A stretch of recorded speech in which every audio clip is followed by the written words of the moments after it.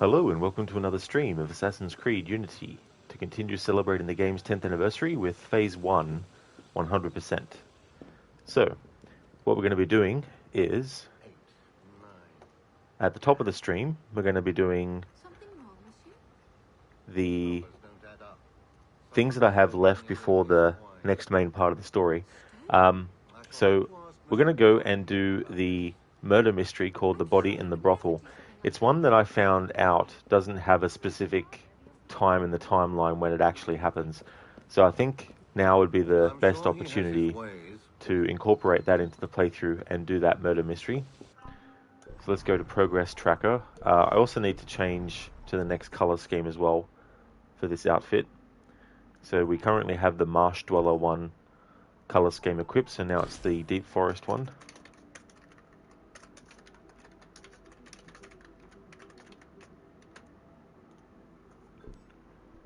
Showcase this, and then we do the Body in the Brothel murder mystery.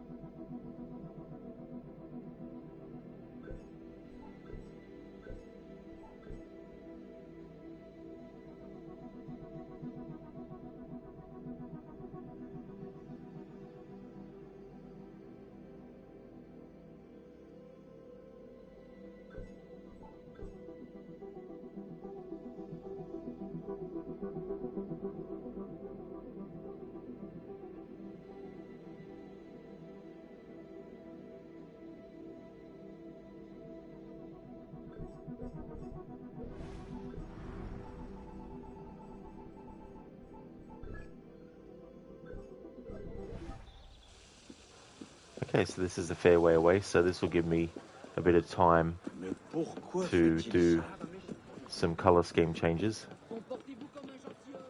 Hey now!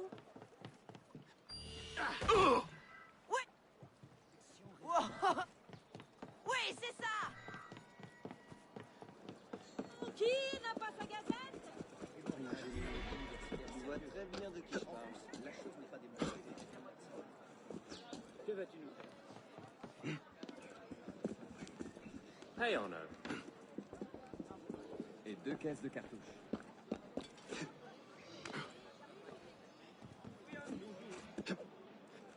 Cache-Noël, décidément. Oui.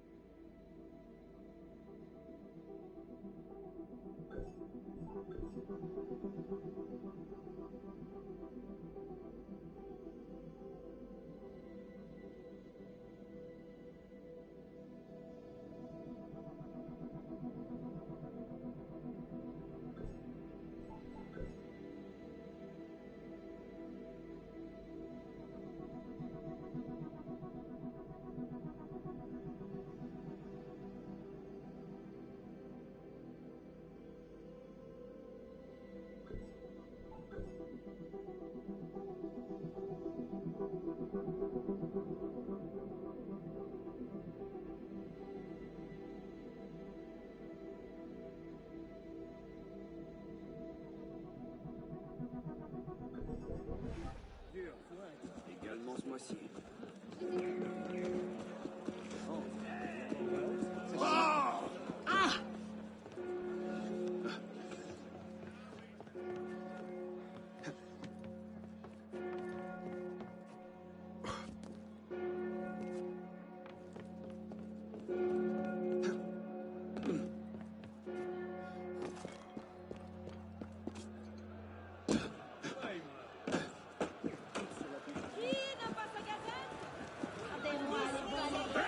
Listen to me.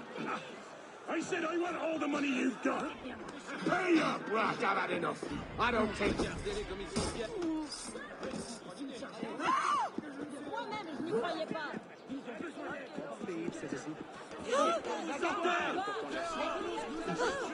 Il se passe quelque chose.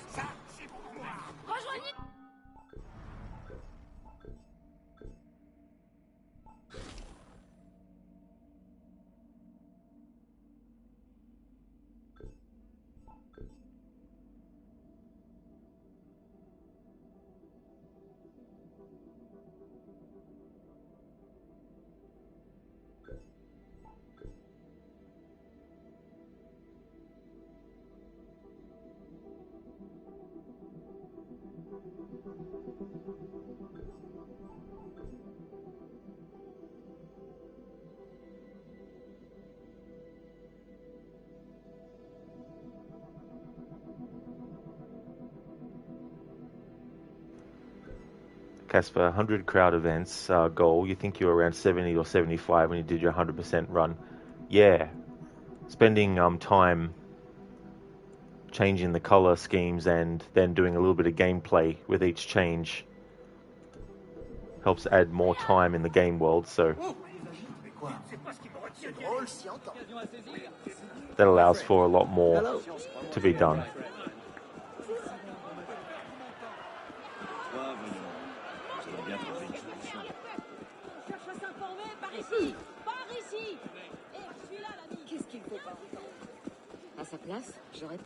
It's funny, you know, I thought doing one game at a time would be a great way to go about going through games, but I'll tell you what, doing the same game 7 days in a row and then 7 days on top of that, it gets to the point where I'm thinking, I think it's probably good to go back to having more than one game on the channel at a time, but not to the same extent that I used to have it. Like, have one game for this day, another game for another day, yet another game for a different day, and then another game for another day. But when I moved to doing one game Monday to Friday and one game Saturday and Sunday, and the Saturday and Sunday game can change more quickly, then that will help. For example, there might be 5 games that I want to stream, right? And they're all short games. And if I'm waiting until one particular game is finished, until I start streaming those other games, it means that it takes a lot longer to get to those other games. So doing Monday to Friday of one game, and then Saturdays and Sundays of other games that might be shorter, means I'll get through a lot more games, and it'll also feel for me a bit more fresh as well. Now, don't get me wrong, I am enjoying playing through Assassin's Creed Unity in this way, but I'm kind of like not really enjoying this process of it, the actual showcasing of the color scheme. But the reason I'm sticking with it is because I said I would do it, and I have been doing it for quite a while in the playthrough, so I want to commit and actually follow through with that. But it's going to make me rethink doing this kind of thing in the future, or at least make me think of a different way to do it than what I actually have been as well. It's just the monotony of doing it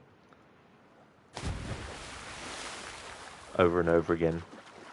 Like, it's cool to see all the different colors, and I don't expect everyone who watches these streams to actually be fully immersed or fully attention, you know, to this thing, you know what I mean? Like, I doubt there'll be someone out there who's like, oh man, I can't wait to see all the different color schemes for every single outfit in the game. Like, I think that'll be a very, very small percentage of people who that's what they're looking forward to seeing, you know what I mean? Like, it's more of a thing that I wanted to do to showcase, and, you know, who knows, maybe someone might get some value out of it. Like, maybe someone will be like, okay, so I'll just put the YouTube video on 2 times speed, and then when it comes to when he's actually showing the outfits, I'll just stop it. You know, who knows? You just never know. But it's something that I said that I would do, and I've been doing it for the majority of the playthrough, so I'm not going to just stop doing it now, just because I might be over the actual process of it, and all that kind of stuff. But yeah, I definitely wouldn't be doing this again.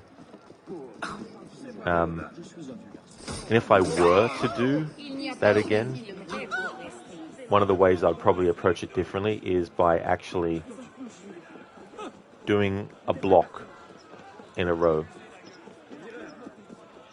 And what I mean by that is go in, change the color scheme, show what it looks like, then change the color scheme, show what it looks like, change the color scheme, show what it looks like.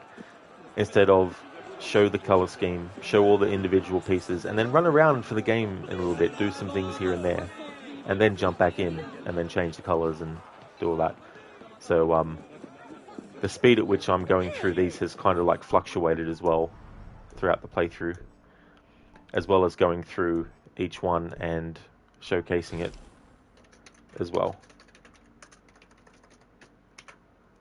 Like these kinds of aspects of a gameplay, these are not the kind of things that people necessarily care about anyway, so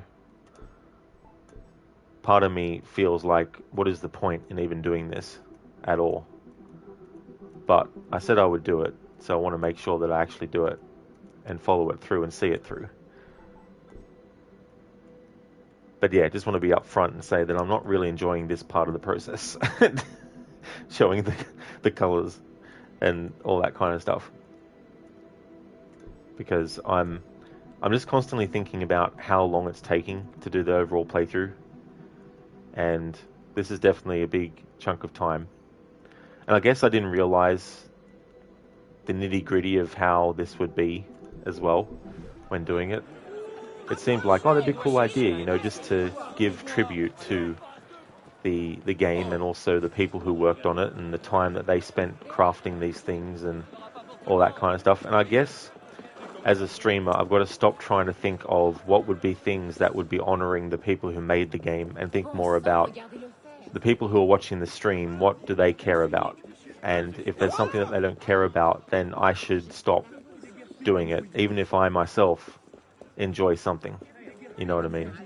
And that's the struggle that I have with a streamer, is thinking about what are the things, because the last thing I want to do as a streamer is become robotic.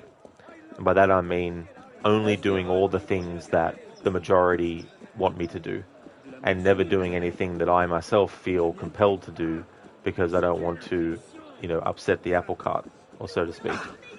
But then again, I've never been a streamer that has been one to only go by what others want out of the channel. Because I've always viewed it the way that I would view it myself, which is if there's something that someone that I'm watching doesn't do, and I'm really looking for that type of content, then I still, you know, watch that person, but I also try to find other people who are doing the same game maybe and doing it differently. Not because I don't like the person I'm already watching, but because the way that people go about things is very different, you know. And so, for example, if someone came into my stream and they just saw me running around and then showing the colors, they might be like, I'm not looking for this. And that's fair enough. You know, I definitely don't blame them for doing that, and I wouldn't criticize them for that. But I really got to start to think about things like, is it really worth the amount of time it's going to take to do this? Like, I don't mind doing extra stuff in a playthrough, like doing all the side missions and all that kind of stuff. But this kind of focus on minutia, in a way, like, I just don't think there's any sort of like target audience for it. And if there was, it would probably be a very small percentage, and it wouldn't be worth the time that it takes to actually go through these things and showcase them and all that kind of stuff. Hey there, Mr. Goatee. Hope it's going well. Next up is Peaceful Tales.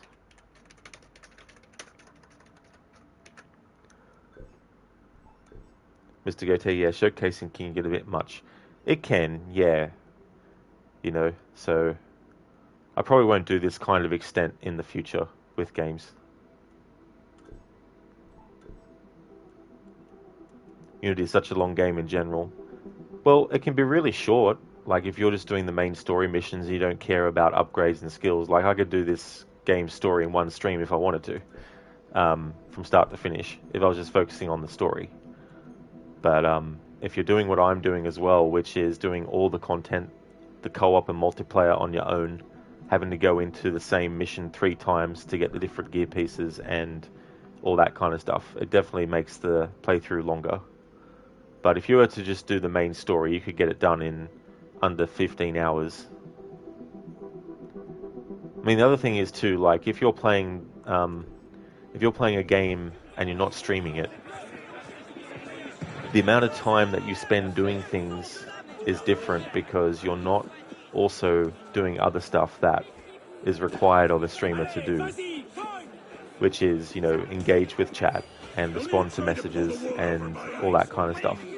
If that's what you want to do as a streamer, which is, what I want to do, is I want to be able to actually respond to people's comments and make sure that I'm actually, reading what they're saying.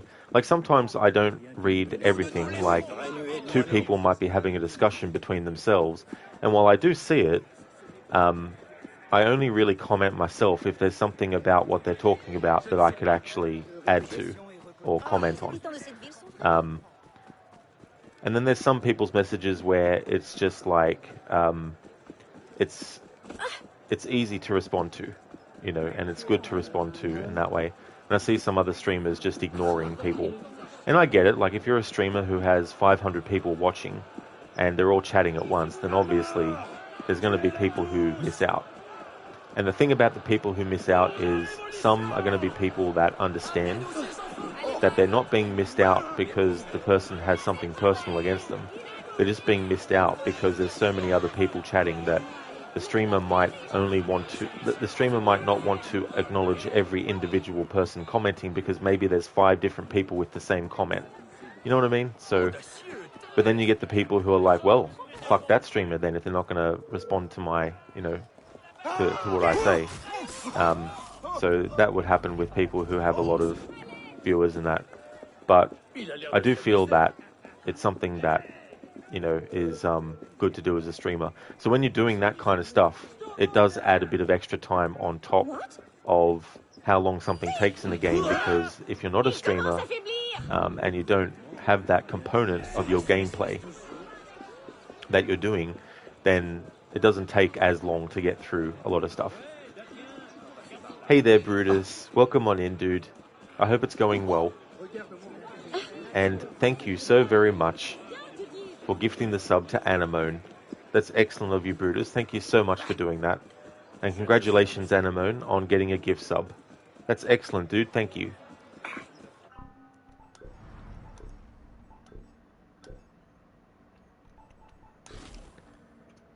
As far as the next phases of Unity go, they won't be to this extent. There will be some where I will be doing all the Paris stories again as well.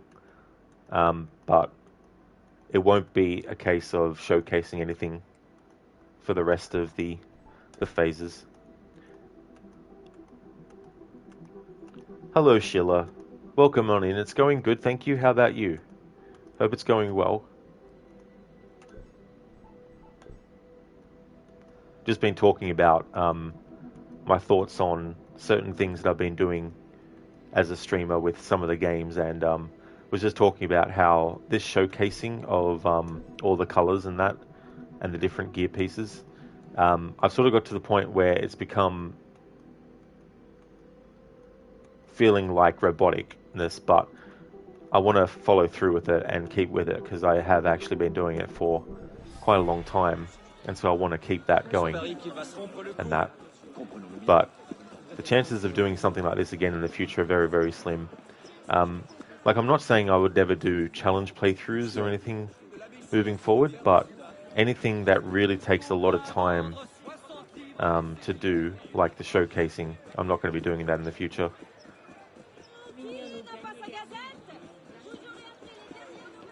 Boss wants to see Hands off me.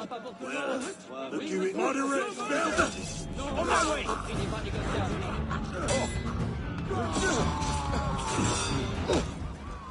Coming, brother! Chili, you're good. You was at a bachelor's party yesterday, so you need to recover a bit today. Ah, well, I'm glad to hear that you're going good. Sounds like you had a great time. I hope it all went well. Hope it was an enjoyable time. And hopefully you feel 100% soon, like the after effects of partying. Those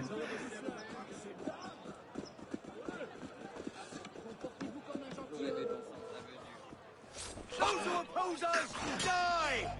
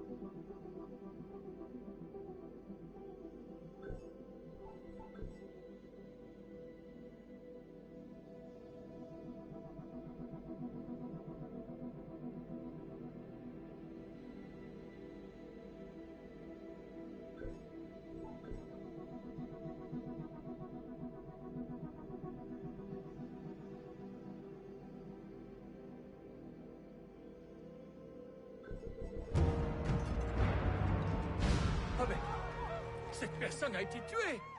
Au secours! Fatigue, that's the word that I should have used in regards to how it's feeling a bit doing the showcasing of all the different colours.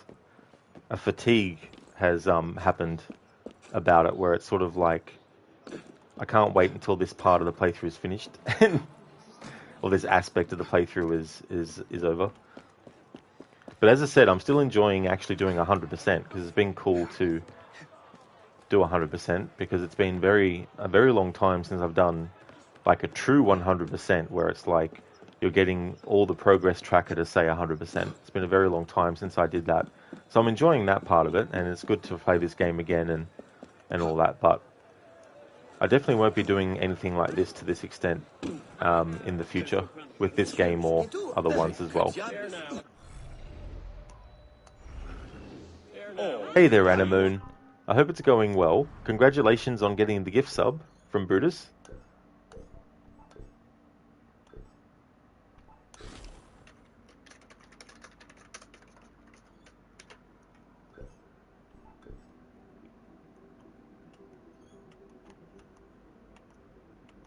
Anamoon's going okay. Oh yeah. Well, I hope you're having a good weekend.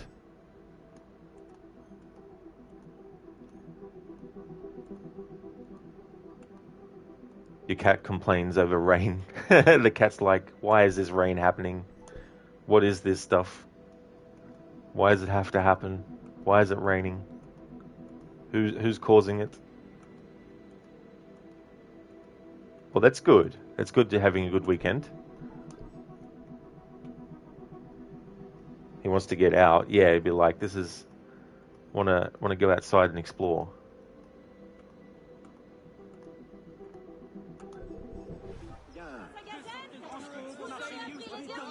So I've been running around this investigation here for a while. So I think it's time to actually go in and do it.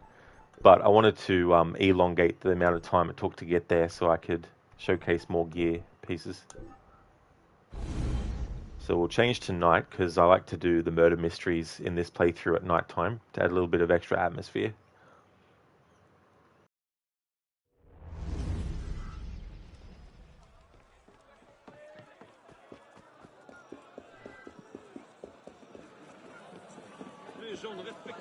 Il va se faire mal.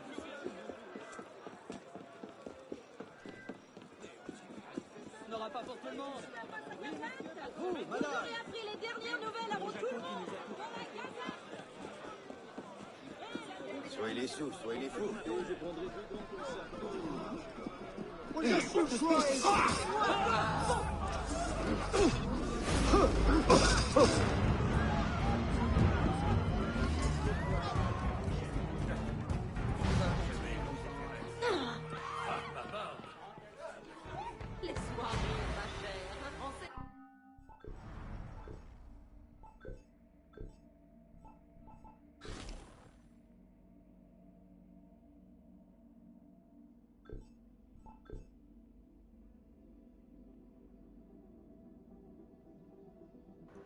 That's no worries at all, Anemone. I'll see you when you get back.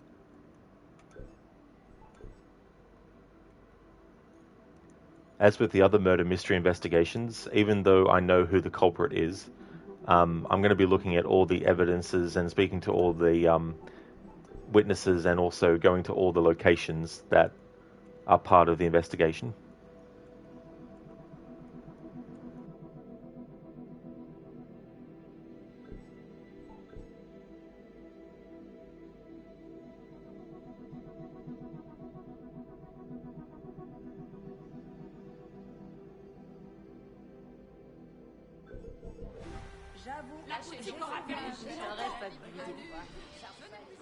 The body in the brothel. Solve the gruesome murder of a prostitute. A young woman's body has been brutally whipped. Her hands are bound and she is covered in wounds.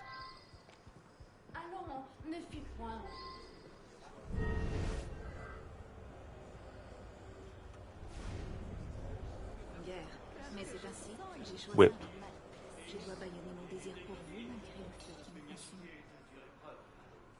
A long whip with a tip flecked in blood.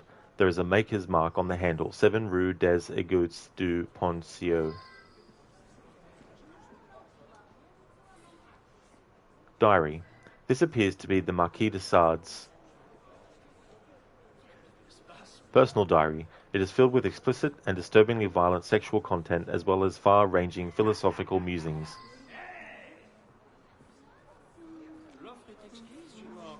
Ropes and gags. Short ropes and a spittle-soaked gag, all stained in blood.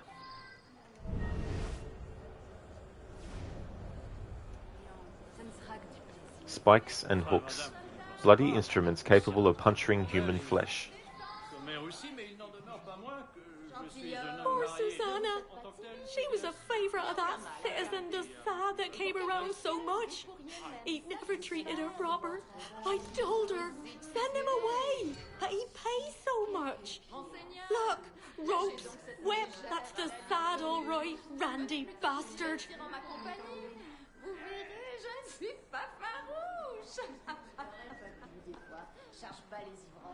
Oh God, there's men coming and going all the time. I didn't see de Sade last night, but he could have been here. Comes here a lot. It was too dark for me to see him proper. But there were some odd goings on last night. One John came in but didn't stay long enough to really do anything. And then there were 2 men, but only one went into Susanna's room. Okay, so that's one location visited. Hey there, Adrian. This feels a bit Jack the Rippery. Yeah, you're not wrong there. There's definitely a core similarity, which is going after prostitutes and killing them.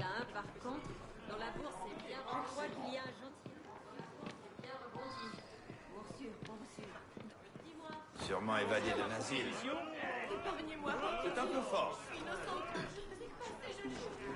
Kiss, kiss.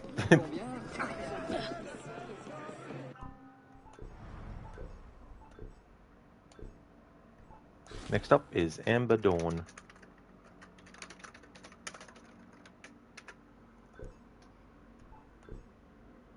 Yeah, Adrian. Yeah, I have looked into the Zodiac Killer as well.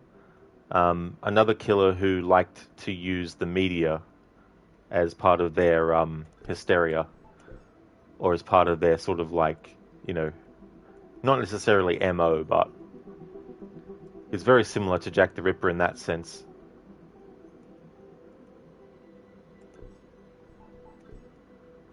It is, Adrian, yeah, after all that time.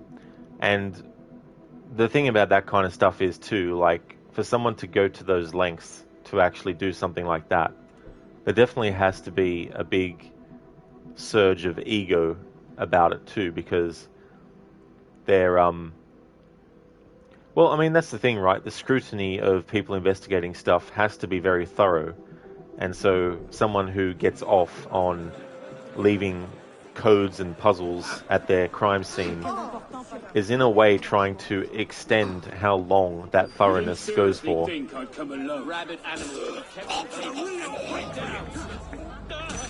know, and being able to be like, so this has been like this for years now, they still haven't, you know, cracked it, kind of thing.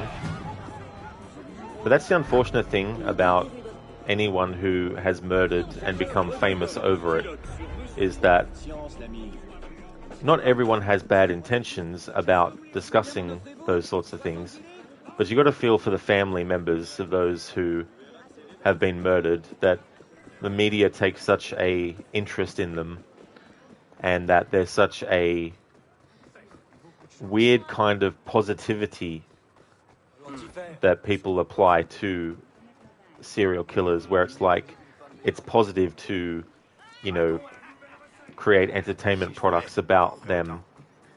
And there's a fine line between glorifying something and showcasing it for what it is as a cautionary tale to say, hey, you know, this is something that needs to be considered when you're someone that is going around places, you know, and also this is the kind of thing that can go on.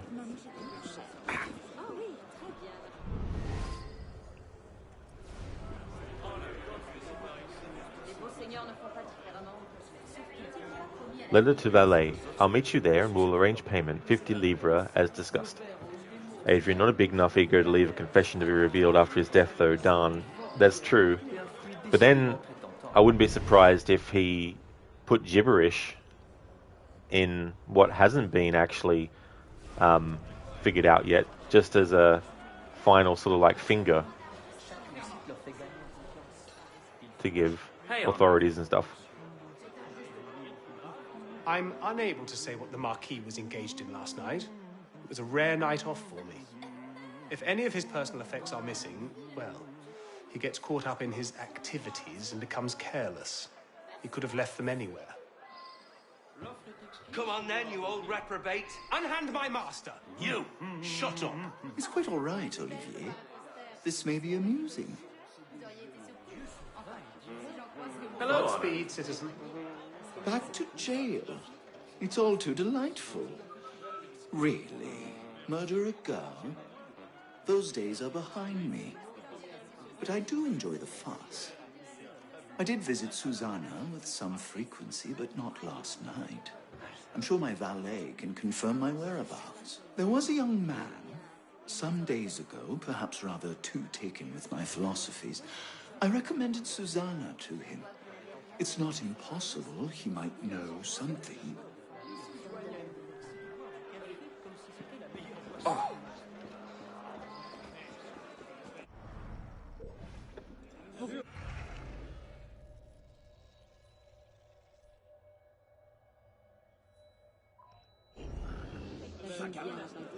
Adrian, a side mission with a main story character. You don't see that often in Assassin's Creed. That's true. I think it's kind of cool because it adds more presence for the character in the story, but it also can potentially give more it can also, you know, do a lot of good for fuller character development as well. Delivery book. Legree, 44 Boulevard, Saint Martin. Sure, I made that whip. Well, I suppose it could belong to Desaad. I sell him all sorts of things. But, you know, there's a student, strange fella. He wanted to buy all the same things that Desaad bought. Seemed to think Desaad is some kind of god or something. I've got his address in the delivery book. Let me see. Yes, here it is.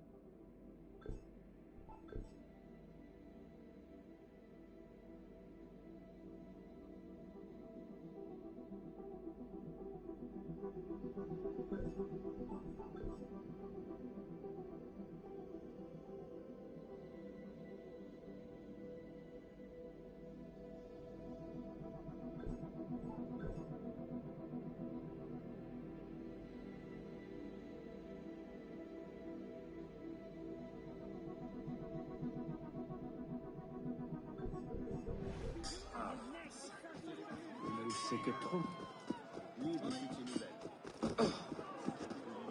Il n'a plus ses esprits.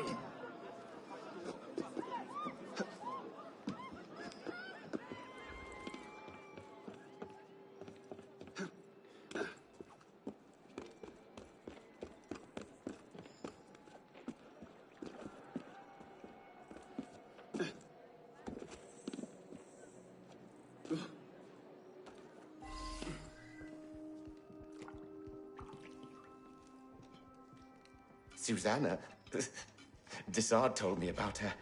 I arranged a time and thought about all the things I would do to her. I started to lose my nerve, though, so I drank a couple of bottles of wine. By the time I got there, I couldn't go through with it. I turned around and left. Anything else? I heard two men in the dark just when I was leaving. One of them said, "After it's done, come and meet me in the church courtyard at Saint Nicolas des Champs. I'll pay you there."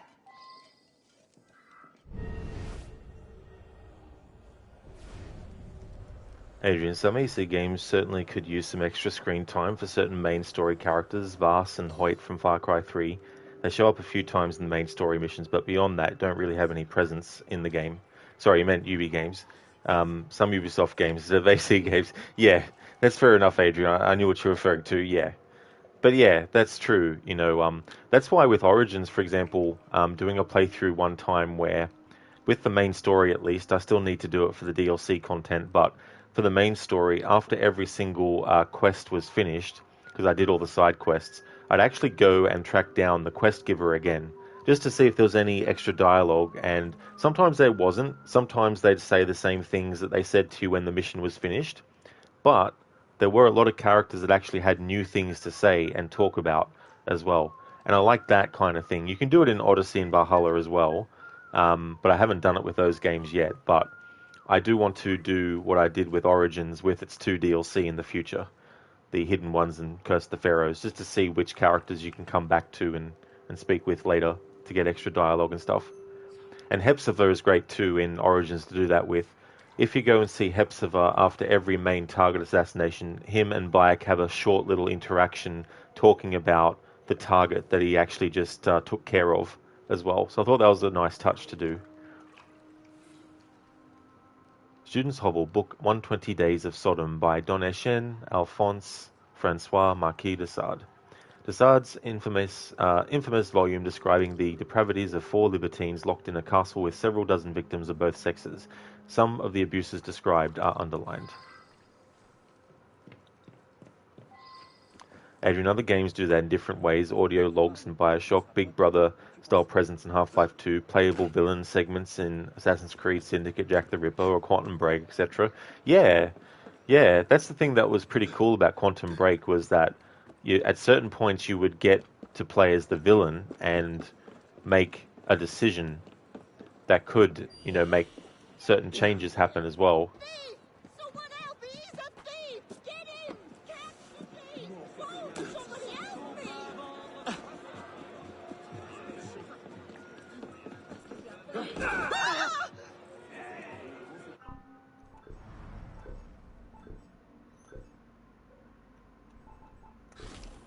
I mean, in Valhalla's case, for example, they go out of their way to have characters send letters to Eivor, actually inviting Eivor to go back and see them as well. So, but as far as Origins and Odyssey go, you actively yourself have to go and seek out the quest giver after the mission's finished to see if there's anything extra.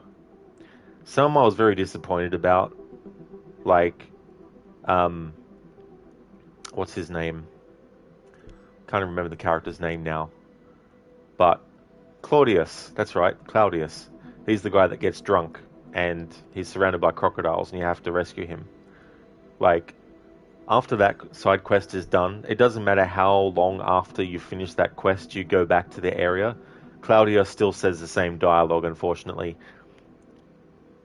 But if you actually go back after that quest is finished and speak to the woman who was doing that scam, she will actually have, you can actually say something else to her, but to Claudius himself, he just says the same dialogue that he says when you actually finish the mission. I was like, oh, what did I hear about what happened Wanted to hear if he had, you know, anything new had happened.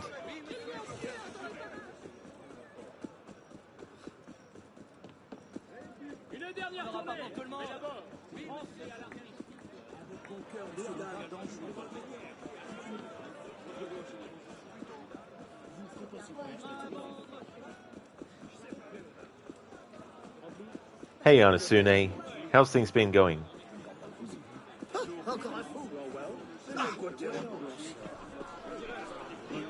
We've got 2 more locations to visit for this. I already know who the culprit is.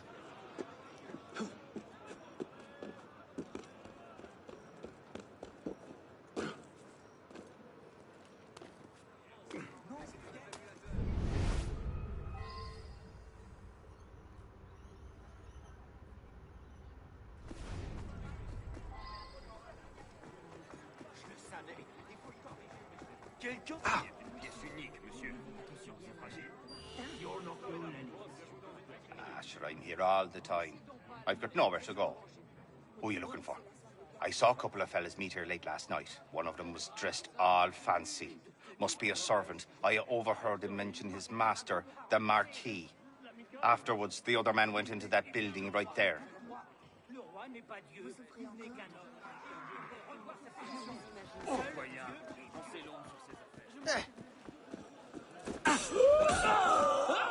I love when they go, all the wind's taken out of their lungs.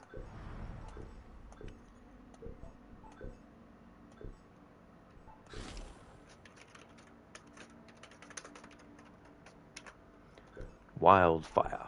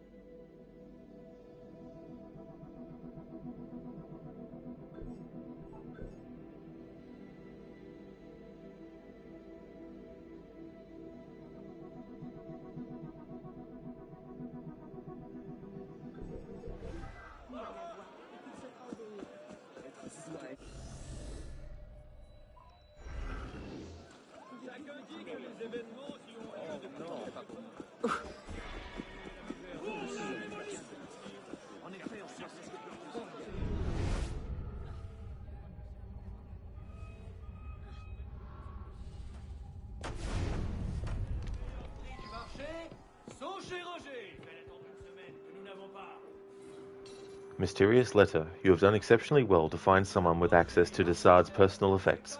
Under no circumstances are you to do the fatal deed yourself. We must avoid having suspicions raised on the committee. Let our poor dupe do the work. He will be highly rewarded. 50 livres are enclosed. When all is done, Desaad will wither in jail, and his immoral and pernicious influence on our citizens will be washed away like so much aristocratic blood. L.A. de Saint-Just. So Saint-Just actually is a character that we came across in that Paris story with the human skin being used for jackets. Coat of arms. Scrapbook contains a collection of scandalous newspaper articles about Desaad, including his misadventures in Arcueil, Marseille, and at Lacoste. Okay, so we've visited all the locations for this murder mystery. We've looked at all the clues. Now it's time to go and accuse the culprit behind it all.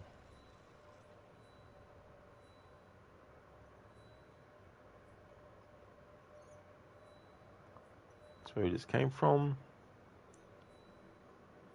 There we go.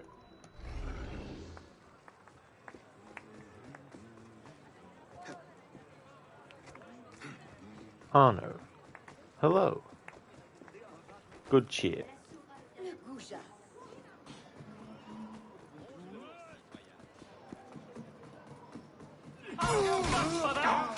Anna.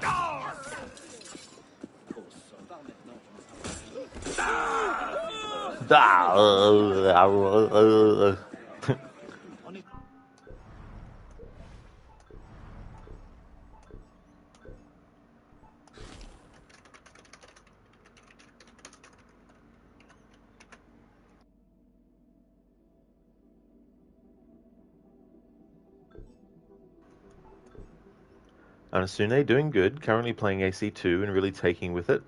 Since you ordered something, so you can install all the games and sounds, like it's going to take a bit to arrive.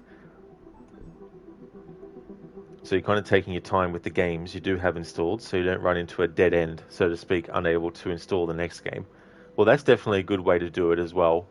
And I know what that's like, you know, like when I think about what games I want to do as a streamer, it's always good to have backup games or other games I know I want to get to, because then I can figure out what I want to play when and next, and know that I've still got games to go through and don't have to be like, well, I wonder what I'm going to play next kind of thing.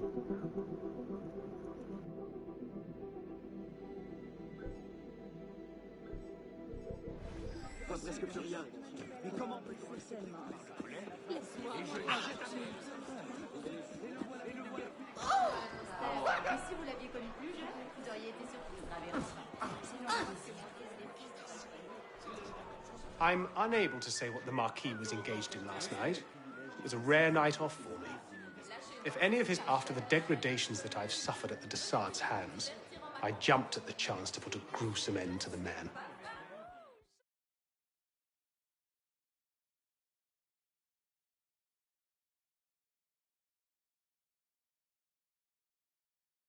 I do hope you're proud of yourself. That animal Desart should be in here instead of me.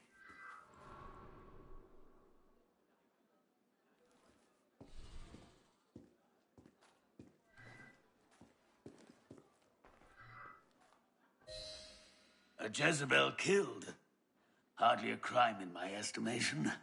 Take your due. Huh. Wouldn't be surprised if this police chief has actually engaged with those prostitutes that he's belittling. Vulge. Unlock the Vulge.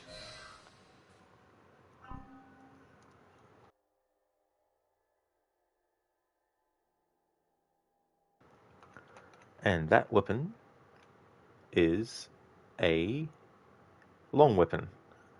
Vulge.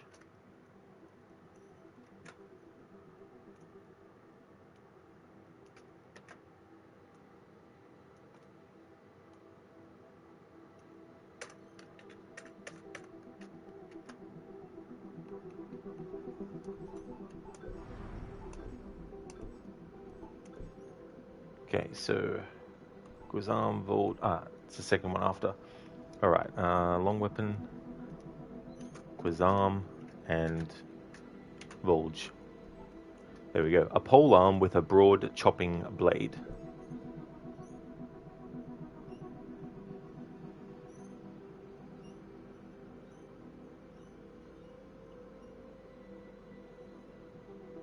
Bit of a scythe looking thing as well.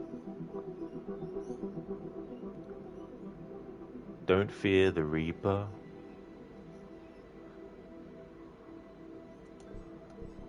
Okay, so I can mark off that murder mystery as done. There's only one more murder mystery left in the game to do, but I'll be doing that when it takes place in the timeline. Which is after, well, it's in 1796/1797 when that murder mystery happens. Okay, so the next content that I want to do, Denton's Sacrifice, was on the 5th of April 1794, and Moving Mirabeau is another co-op mission that was on May 1794. So we're going to go and do Denton's Sacrifice next. It's part of the co-op, and if I go to the color schemes that we're doing,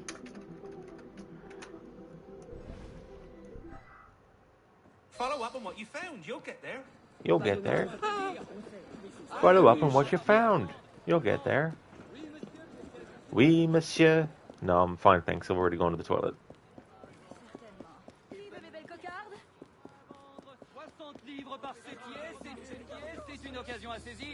Encore lui? Pas d'inquiétude.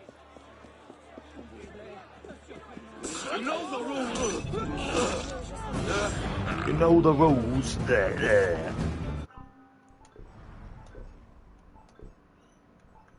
Okay, next color scheme is Sunset Valley. Alright, so we're almost through this gear set.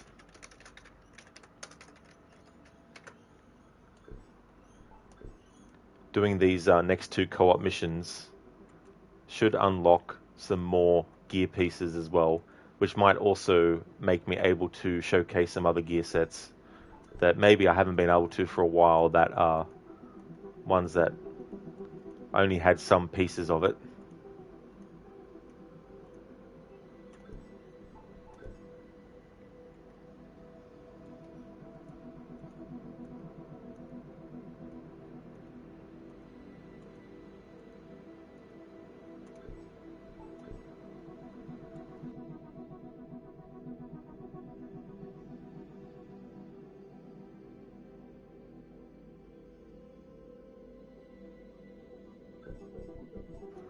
Alright, next co-op mission that I'll be doing. Even though I can actually access it through this menu, what I'm going to do is travel there. That'll give me more times to change color schemes. Denton's Sacrifice is the next one that I'll be doing. Oh, hang on. That's right, you can't... Okay, in that case, we go to the map. Belongs in the museum. That's a heist. Tournament, co-op missions. Here we go. Denton's Sacrifice. That's a fair way away.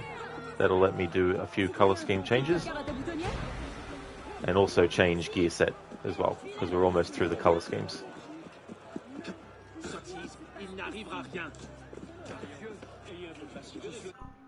Gonna make it daytime again.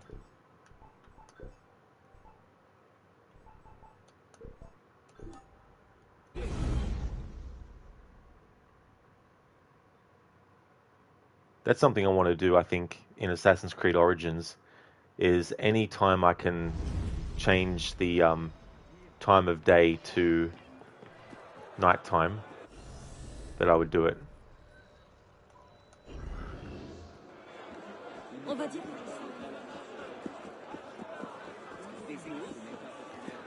There's so many games that I really want to play again, but I need to wait until my annual playthroughs before I get around to them. So as much as I'd love to do certain games after finishing this one in the AC series, I need to focus on what I'm wanting to do.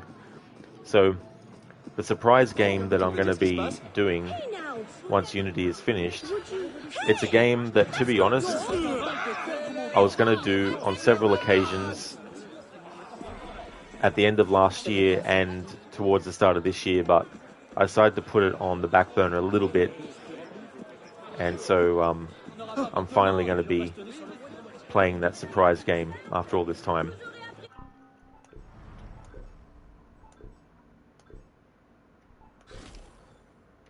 Next up, Winter Roses.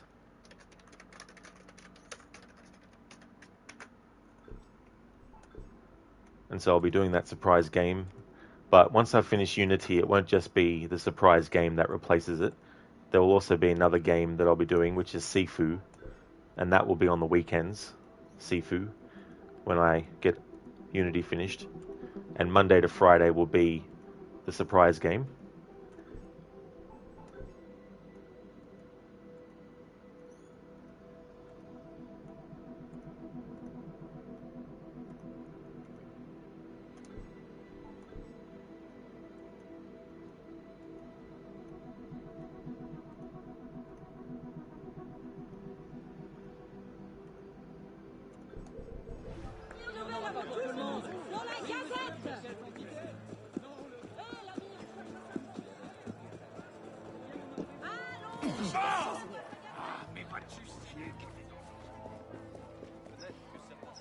Un homme comme on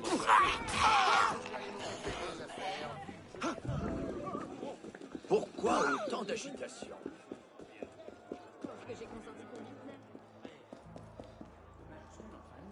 Pense que tu vas y échapper.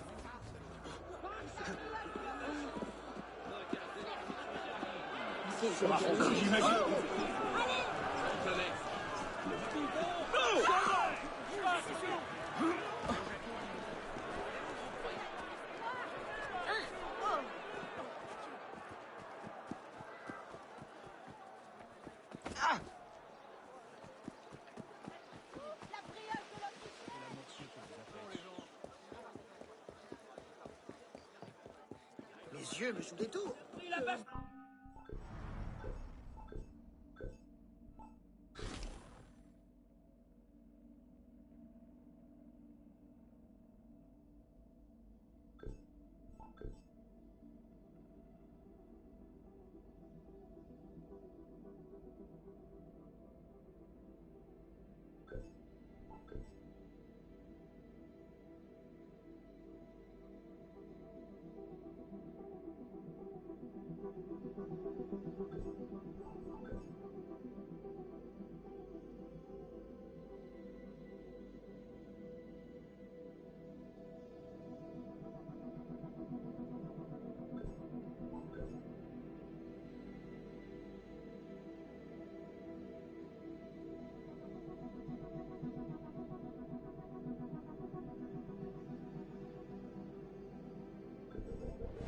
C'est Cendrillon à l'envers, s'il vous plaît. Hey, Arno. Les privilèges, c'est terminé. Les rats doivent s'en aller. Le peuple ne se laissera pas faire. Cet homme a critiqué la révolution. Hé, l'ami, on cherche à s'informer. Nos enfants, tu travailles pour nous. Sûrement évadé de la My friend. Hello. What are you doing? You've been up. Tu sais qu'il ne reste plus grand-chose à manger. Arno, Godspeed.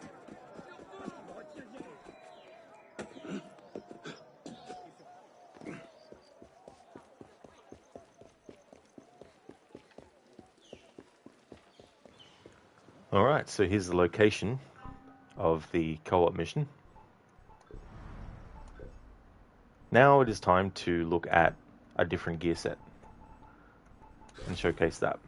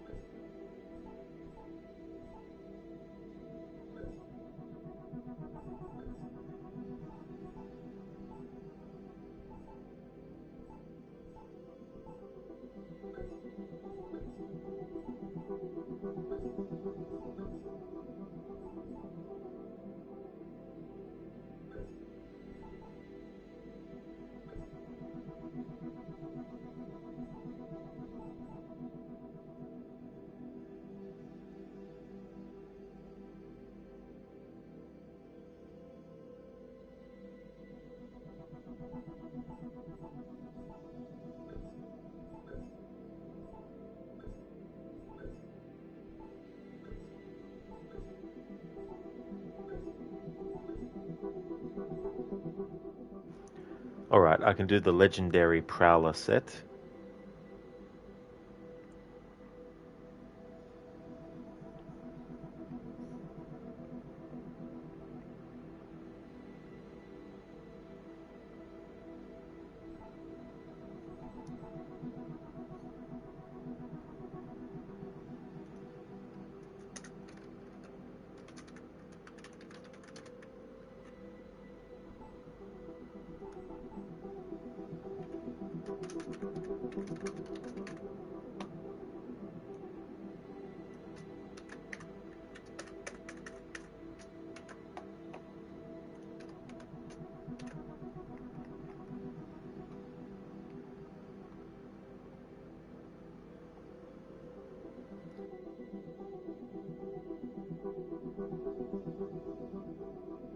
Actually, no. No, I've already done the legendary Prowler set because I've put down that I've done all colors for it. Okay, so I've already done that. So legendary Prowler breaches were after Master Bourgeois breaches in the list.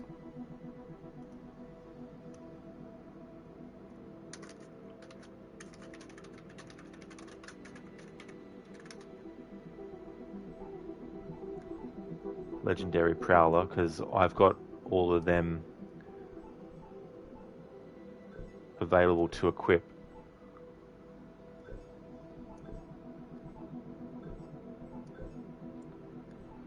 Yes, I've already done the Legendary Prowler set.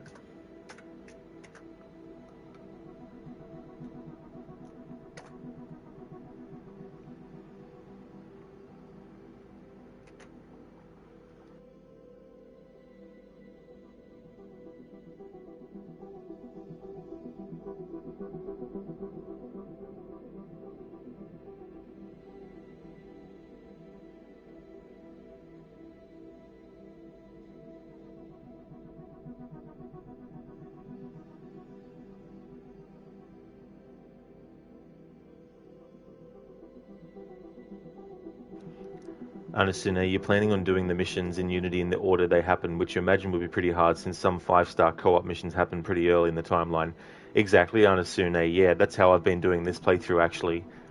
The Women's March one, for example, the co-op mission, which is a 5-star co-op mission, I did that on my own early in the playthrough because it takes place, as you say, you know, some happen early in the timeline.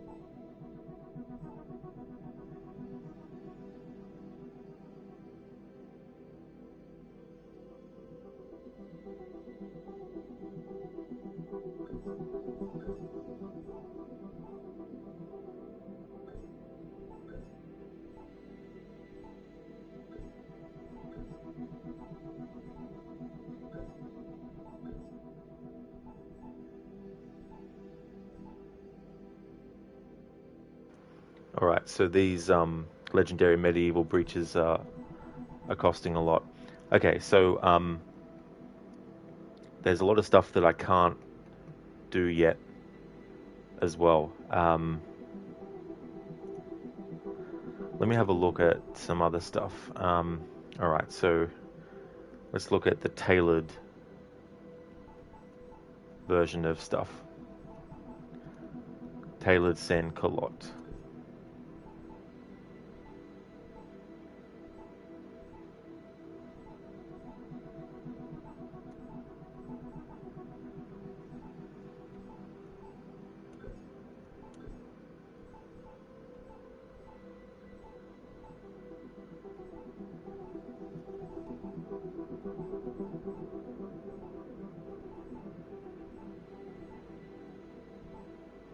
No, I can't do the tailored Sans Culotte set yet.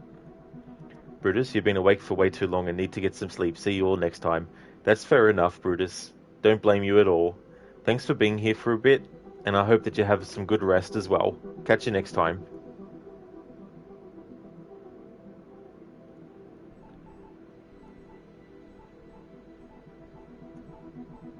Tailored Musketeer set. Let's check this. Tailored Musketeer set. Can I do it? Tailored Musketeer.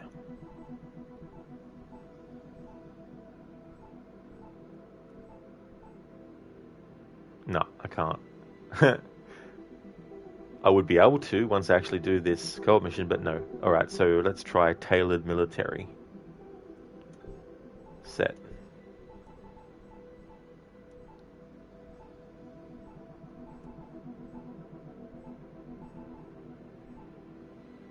Tailored Military.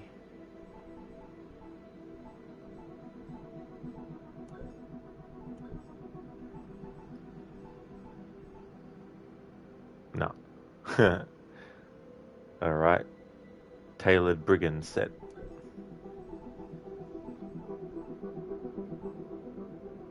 Got the hood. But I can't get the coat. Alright, let's try Improved Medieval.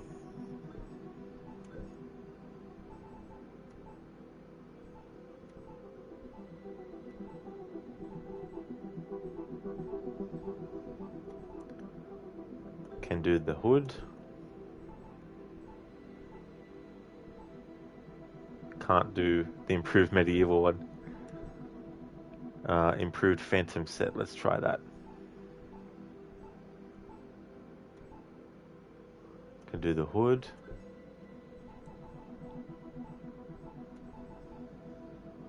Can do the coat.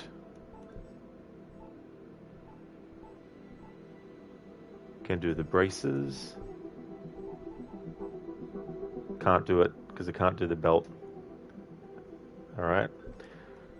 Let's check Master Musketeer.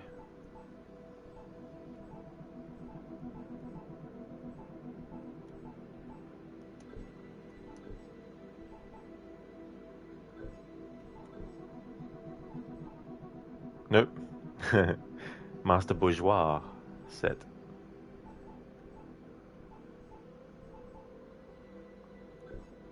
Okay, so I can do the hood, but it costs money, which is fair enough. Master Bourgeois, let's have a look at that.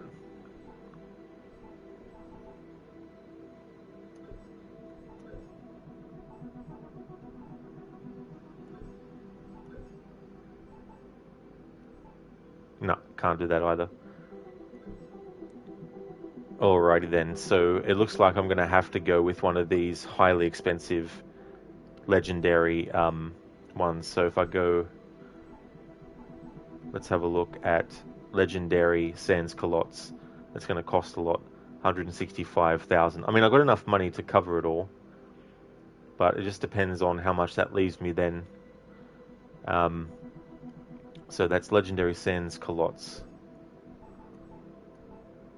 It's going to cost a lot, but has to be done.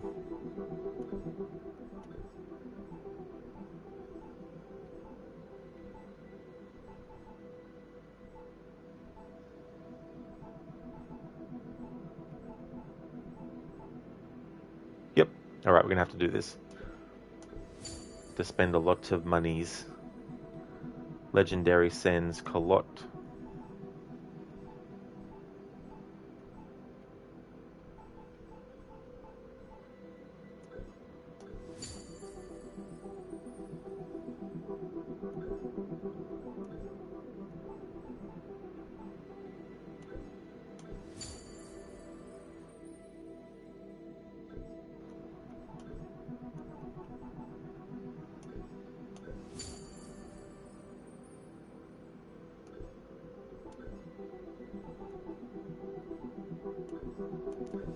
There we go. I had over 1 million livre, and now I have 409,472. Okay, so 10,000 to upgrade fully. I don't have to upgrade fully these things, so I think I'll forego upgrading them fully. Yeah, I won't worry about that. That'll chew through my creed points. Okay, so we have the legendary sans culottes trousers, so I can do that whole set now. Legendary sans culotte. Adrian, historically, you think you have enough money to buy Paris? Imagine.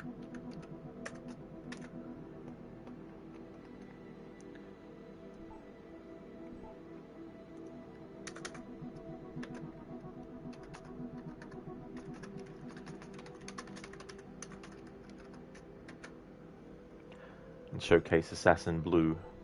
Or I think I chose Assassin Blue. There we go. So this is the legendary Sans Culottes set in full view mode.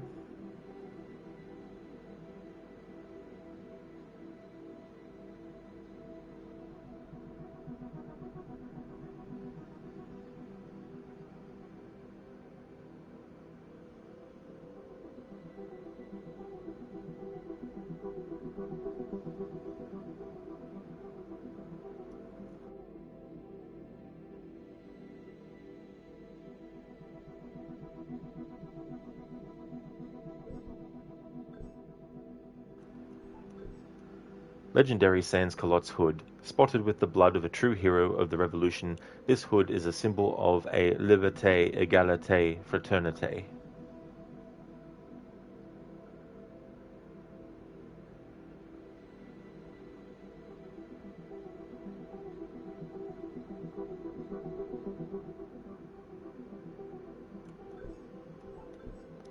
Legendary Sans Culottes coat. Spotted with the blood of a true hero of the revolution, this coat is a symbol of liberty, equality, and fraternity.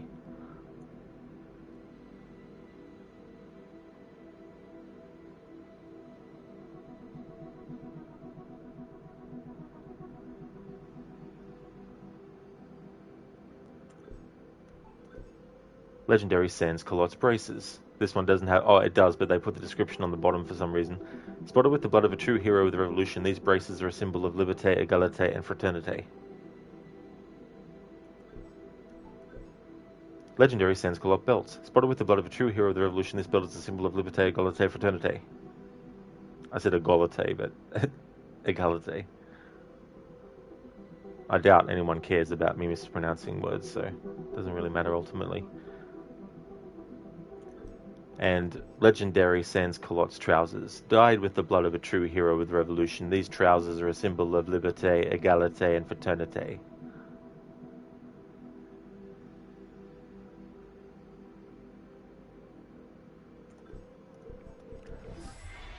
Adrian, you checked, and apparently Louis XVI had negative 160,737,492 livre. Had to take a bunch of loans. Damn, that's a lot of loans. Holy shit.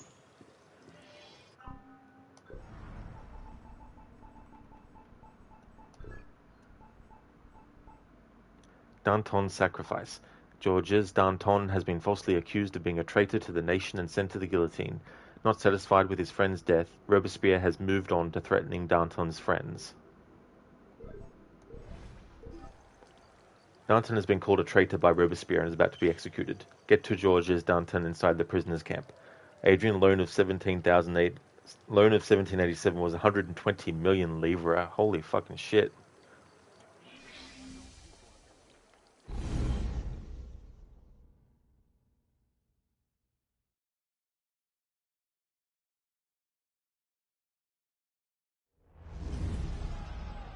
Paris, 1794. Every day is execution day. You follow us shortly, Robespierre? Your house shall be beaten down and sowed with salt. George Danton, hero of the revolution, and he's headed to the guillotine.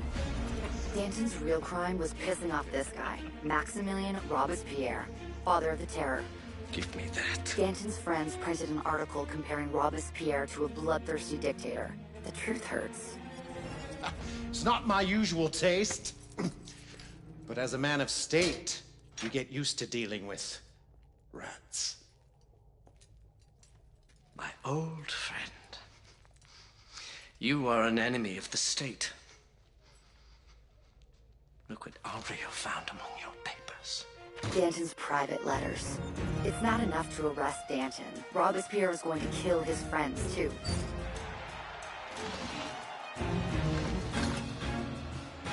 Rescue Danton, then get to his friends. Sorry, but first, we're going to look for the sync points.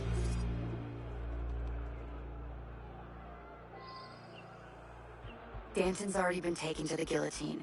You've got a few minutes before he's executed, but I'd get a move on.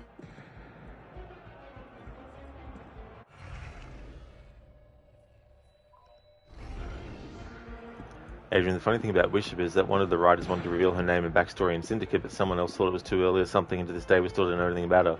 Yeah, Yeah, that's one of the problems with trying to keep things as a open thing for future games to do. Is if it doesn't get done, then it becomes a waste of time. You know.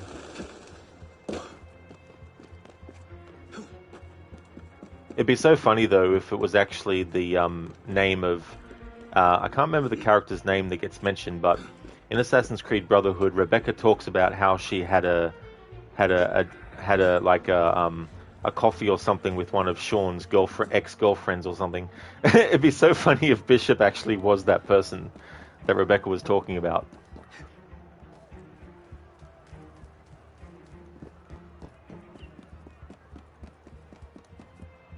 I mean, yeah, Bishop comes into the story in 2014 in present time, whereas that conversation with Sean and Rebecca and Desmond takes place in 2012. But there's nothing to say that that woman wasn't an assassin that they're talking about. Kate, that's right, her name was Kate. You've executed an innocent man. Descends du terrain.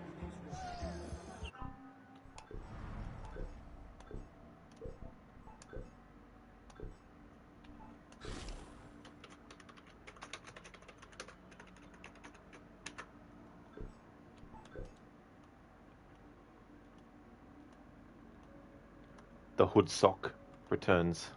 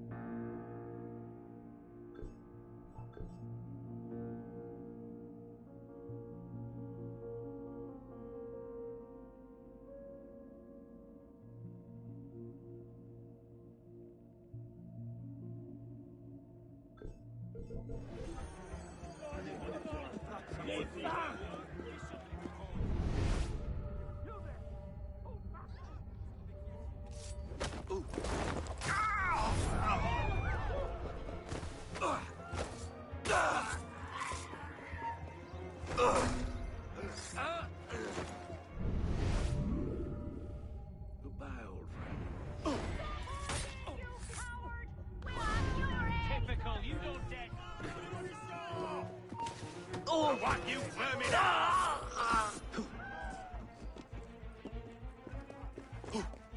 Work round the side! You won't escape me!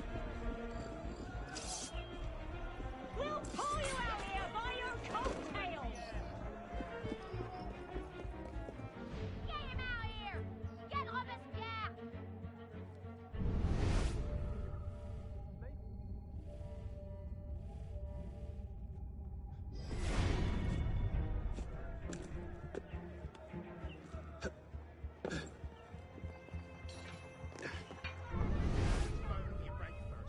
That's right!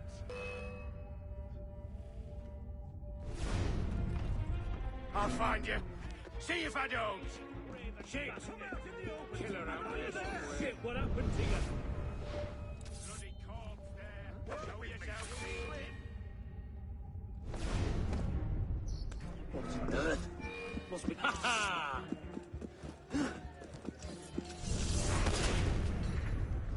I'll bring you down a bag!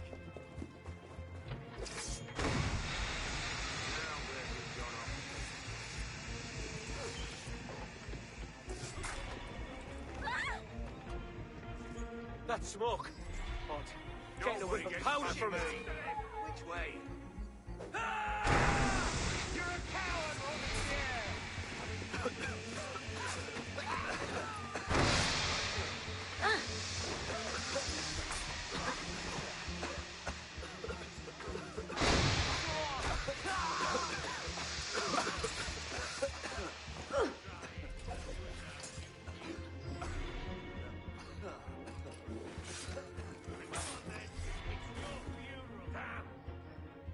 Keep eyes and ears open. May you choke on Don Paul's blood!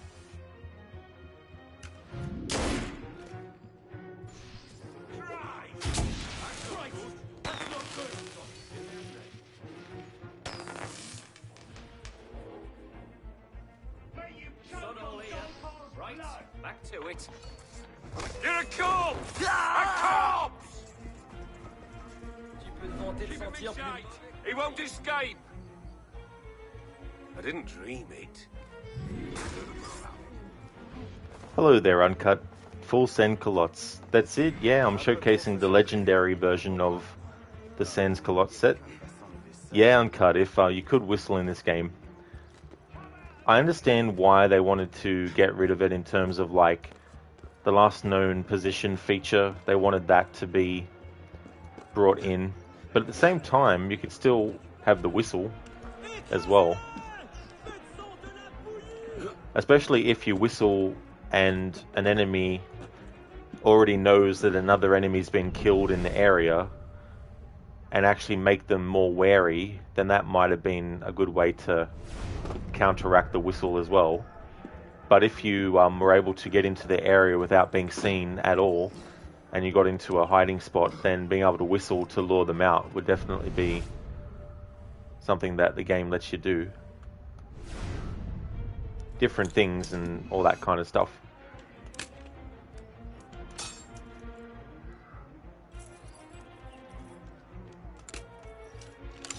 Adrian, there's also this expanded lore character called Gavin Banks, introduced in 2013, was built up as William Miles's successor as the assassin mentor, but then William came back and Gavin still hasn't appeared in any games, just 2 novels and an audio drama. Oh, I see, Adrian, yeah. Yeah, that's the thing, you know, all these plans that they have for things to happen, but don't come to fruition. That audio drama does sound kind of interesting, AC Gold, about someone reliving the memories of a blind ancestor. Yeah, I remember hearing about that, and that Denny Wallace reprises his role as Sean for that audio book, or that audio drama.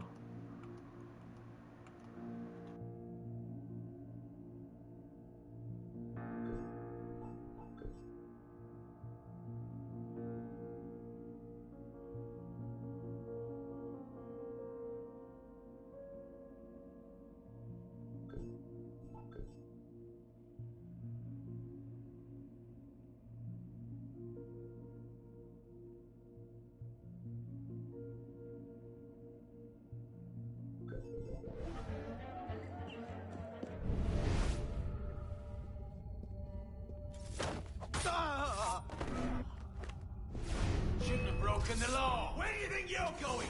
You regret that. You will.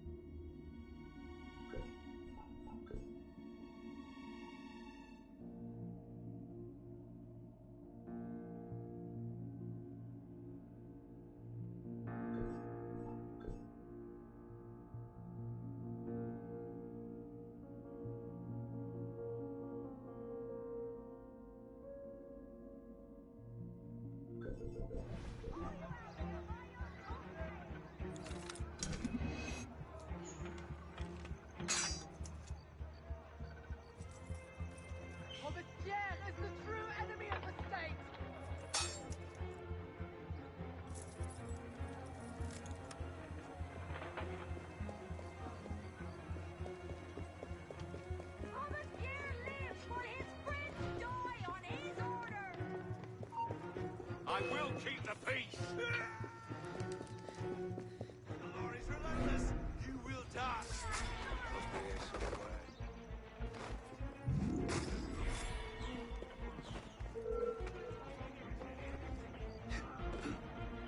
Citizen, hold a moment. Innocent man.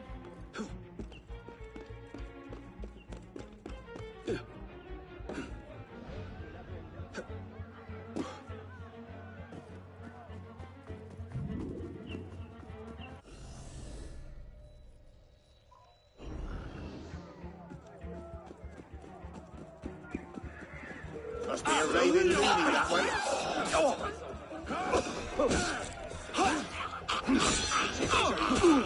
Merci bien. Keep him busy. Je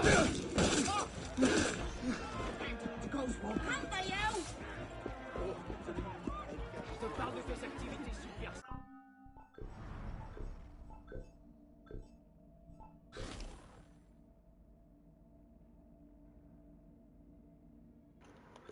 Hello there, Godfather Al. Don Legionnaire. Welcome on in. How's it going, dude?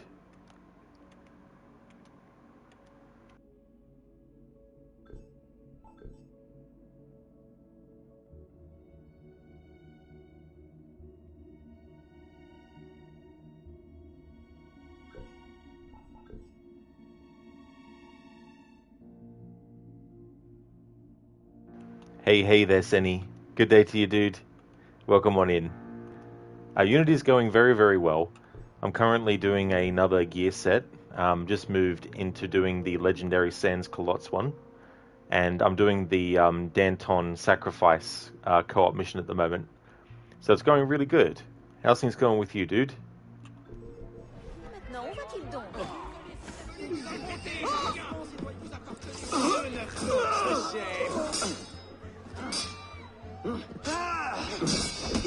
Prick him, son. Tire him out.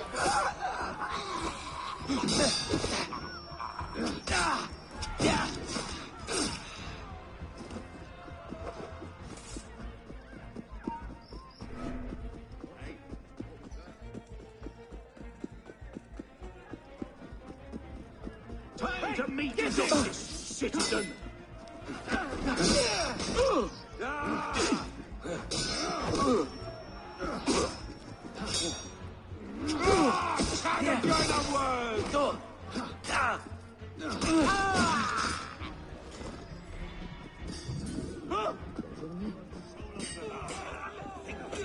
Allez-vous-en! Tu pars maintenant, tu ne seras pas payé. Que tu pensais? Enchanté de votre...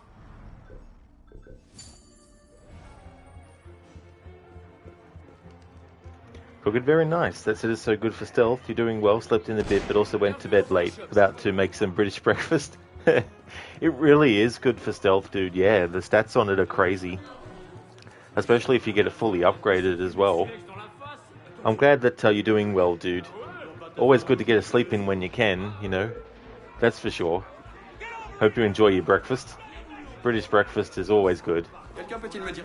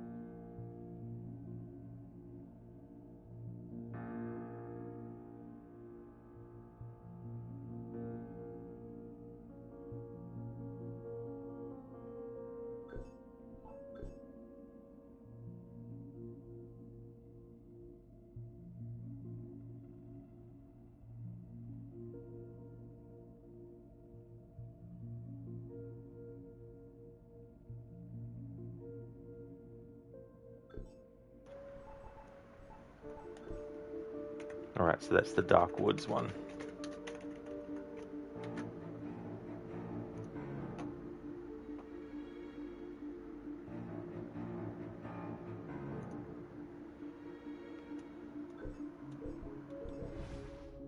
Ma mère n'a rien à voir là-dedans. Break his bloody neck, you know.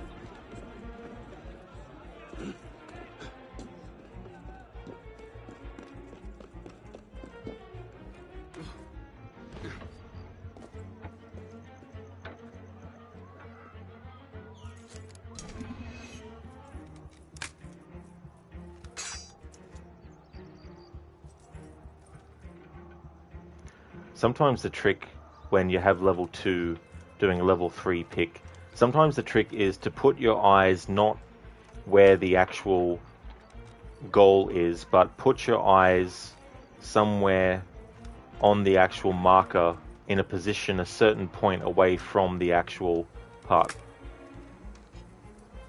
Because it's very easy to want your eyes to focus on getting the movement of the thing moving in time with the actual thing, which is natural. But because there's a slight little delay between you pressing the button and it actually activating, you can sort of like look a bit above the actual mark before pressing it.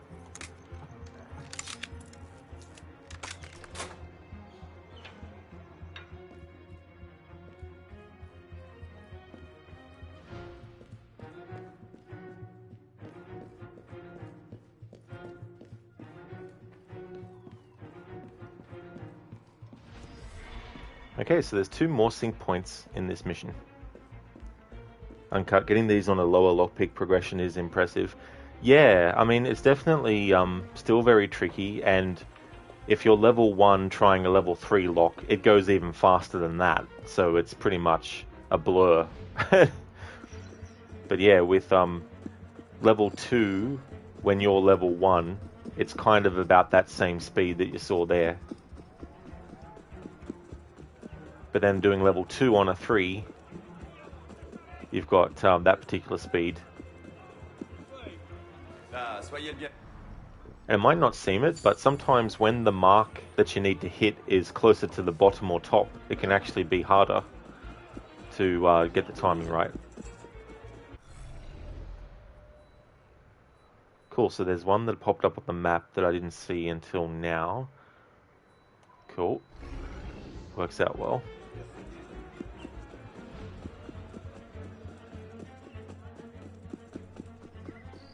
Hey, there is. Why have you joined the stream to Arno dressed as a court jester? With his hood sock on. Welcome on in, Is. Yeah, that's the thing about the Sans Culotte set, is the hood always cracks me up. The little thing on the back going haywire.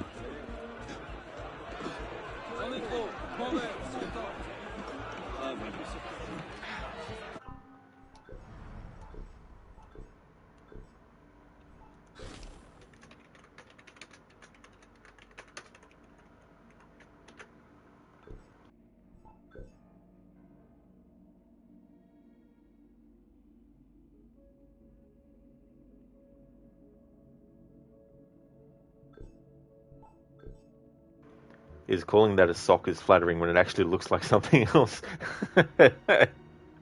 It's dangling around on the back of Arno's head as he runs around. Flopping all over the place. Flapping in the wind.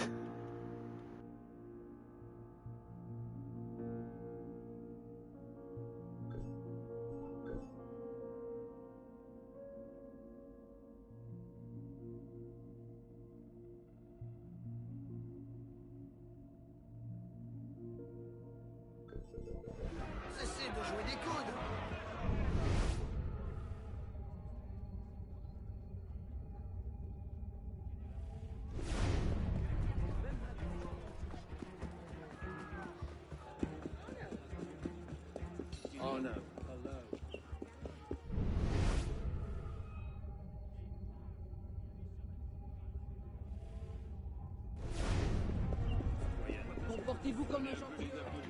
So the agenda today is to do the co-op missions that I'm up to in the timeline. So this one is Danton's Sacrifice, and then there's another one after that too that takes place afterwards. So I want to do those. There's also I want to do another Enigma as well, but we did a murder mystery at the top of the stream, and I've only got one more left now. But the one that I just did was one that I discovered actually doesn't have a specific time in the timeline when it happened. So I decided to do it now. So that one's done. And showcasing the different color schemes and all that kind of stuff as we go. The set that we have now was really, really expensive. It was like around 120 or so livre each piece.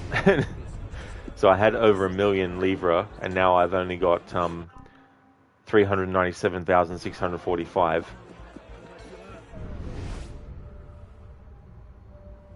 So I might just have to do a lot more off-stream grinding.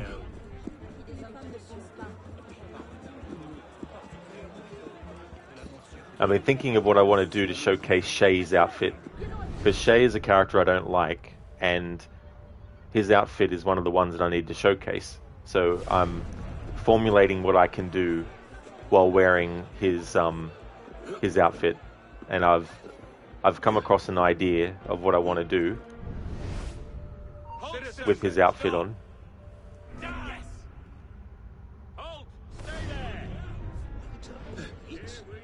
Wait. Got you, outlaw. I'll stop you in your tracks. Got you now.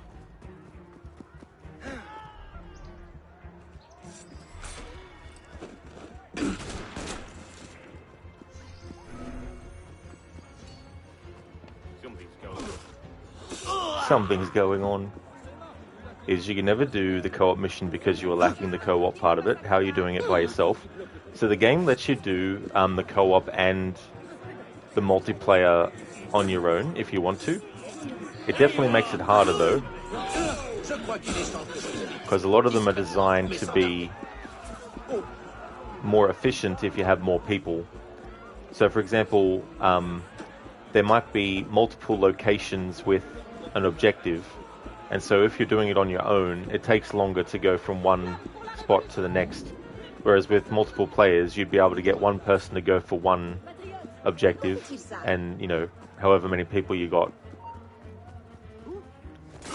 And the enemy placement and everything like that is more than what would be standard for something in the main story.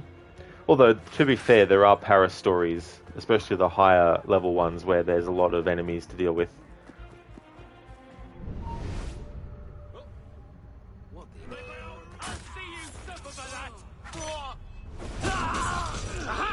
There you are! Stop that man!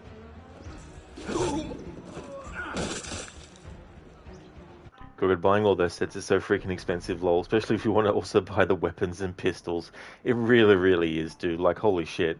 You got to have a lot of friggin' money in this game to cover all that. And the legendary sets, and I've still got some left that I need to buy, going to cost a hell of a lot. So I'm going to have to ramp up how much off-stream grinding I actually do for that.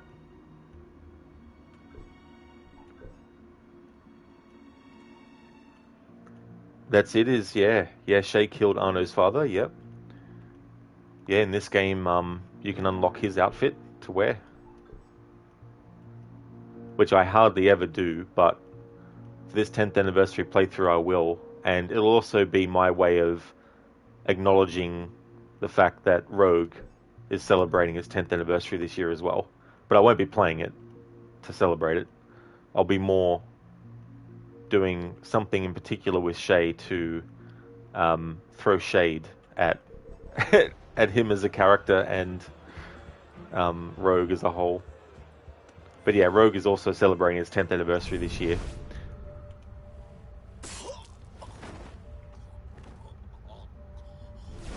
is you loved Rogue, not going to lie. It was a pretty game. That's understandable, yeah. The music in it was great. I think they did a great job with that. In fact, the composer who did the music for that did the music for the Curse of the Pharaohs DLC in Origins. And the gameplay and everything is definitely good. But yeah, the character himself, I just feel like he's a bit of an idiot in how he's been written. To be, you know, completely ignorant of the assassins and trusting the Templars with that stuff too, like.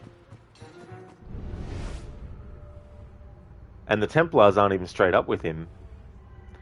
Like, they manipulate him and control him, you know, and they leave telling him certain things, you know, and all that kind of stuff. Which is how the Templars operate, so that side of things definitely matches as well. But I feel in some ways the story was too convenient for certain things to be happening the way that they were.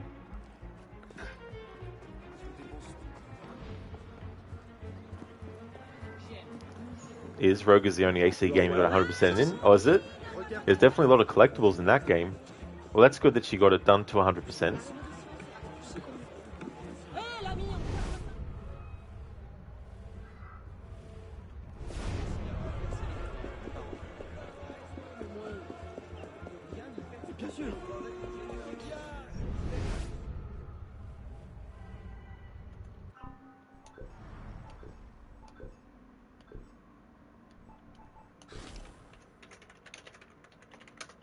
I make my own luck.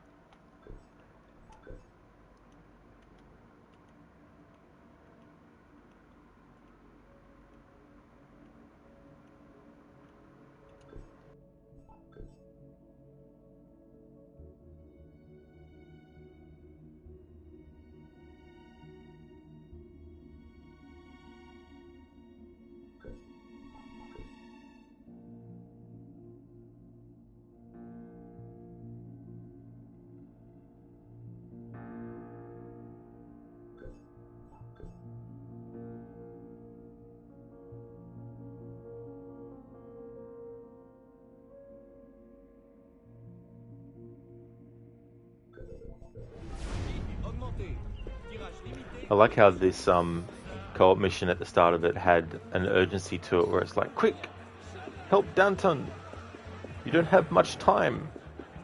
And yet, there's no timer, so we've pretty much got all the time in the world to roam around and find the sync points. There is another one that I've already unveiled on the map, and I will get to that eventually, but I would like to find the third one that I need as well before getting it.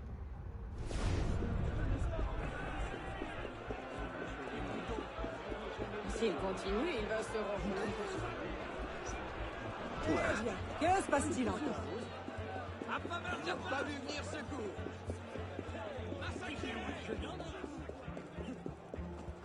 Something that was interesting in the Splinter Cell series is when they did the fourth game, which was Double Agent, the way that they approached the story was to have two factions, and the faction that Sam Fisher is truly with, of course, is the NSA.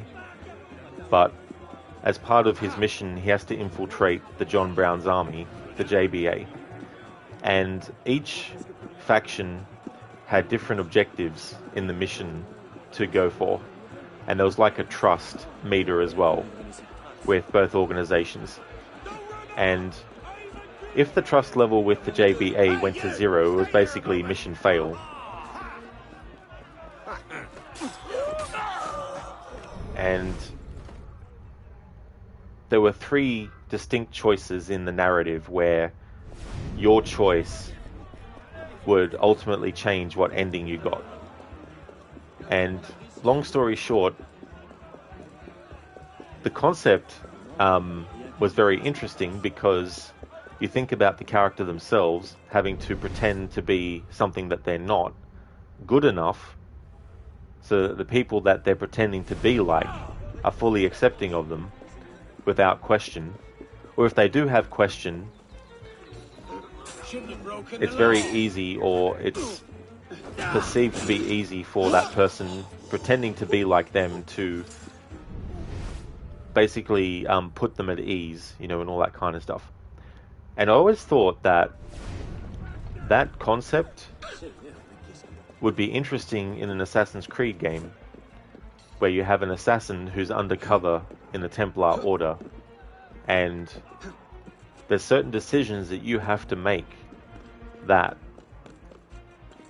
could potentially, as part of the narrative, bring into question from the assassins your true allegiance, you know, and have something play out where you can do things for the Templars if you want to aid them, and it's a gamble, because it's like, do I want to lose the trust that I have with the assassins by doing this action for the Templars? If the action for the Templar side of things actually is what the person playing believes to be good. And depending on your choices, that would change how the assassins deal with you. Now, the way to do that idea and still make it canonical would be simply to have a situation where it's an assassin that we never ever hear about beyond that game.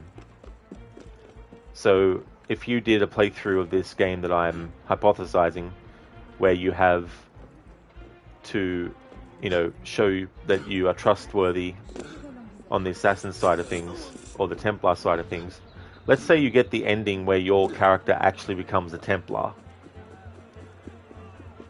They become one of those Templars that doesn't get any major sort of like thing happen. Like, they don't get put into a situation where, oh yeah, they're the character that did this to set this situation up in. You know, like, don't give them any prominence within the wider AC series, because then you could chalk it up to, well, maybe they got killed eventually. Maybe a Templar that found out that they were actually an assassin decided to kill them or whatnot, you know. Make the character insignificant beyond the actual story, so that it's up to the player to decide whether that person stayed as an assassin or didn't stay as an assassin and turn into a Templar as well. But yeah, the idea of having an assassin go undercover as a Templar and having gameplay things happen depending on what choices you make for or against, I think that would be interesting to actually see play out, or to experience it.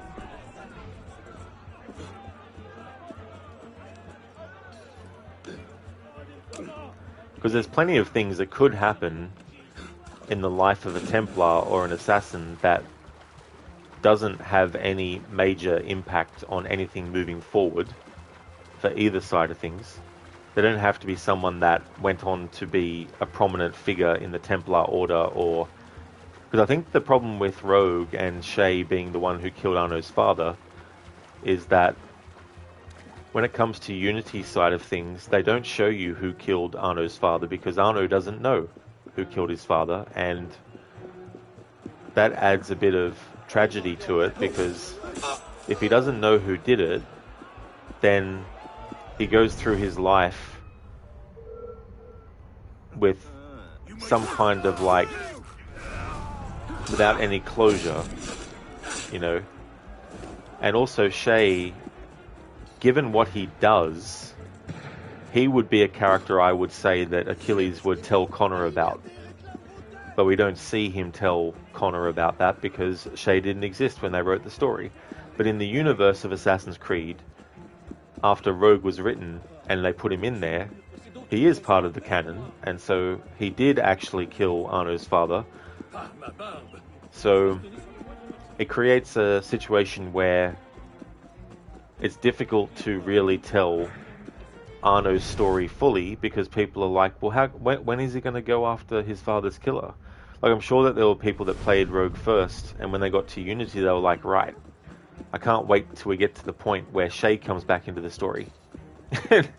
You know, and he doesn't. But that's the difficulty of bringing in a new character into a timeline that's already covered as well. There's been other things that have done that in a way that actually works out well. Like, for example, in Star Wars, in the movie Empire Strikes Back, we see that there's bounty hunters that the Empire has hired to go after Han Solo.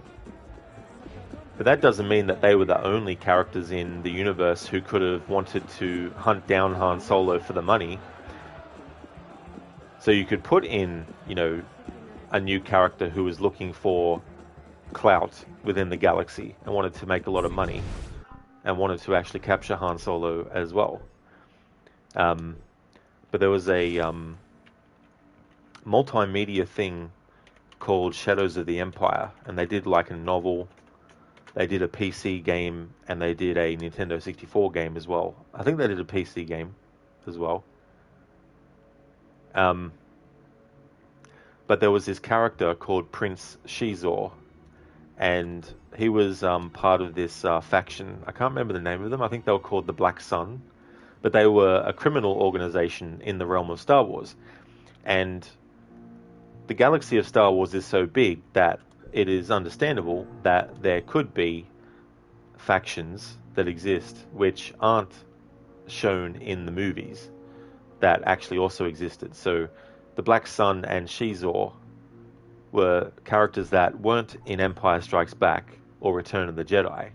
However, they were around at the time that Luke and Leia and Han and everyone was going through those events in Empire and Return of the Jedi. So that means that they were able to bring in not only a new character into the lore of the series, but also bring in a new faction and still make it fit in well with the wider narrative and fill in gaps that aren't plot holes in The Empire Strikes Back or Return of the Jedi, but are good spots within the narrative of those two movies to place events in the Shadows of the Empire story. So it can be done, where you can introduce a new character into an already covered timeline and make it actually match well. But I feel in Assassin's Creed Rogue's case with Shay, they didn't do a really great job at incorporating him into the wider universe. If, at the end of Rogue, Shay was killed, then that would be one way to fix why he's not mentioned. Because if he's killed at the end of Assassin's Creed Rogue, it's something that Achilles would understandably not want to talk about. Therefore, he doesn't tell Connor about Shay. And then when it comes to Arno looking into the murder of his father, if Shay had been killed, then it would be a simple thing of having it that Arno realizes that Shay was the one who killed his father, but Shay's already dead, so he can't get any sort of retribution or anything like that. He just has to accept that the man who killed his father has already been taken care of and dealt with. That would have been a good way to fix it as well, or incorporate it better. But because Shay lives and he still exists when Connor's alive and when Arno's alive, it creates these plot holes that they haven't covered. Crooked, 100% agree, mate. Yeah, Crooked, it's just... And that's the thing, because essentially Rogue is a prequel to Assassin's Creed 3, so as with all prequel stories, when you do them, you've already got where people end up in the narrative or in the wider universe. You've already got that end point, and you need to make sure that it matches as best as possible. Hey there, Dreadnought. Thanks for redeeming the random Assassin's Creed quote. Hope it's going well.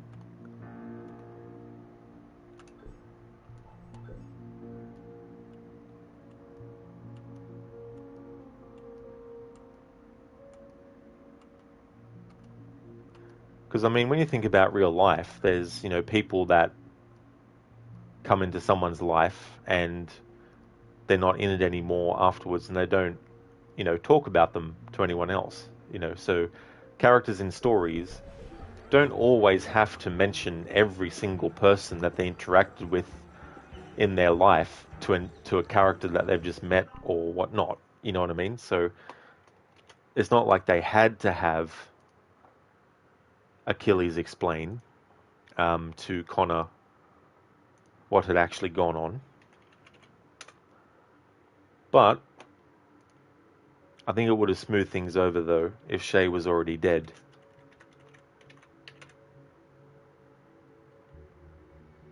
At the end of Rogue.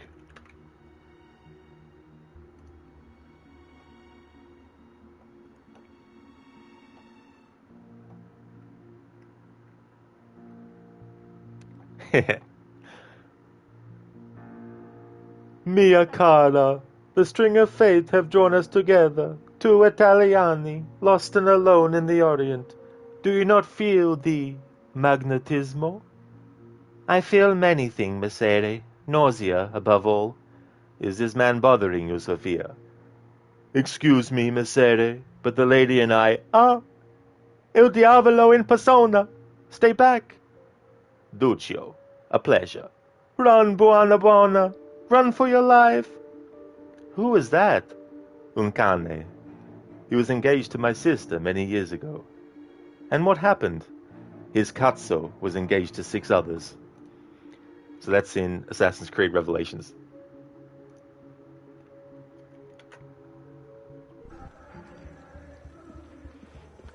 Dread, you have too many points, 29,000 and some loose change. Nice. Well, thanks for redeeming that.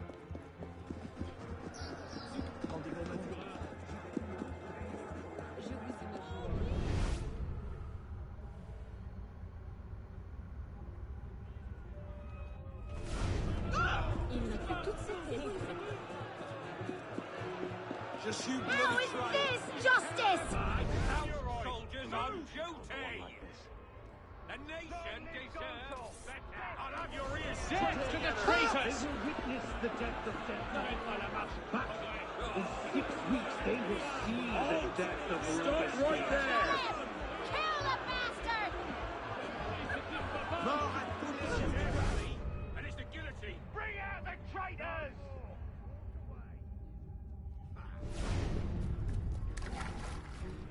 Dread, you remember beating that guy to a pulp with Ezio? Oh yeah, Duccio.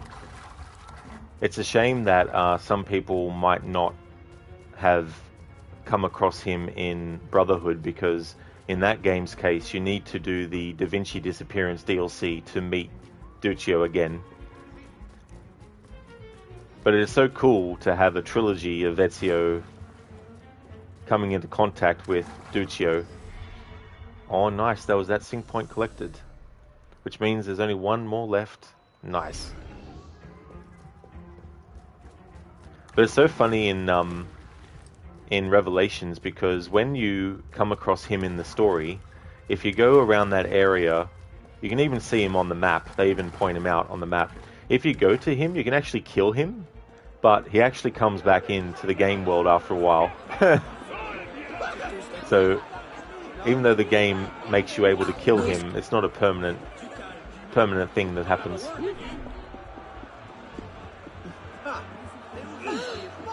Hey there, Mr. Epic. Good morning to you. Hope it's going well.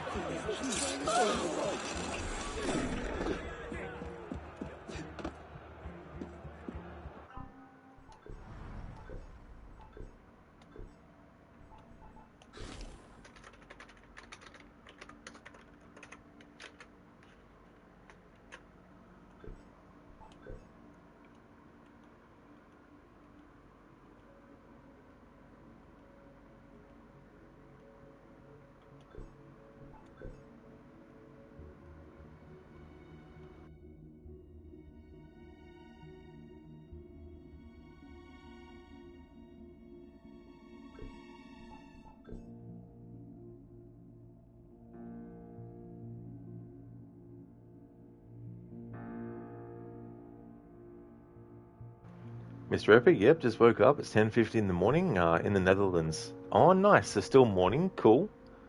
That's good. I hope you had a good rest. It's about 10 to 7 10 to 7 at night here at the moment. We just recently had our time change.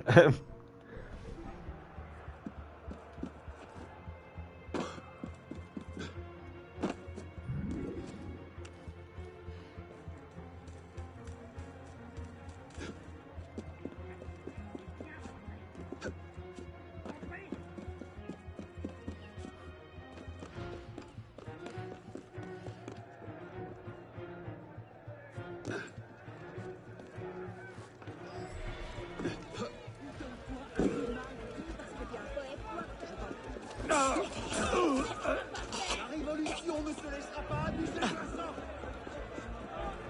Tuez-les tous! Nous ne nous laisserons pas endormir. Vous partirez d'ici au bout d'une pique. À faveur du peuple.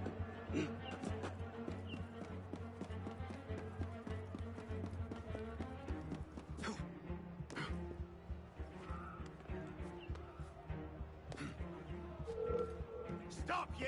Right there!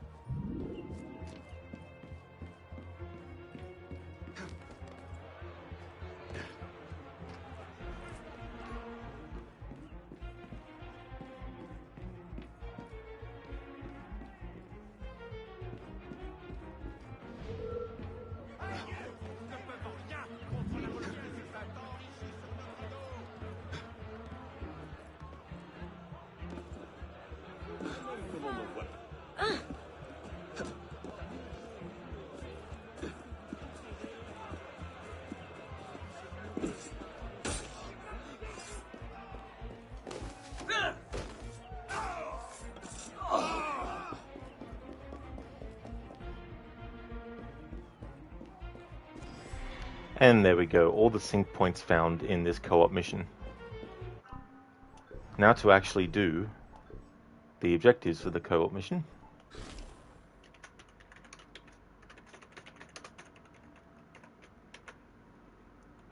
Mr. Epic, you hate time change. It makes you sometimes more tired because the clock has changed to 1 hour later.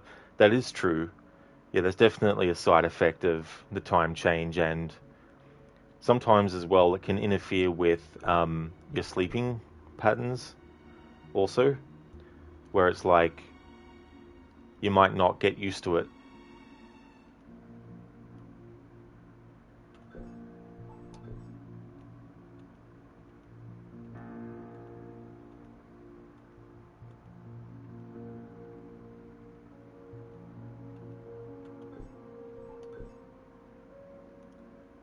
So in terms of like going through this co-op mission 3 times to get the gear pieces, this is still the first time going in to doing this co-op mission. So after we do what's necessary to complete it, I'll have to come back into it 2 more times.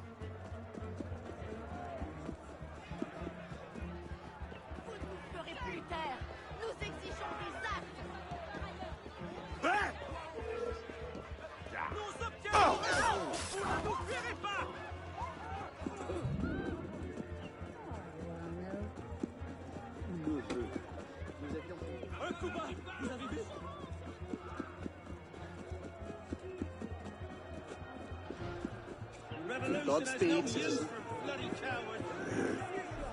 Hey! You want me to... This is my patriotic duty! Die!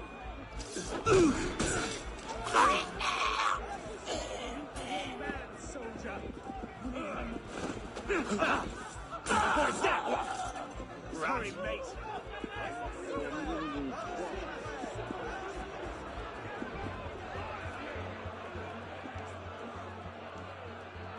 Halt! Stay there!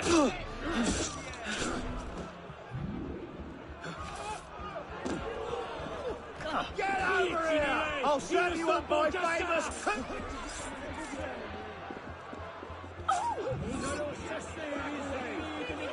Look away, I said!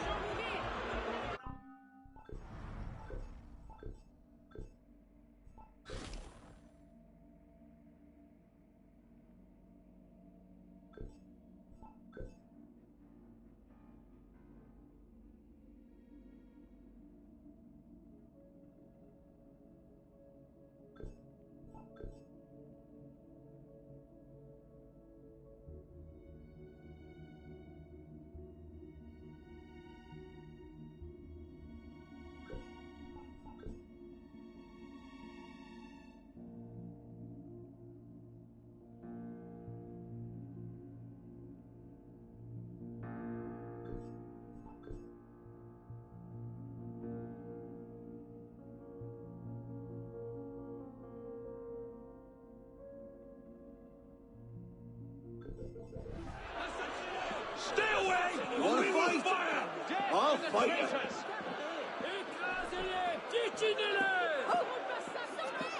Far enough. Don't make me angry. Yes! You're the same man who found asleep the other day. It's beyond belief. If I demanded idiocy, I couldn't be better satisfied. Stay back! No one is telling you.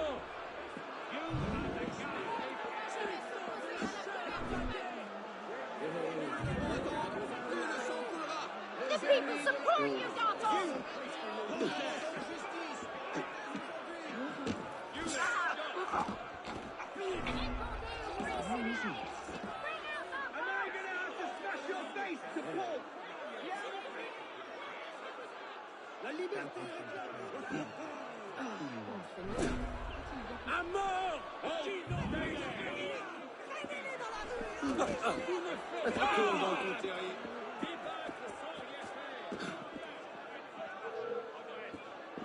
If I get my hands on you, I'll rip your bloody eyes out, I will!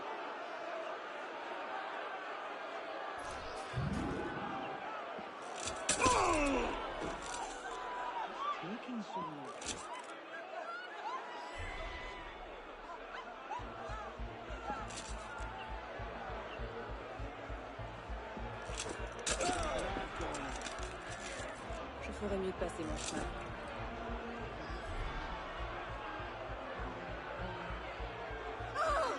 Oh, oh, mais je suis en retard à mon rendez-vous.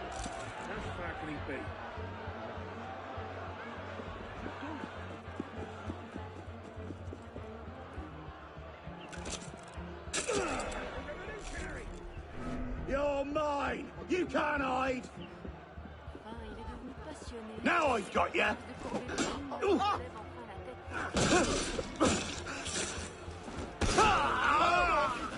J'ai des amis, des gens puissants.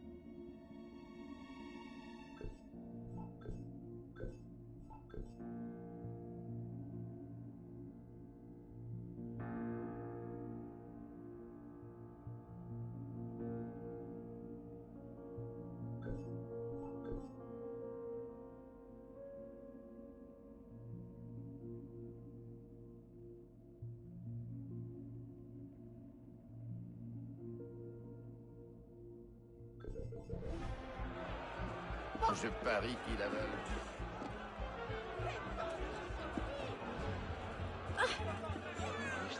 Vous ne vous arrêterez pas! Vous connaîtrez le temps fort de vos hommes!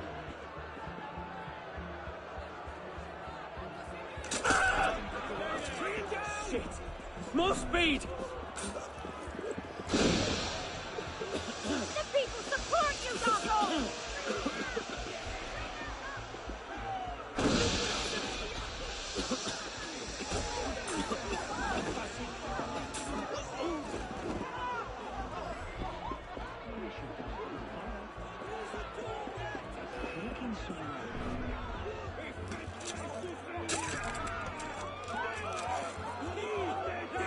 How is this justice? On les saura! On les saura tous! You there, stop! Here we go!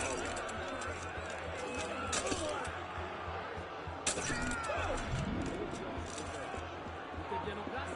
Reste rien qui traîne.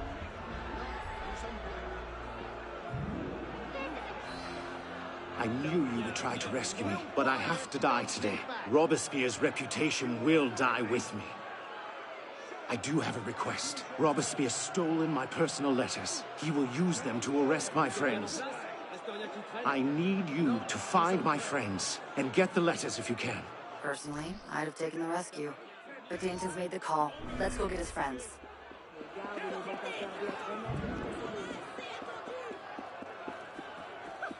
Nous allons chasser les ennemis.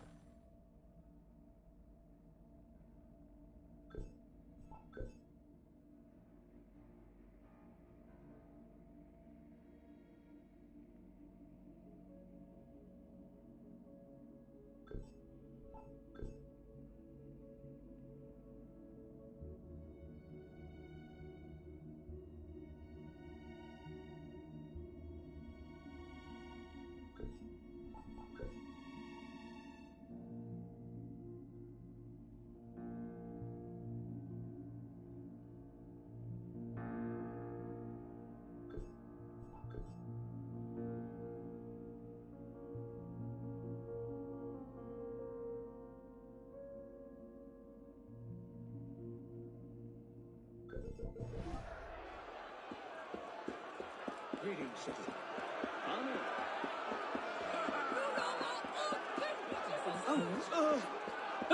C'est pas cette personne. Le temps des dégâts est révolu. Hey, pas la peine de pousser. Pas qui c'est. Nous sommes bloody fake sitter!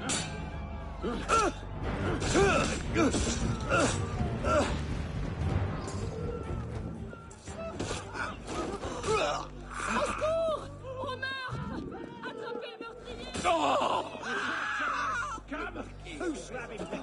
Hands cut out. Yes, sir. All clear here.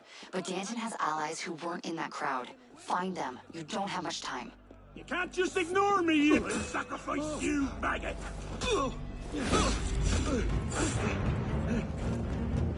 Pourrait leur garder tant d'agitation.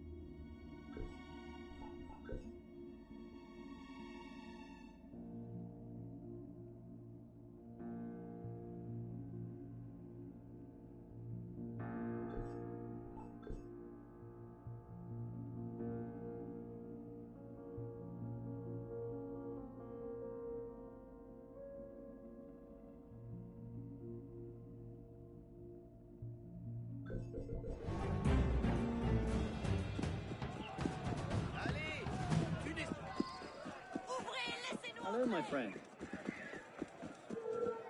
Oh!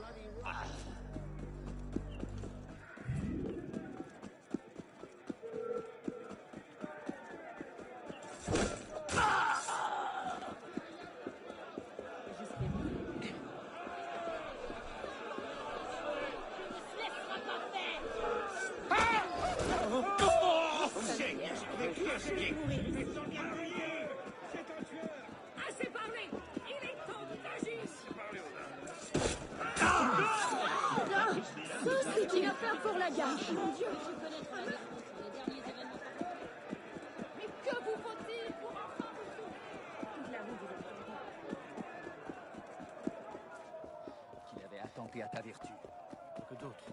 Tu devrais faire attention aux médecins. Tu pourrais lui donner des épices, toi. Ce sont des mercenaires, des soldats.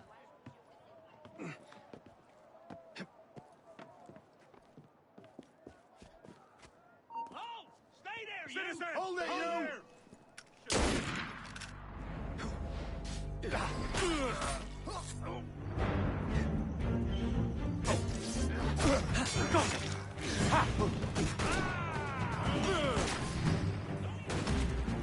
les femmes de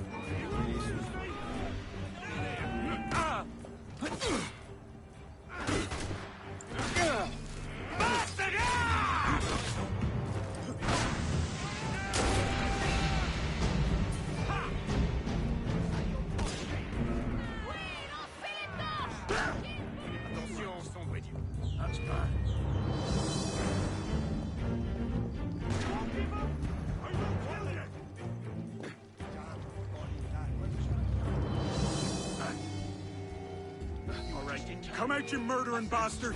You're my corpse!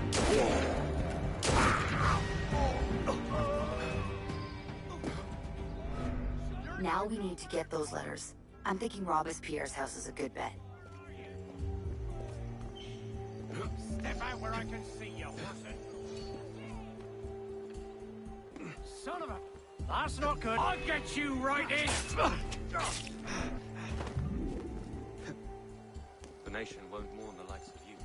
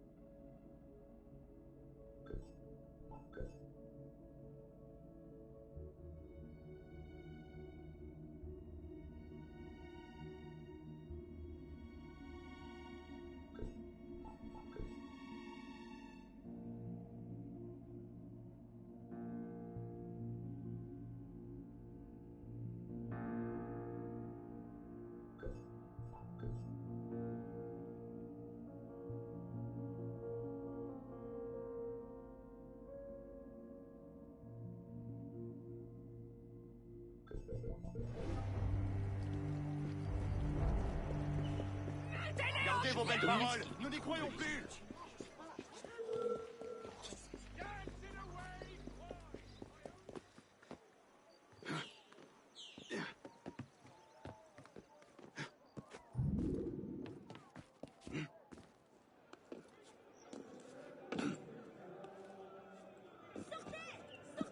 Bonjour, soyez le bienvenu.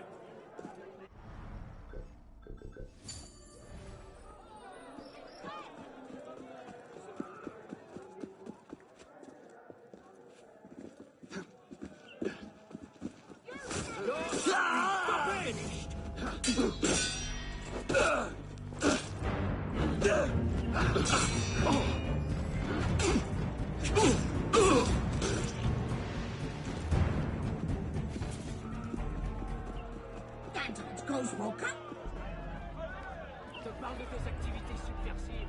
Brisez-leur la cou! Chacun...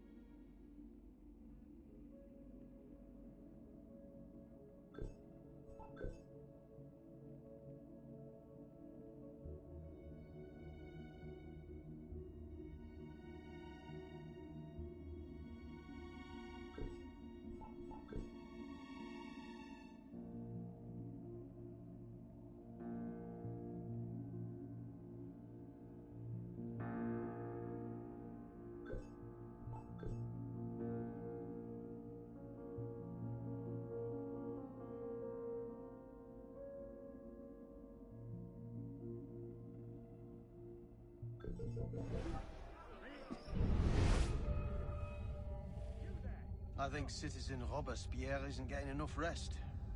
He does seem a bit tired recently. And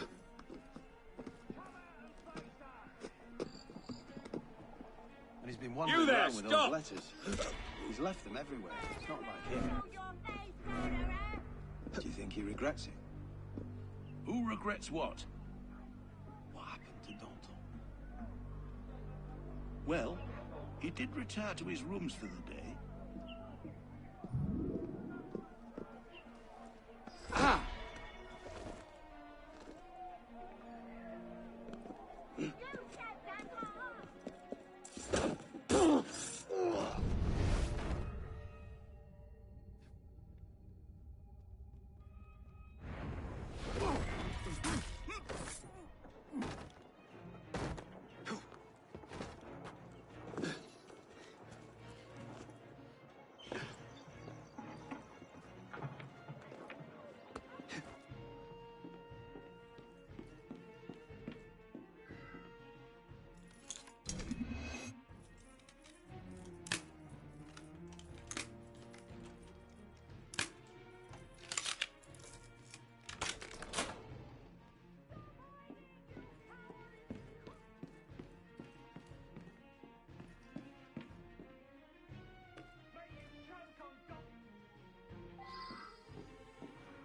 Schiller, it will be a shame to see this save deleted for Phase 2. Yeah.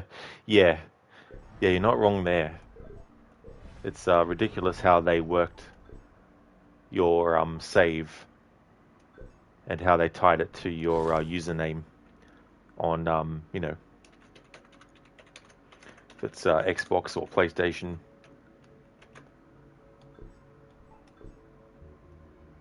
Mr. Epic, how did you rank become yellow? You don't remember that happening for you, and you did almost everything. Oh, yeah. That's a good point. I saw that it had done that, but I didn't really think anything of it until you pointed it out now. I don't know, to be honest. Yeah, I don't know why it's made the diamonds go that particular gold color. Unless it's because I'm wearing all legendary gear, I'm not too sure.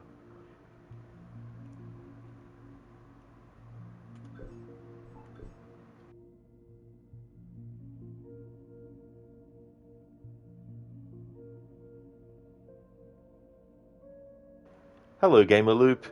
I'm doing really good, thank you. Weekend is going well. How about yourself?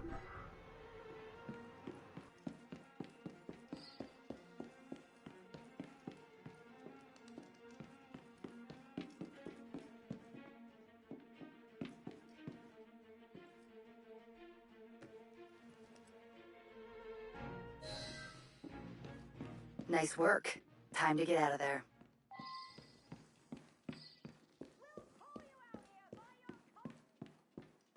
Schiller, it gets yellow if you have all 5 stars, but a lot of unlocked abilities. Oh, okay.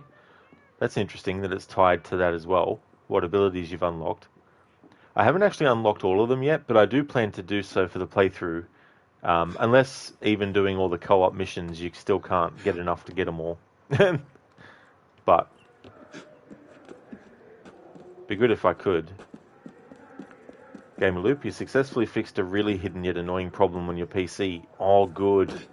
That kind of stuff is really annoying when it happens because you scratch your head wondering what is actually the cause of it.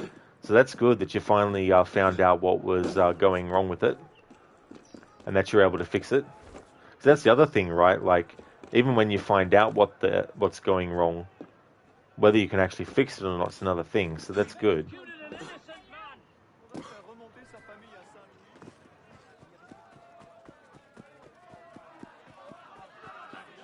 Danton's ally.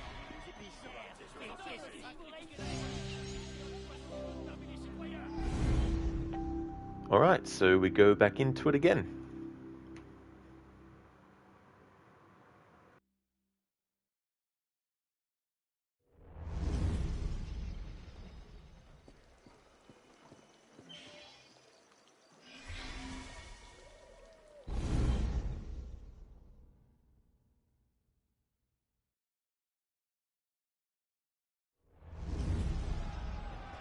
Sheila, you can unlock everything by getting the sync points from the main missions, plus all from the co-op.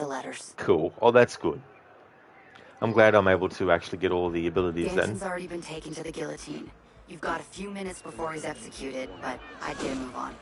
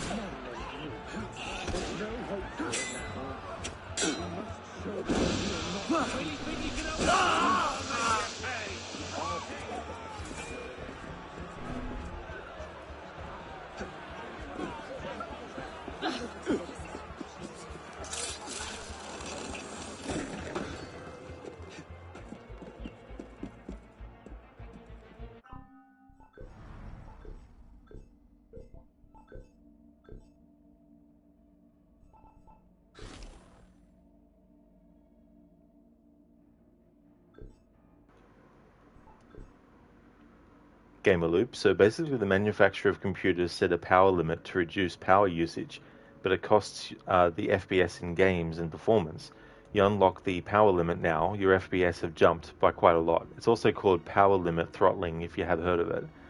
I don't think I have, but that's the thing too, like settings that that you might not even think have any effect on other aspects could. So, yeah, it's good that you figured that out and you could fix it. Mr. Epic, that's what happened. You didn't get all the sync points. You're currently saving up for a 4090, but it's going to take a few months. Oh, yeah. Yeah, that's the thing with stuff that is so expensive. You know, it'd be great if everyone could just click their fingers and have enough money to just get it, and then boom, you've already got it. But when it takes a bit of time to get together.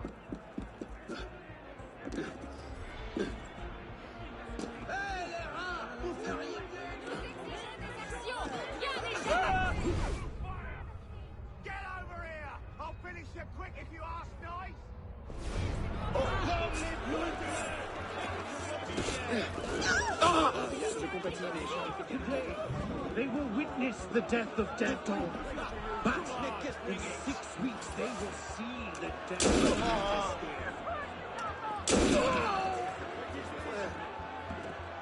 Christ! Please!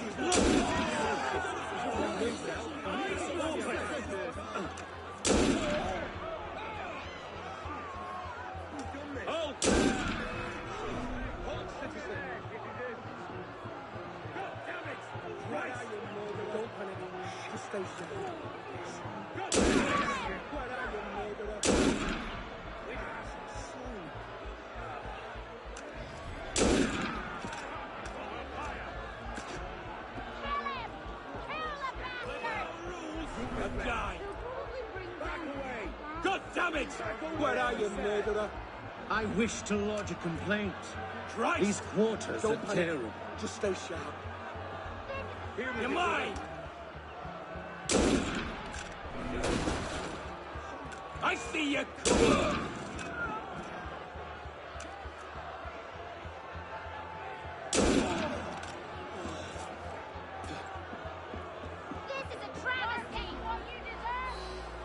I knew you would try to rescue me, but I have to die today.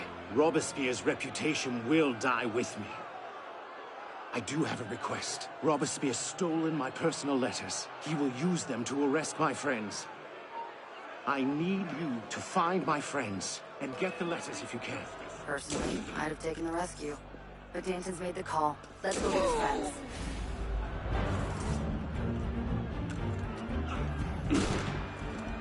You won't outrun the law!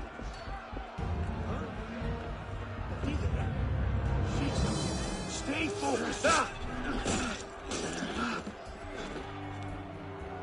Abandonnez vos-mêmes!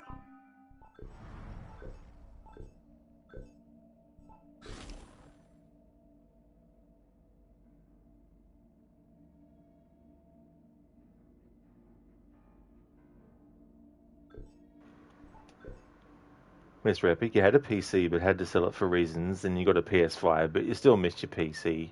I definitely don't blame you, Mr. Epic, for feeling that way as well. It's a shame when you need to sacrifice one thing and then get something else.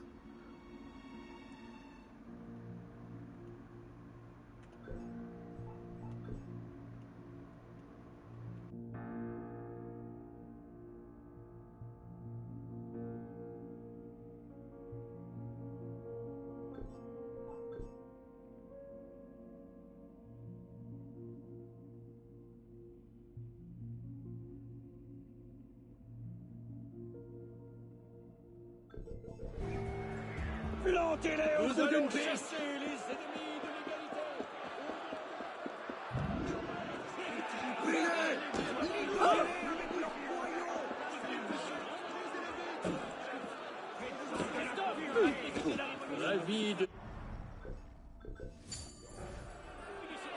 Well, Danton got what he deserved. Jeune homme?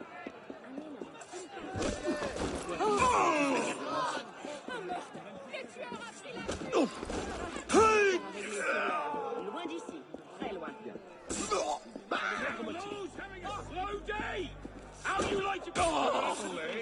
thank you. All clear here. But Danton has allies who weren't in that crowd. Find them. You don't have much time.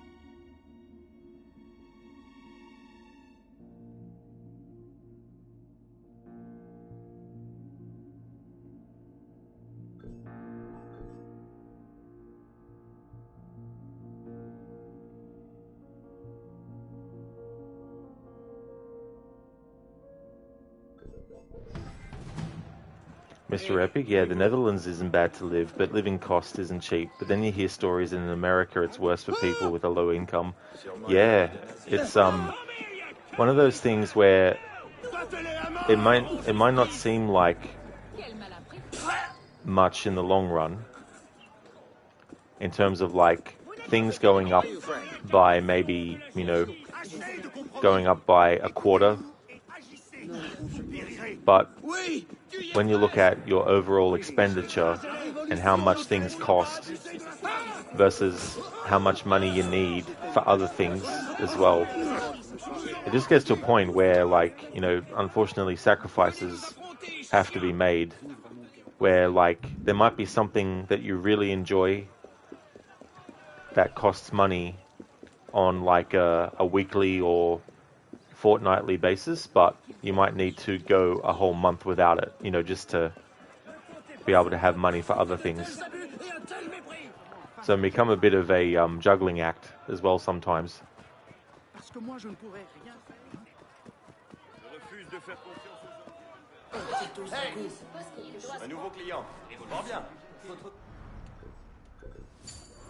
Arno just walking all over the furniture. It's like, I own this place now. This cafe is mine.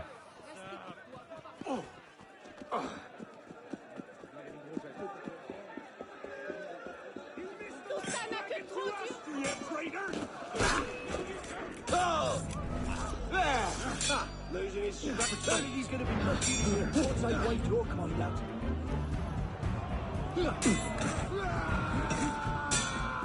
I'll scrape every last one of your kind off my boots.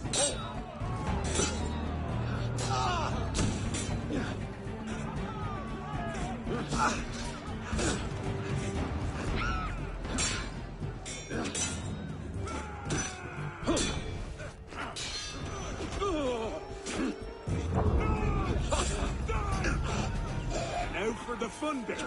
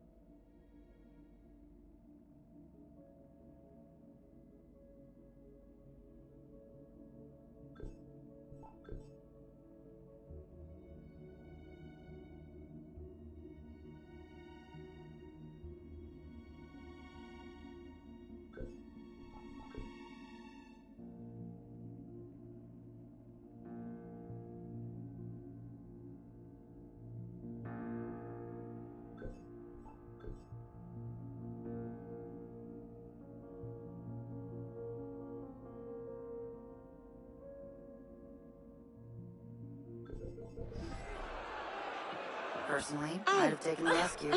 But Danton's made the call. Let's go get his friends.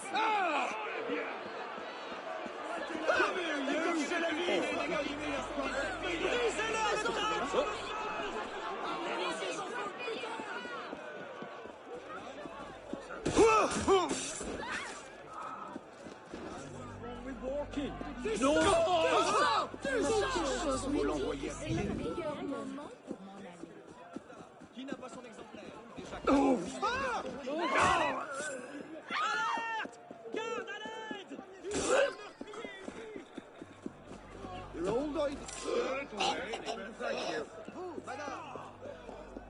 All clear here. But Danton has allies who broke in that crowd. Find them. You don't have much time.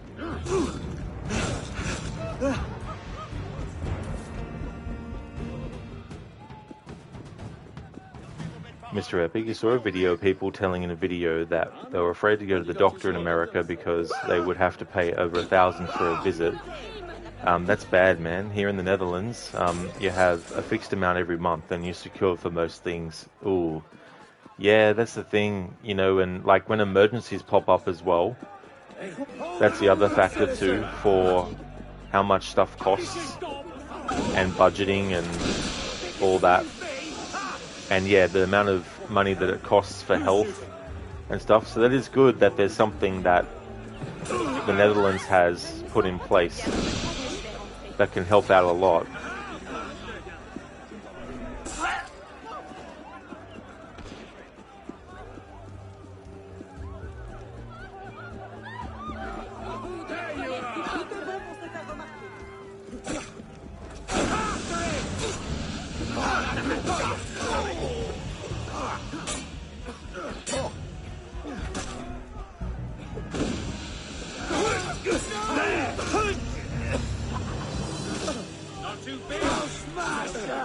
Right.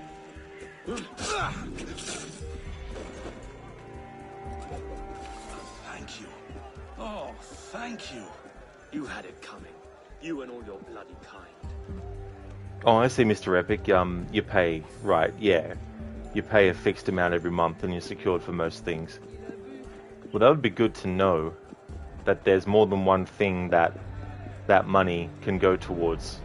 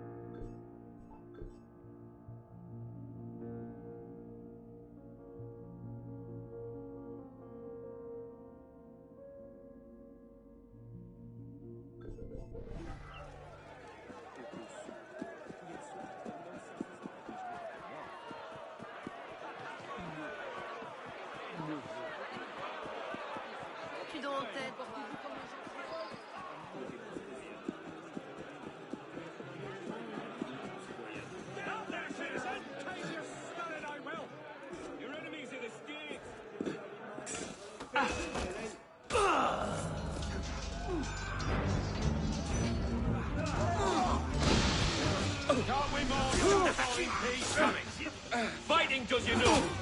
Coming, brother. You're mine. Leave us I'll be! rip you apart.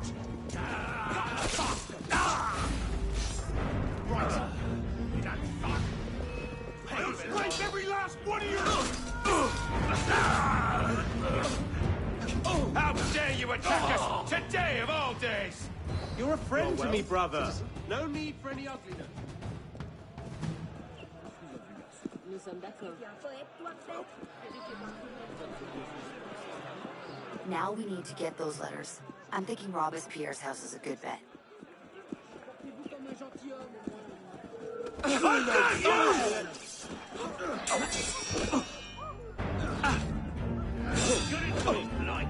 Damn you! You'll pay for that.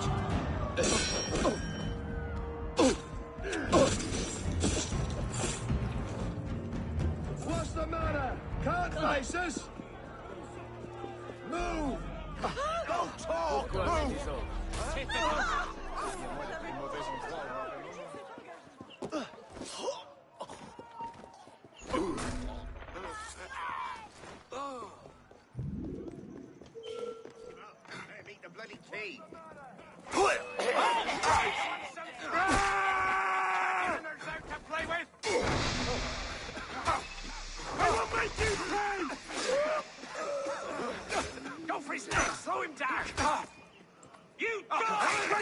you are! What the hell? Get the mongrel! Watch for a feint!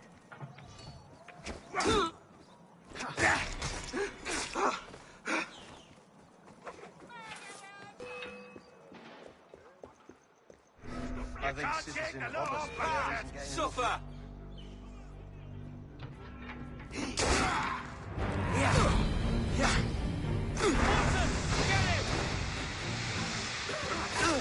Box on the big squelcher! No! You win now!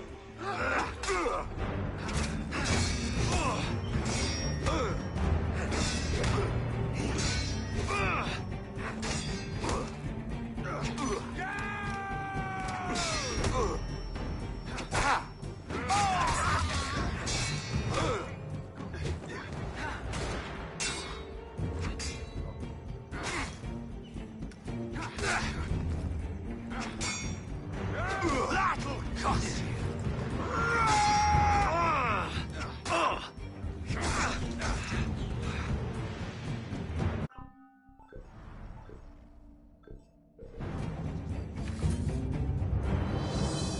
You're getting a bit stiff, Lieutenant.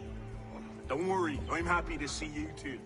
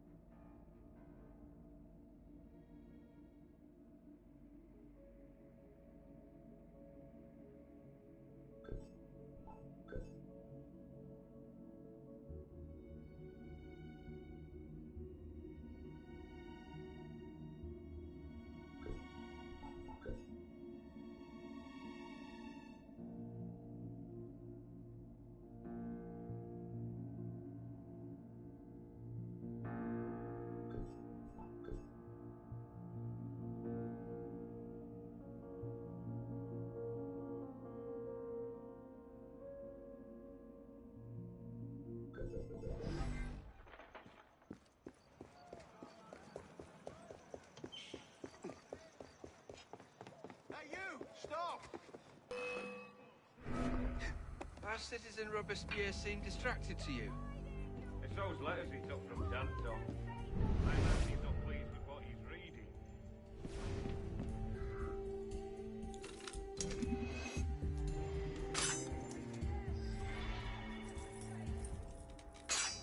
Where's Citizen Robespierre? He's retired to his rooms for the day. Doesn't like what happened to his friend. That, or... You know, I think he may be sick.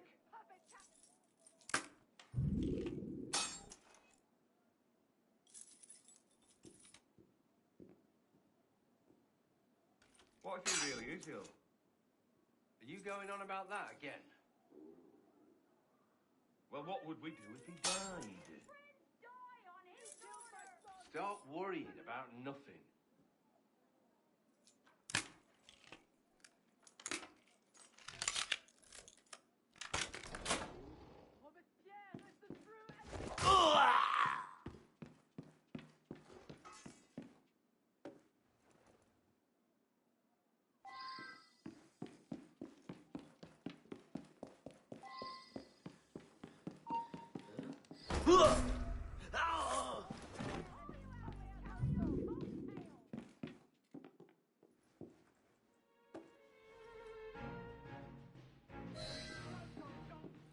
Nice work. Time to get out of there.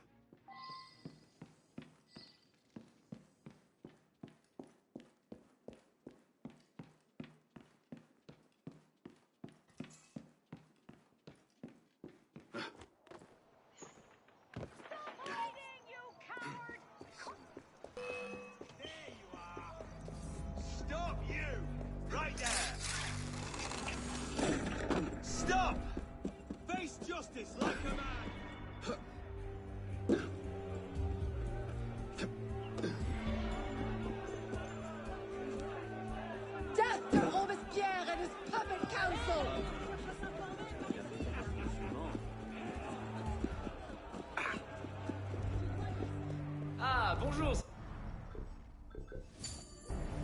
Okay, so that's the last color scheme for How are you, friend? this gear set. Danton's out.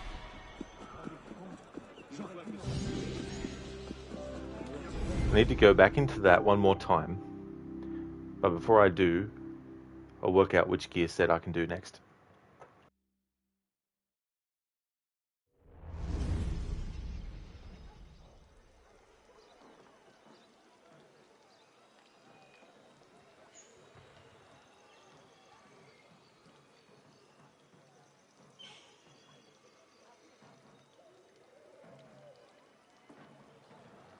Adrian, Downton's out. Well said, Bishop. Well said.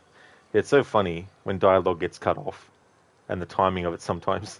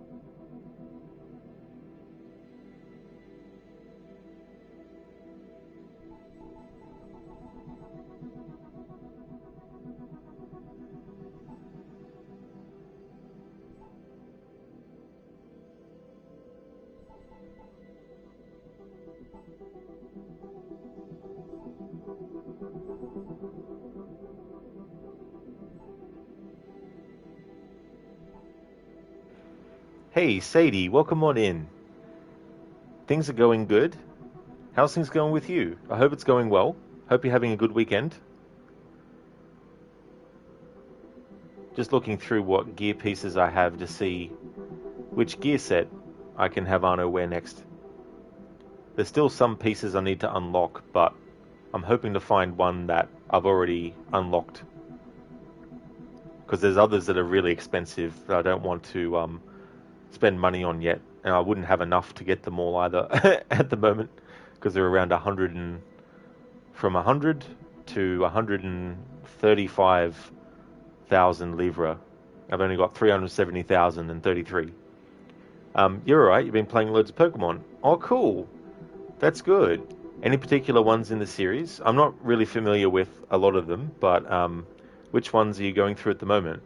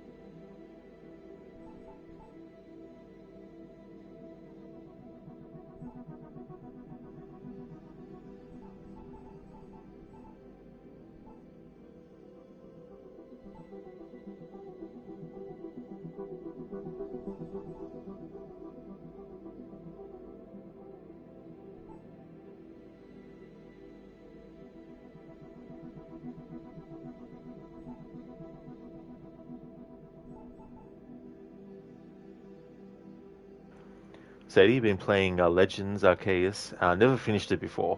Oh, good. That's good that there's a game in the series that you haven't done yet, that you haven't gone through.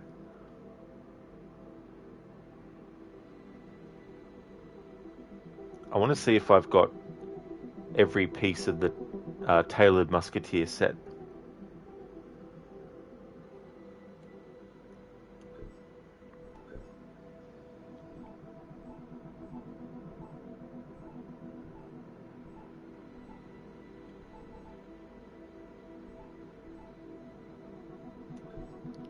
We've got the coat. We've got the braces.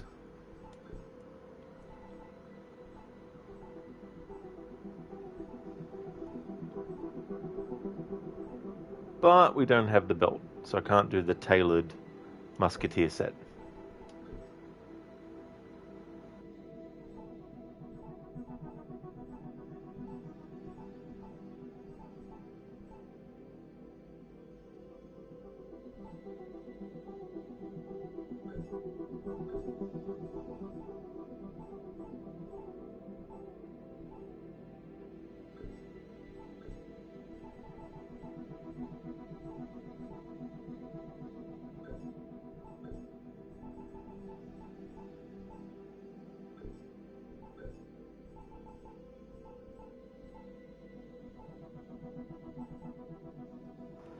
All right, I've got a full set of the tailored military gear pieces. Cool.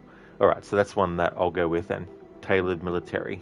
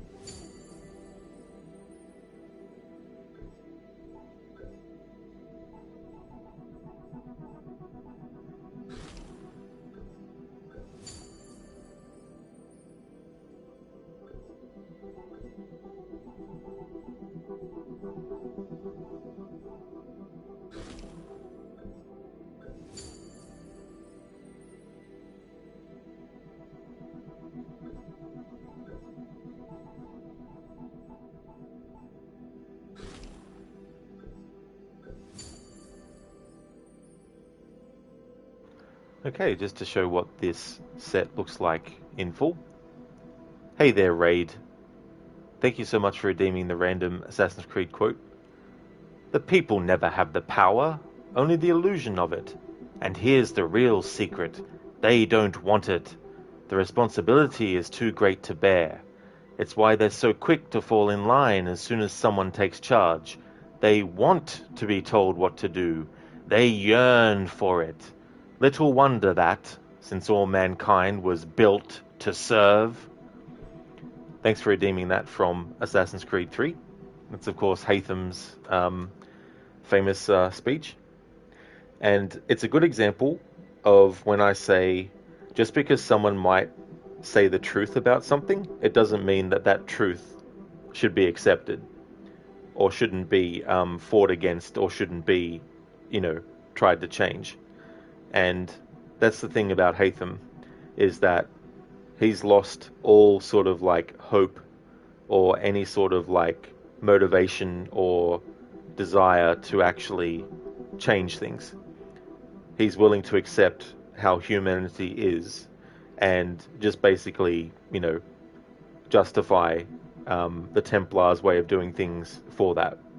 Whereas the assassins are obviously trying to free people from any kind of like bonds and stuff like that. And even if humanity is built that way, it doesn't mean that people should stop fighting for that to change. And so I think that's something to consider as well, with Haytham saying that. Ray, to be fair, Connor made a bad choice putting his trust in the new government too. He did, but that doesn't excuse anything that Hatham says as being like something that shouldn't be fought as well. And Connor was essentially betrayed by the people that he thought he was actually helping as well. But they had their own sort of like goals and everything. And there's a few instances of, yeah, we'll deal with that problem later, but we have our own issues first that we need to deal with. And then those issues get put aside again later on when something's achieved. It's like, nah, oh, yeah, but we can't deal with that. We'll deal with that at a later time, you know, always pushing things to another time to get to it and all that kind of stuff.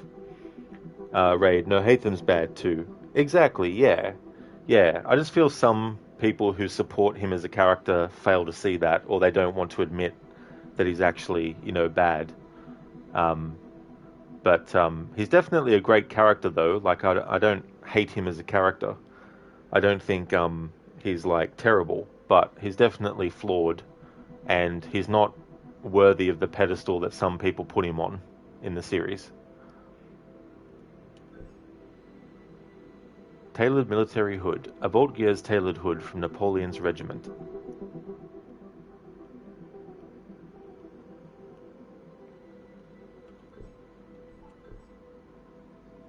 Tailored military coat. A Vault-Gear's tailored coat from Napoleon's regiment.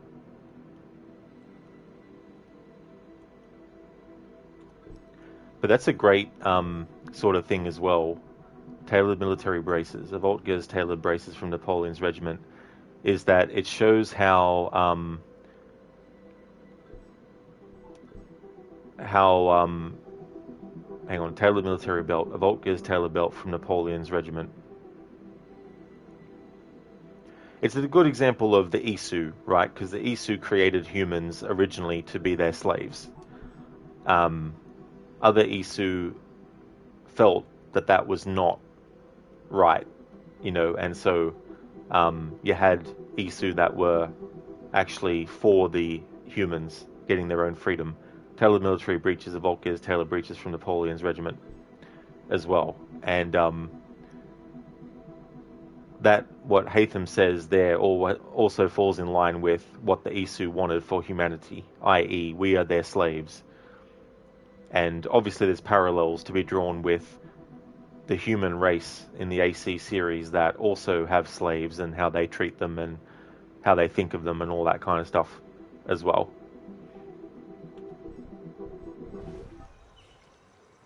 Time to go back in to dance and sacrifice. Ray, the problem is Hatham has a very defeatist attitude while Connor has a very naive and idealistic attitude. That's true. You know, he's definitely a character that is naive. Paris, I think sometimes, though, being naive Say Danton, then get the letters. is considered negative, unfairly sometimes. Danton's already been taken to the guillotine. You've got a few minutes before he's executed, but I'd get a move on. Because in some people's minds, being naive about something might be a sign of weakness. But being naive about something can also point out something that should be changed, but certain people are too accepting of how things are that they don't want to change it, or they don't feel there's any way to change it. And ultimately, at the end of the day, it might be a fool's hope that something like that can be changed. But you never know. But yeah, sometimes naivety, I think, is a good thing, because it can put people's thought into a different perspective than what they might have got locked into. Excuse me, I'm trying to climb something here. Thank you. Remember Lucy. Wait to show her your place. Got you!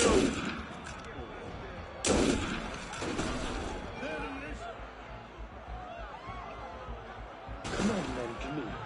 There's no hope for it now. We must show them that we are not defeated. Hey.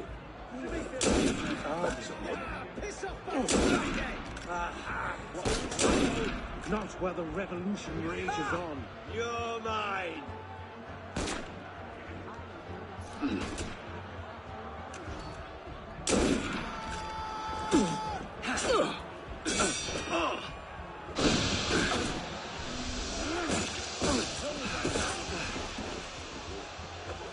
You're mine.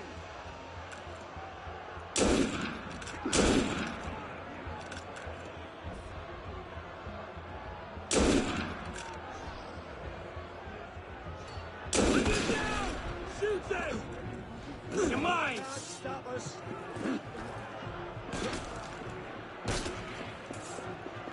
Hold on! I'll have a word with you.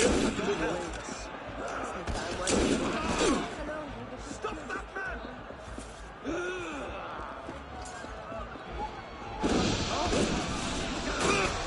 I catch you around here again, I'll kill you!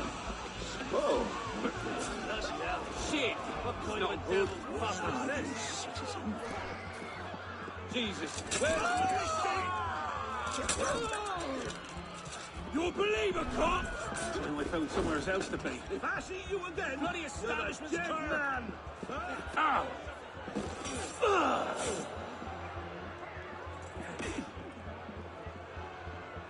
I wish to lodge a complaint.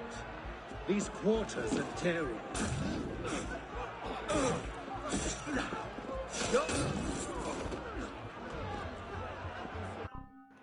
Alright, now I can change color schemes again. Got a bit crazy there.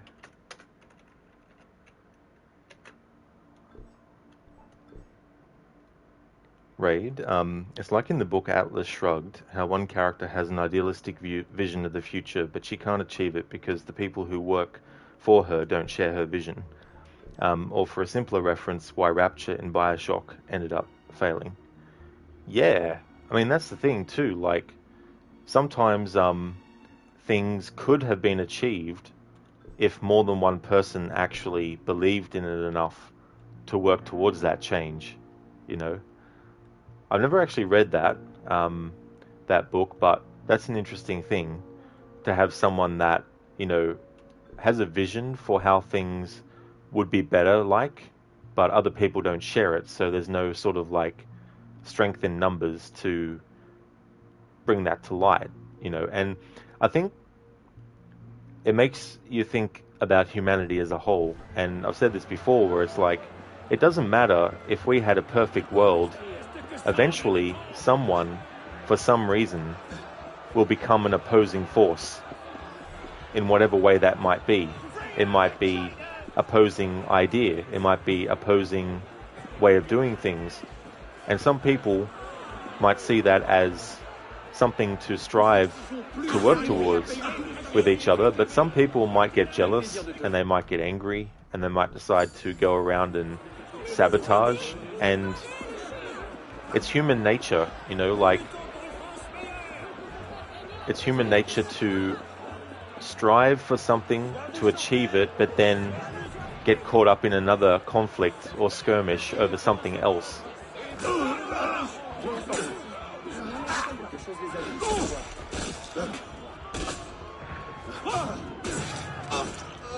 Like, a good example is the American Revolution, or any revolution really, but What's all that then?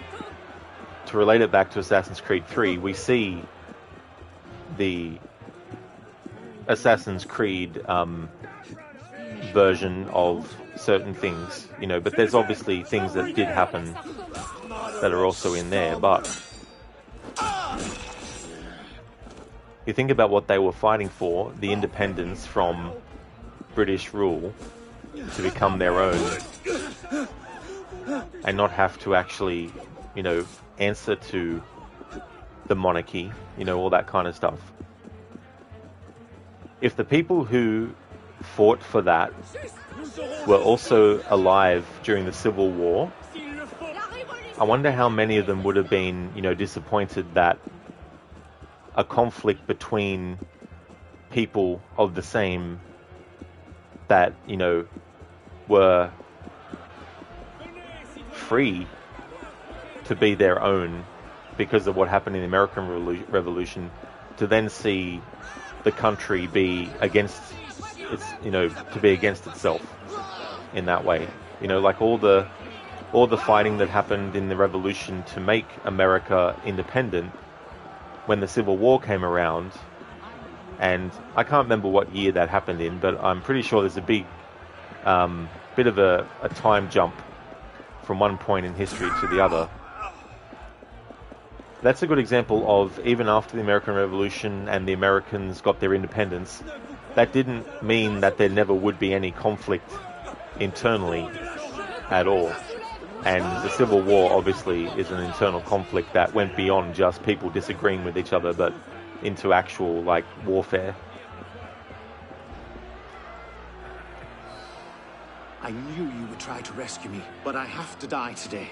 Robespierre's reputation will die with me. I do have a request. Robespierre stolen my personal letters. He will use them to arrest my friends. Grant me revenge. I need And if you do not listen, my friends. then the hell with you. Personally, I'd have taken them.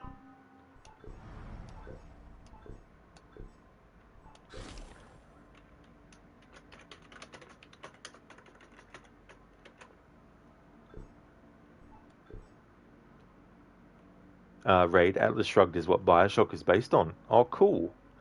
Yeah, that's a game series I haven't played much of. I played the first one a long time ago, but I just couldn't get into it. But you never know. Maybe in the future I'll give it another shot, because that was years ago now. Adrian, you remember there was one book from high school required reading list that ended like this at the end, and that's that. Who's read this is a butt. Profound. The book is 87 years old, and its mockery of the education system is still relevant today.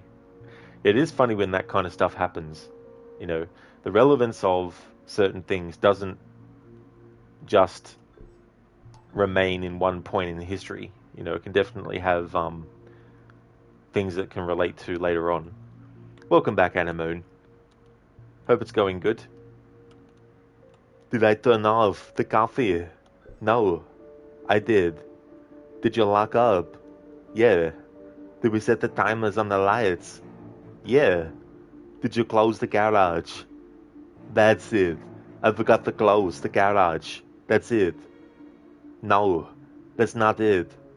Well, what else could we be forgetting? Kevin! Thanks for redeeming that from the first Home Alone, Casper. Rescue. But Danton's made the call. Let's go get his friends. Anemone, you're okay and eating lunch. Oh, good. That's good. I hope you're enjoying your food.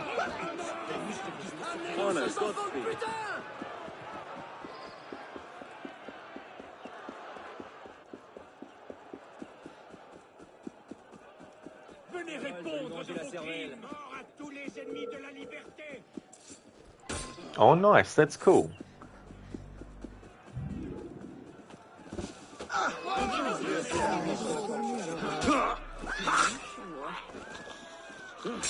Together!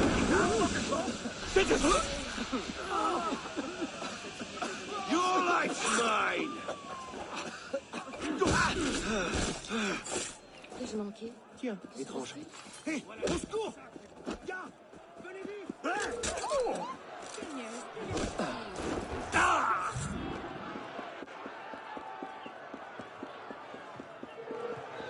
Quelque chose me dit que c'est le meilleur moment pour... All clear.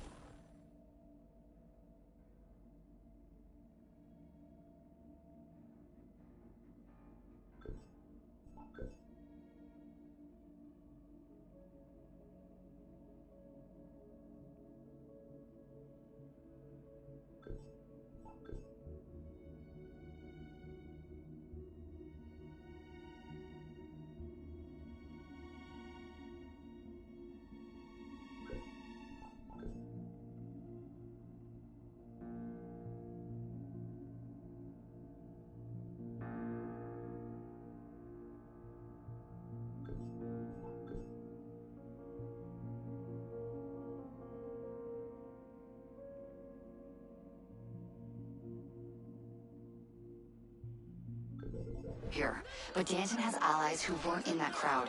Find them. You don't have much time.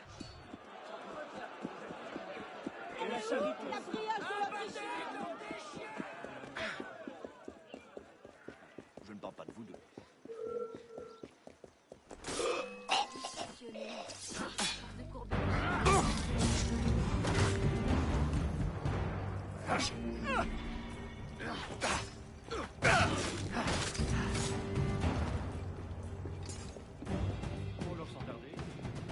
Bloody counter-revolutionary!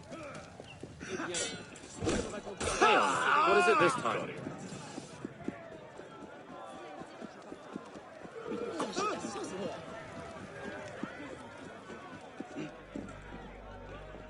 Where do you think...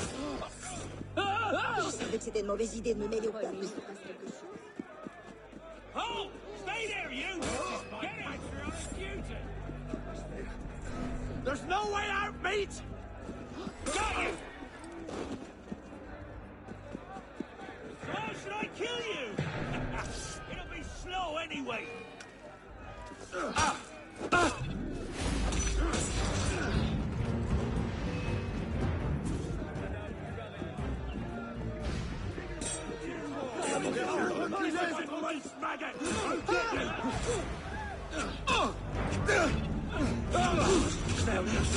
Right.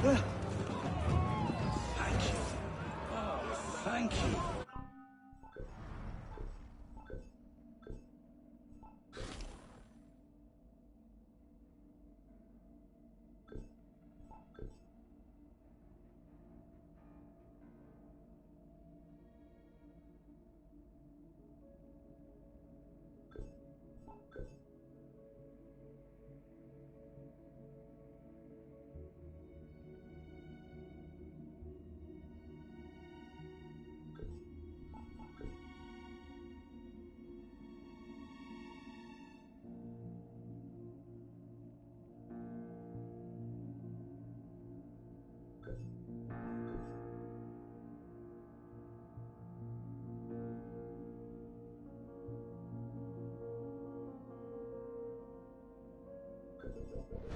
The nation won't mourn the likes of you, bloody hell.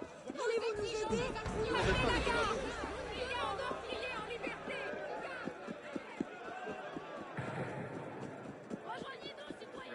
How are you? Pourquoi fait-il ça? Cut him off! Stop right there! You're going away! Right, next, break your heart out!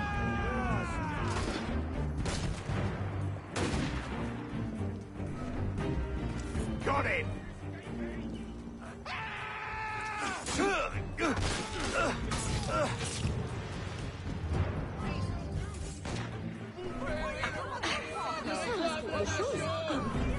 Encore quelqu'un qui croit que la rue lui appartient.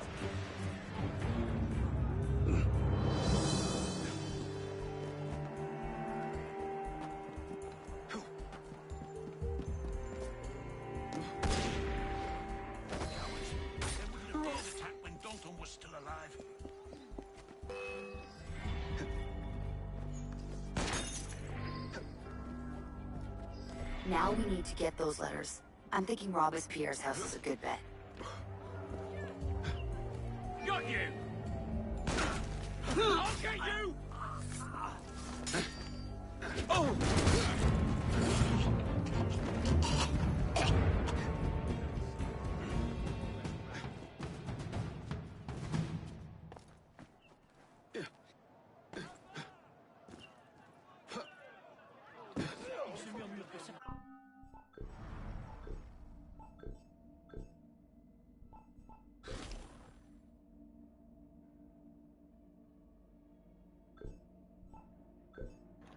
Raid, a good comparison between two characters is Andrew Ryan versus Robert House.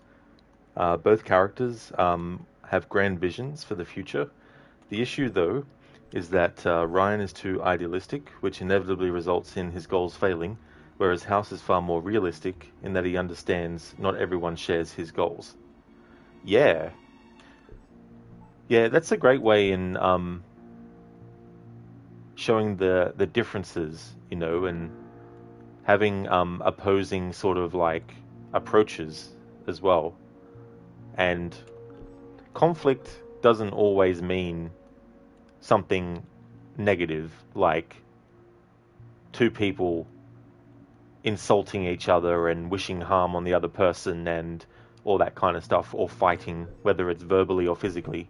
But sometimes it's just conflict where it's like, maybe it's good to think about this perspective, and then the other person might be like, well, I can see why you would, but I just don't think that would be a good way to go about it, you know. And that's two opposing views that are in conflict with one another, but the two parties are doing it in such a way where they're not aggravating the other person as well.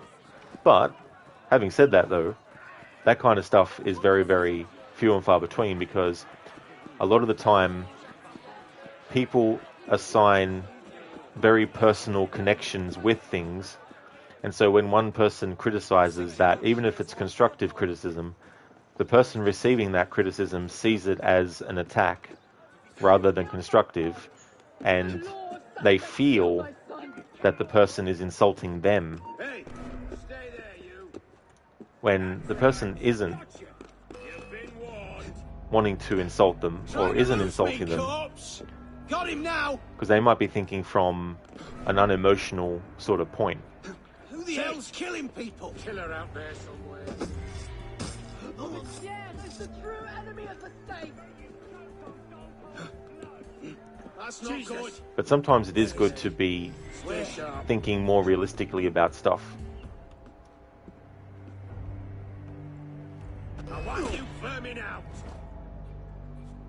I'll find you. See if I don't. Bloody corpse there. Show yourself, fiend. That's de Robespierre and his puppet. There!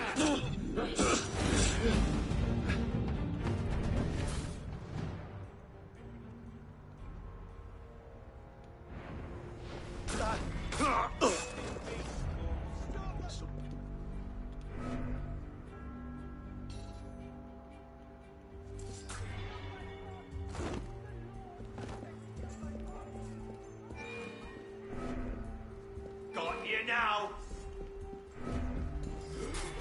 I see your corpse.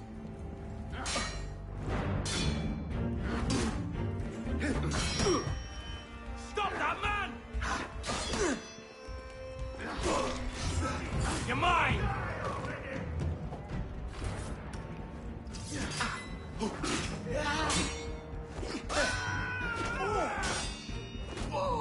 must be so slow! Got you!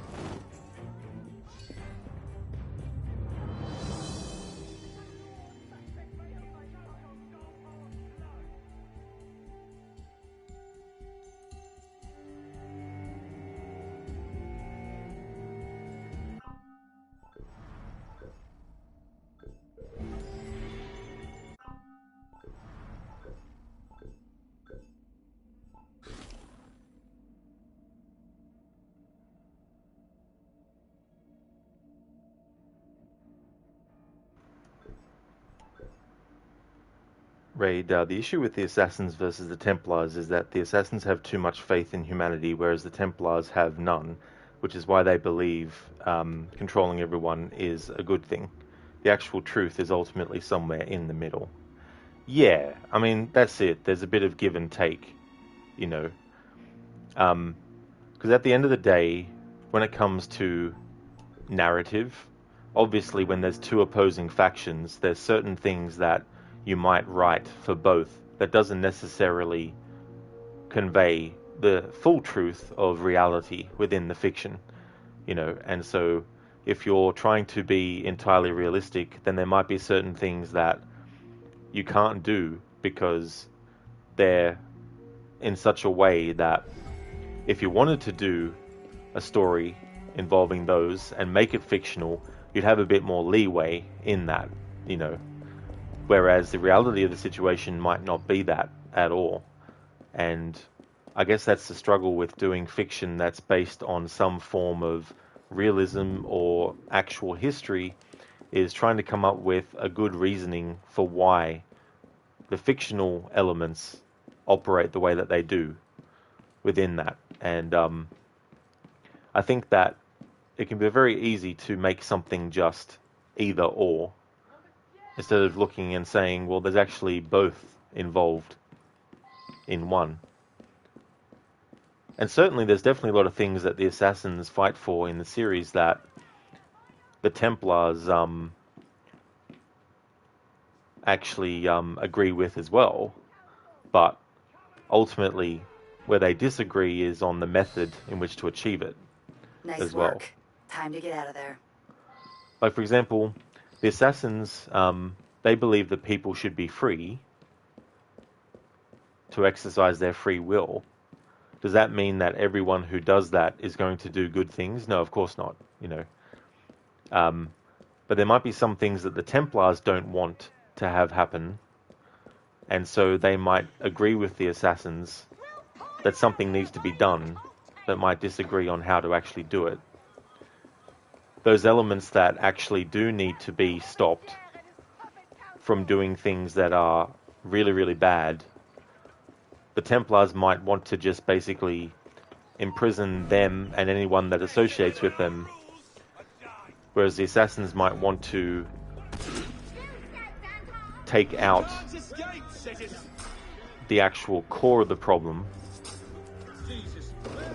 but spare the family of them, you know. Like, you look at Rodrigo Borgia, and he even admits, when he fights Ezio later in the story, that he only incorporated Federico and Petruchio in with their father was because he, you know, because he could, you know, to prove the point about not to mess with Templars, you know. Whereas the Assassins, they don't want to assassinate someone and just their family just for the sake of it. You know, if their family has done nothing wrong, and the person that they're assassinating has done major things wrong, then the Assassins will want to take that target out, but not the other. Whereas the Templars might be like, we can't afford to have anyone associated with that one person we're against doing anything that could go against us, so we need to deal with them too, as well. Rest in peace. Citizen, hold! Dispute our right won't make you pay! No! You're mine, you bastard!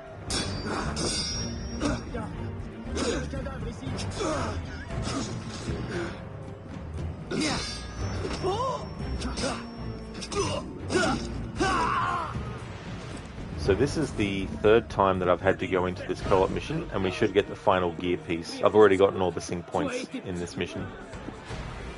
Danton's out. There we go, we've got the tailored military braces, tailored musketeer belt, and improved Napoleonic coat.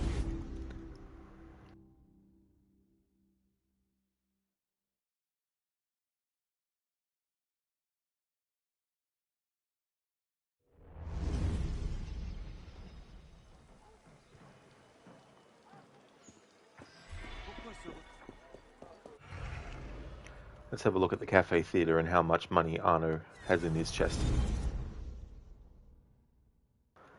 Raid, part of the problem with the Templars is that they believe their end goal is infinitely good, therefore any number of atrocities to achieve it is acceptable. Exactly, Raid. That's true.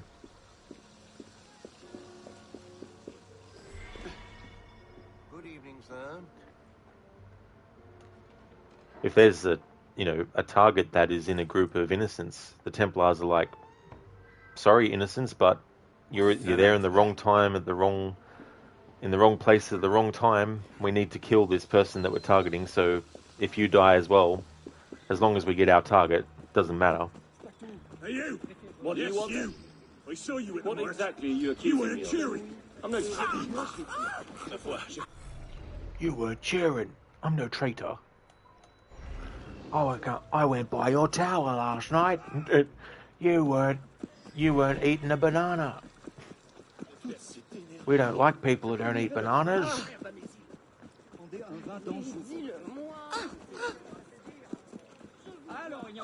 Great assassins are similar, but they're a lot more picky about who needs to die. That's true. And obviously there's going to be some times where the assassin makes the wrong decision.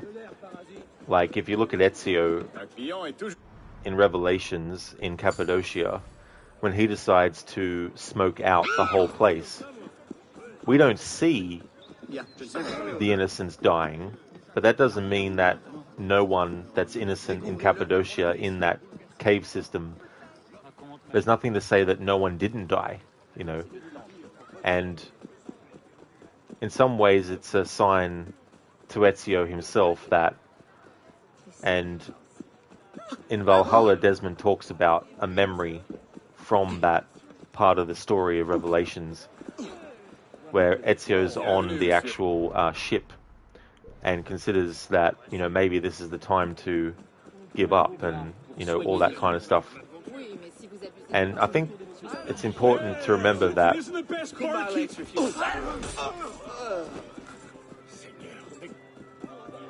the whole idea behind Revelations is for Ezio to reflect upon himself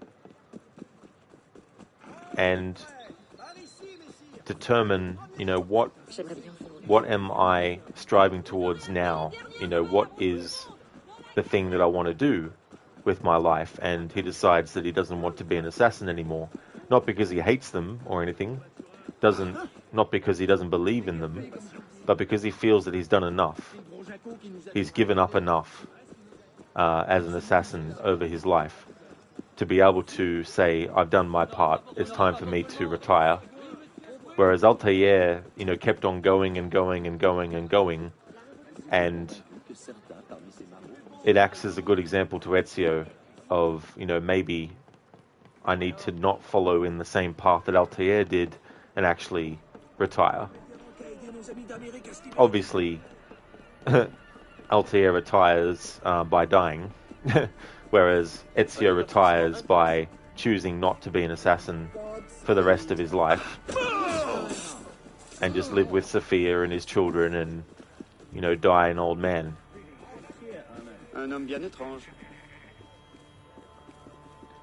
Schiller, Ezio had given up the Creed in Revelations. There are several occasions he's mistreating the Creed. Exactly, Schiller, you know. And then there's that moment, he's not really, like, doing anything against the Creed. Although I guess hide in plain sight might be one you could say, but I think it's a very benign breaking of that rule where when Suleiman is talking to his uncle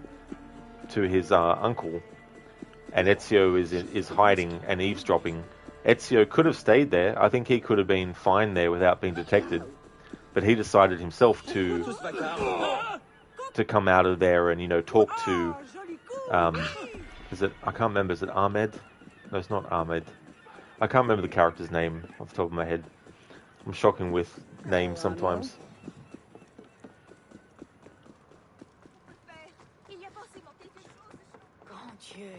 But yeah, I think that was a mistake. Ezio should have stayed hiding in that part.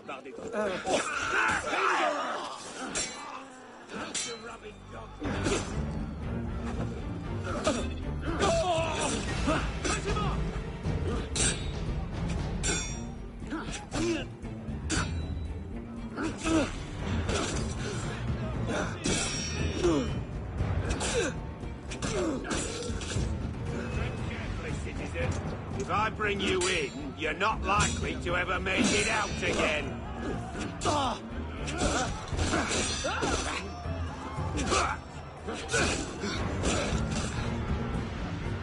You'll get no trouble from me.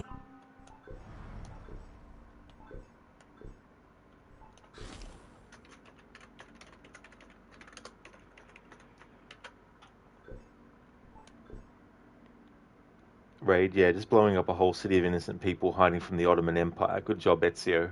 Yeah. And that's the thing, like, he didn't do it because he hated the people and wanted to just, you know, inflict that upon them.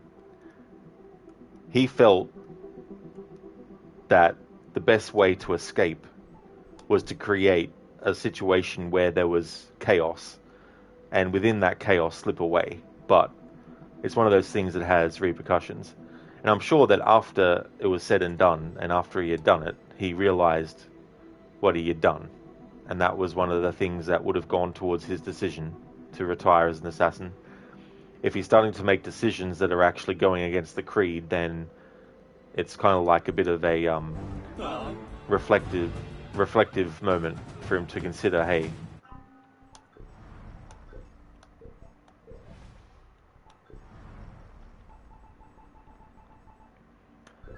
now I can mark off that I've done the other thing. Sheila, he is endangering the people as he entered the arsenal. He knew that some innocent would die and he was okay with that. That's true, there's also that aspect of the story as well. Raid, Shay destroying Lisbon and Rogue wasn't as morally bad as Ezio destroying Cappadocia since it was an accident. Yeah. Okay, so let's open up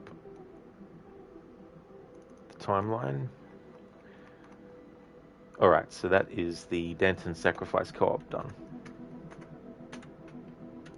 The next one is Moving Mirabeau. That one took place in May 1794.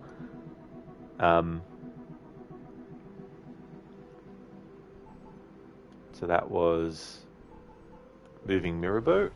And I'll look on the map where that is.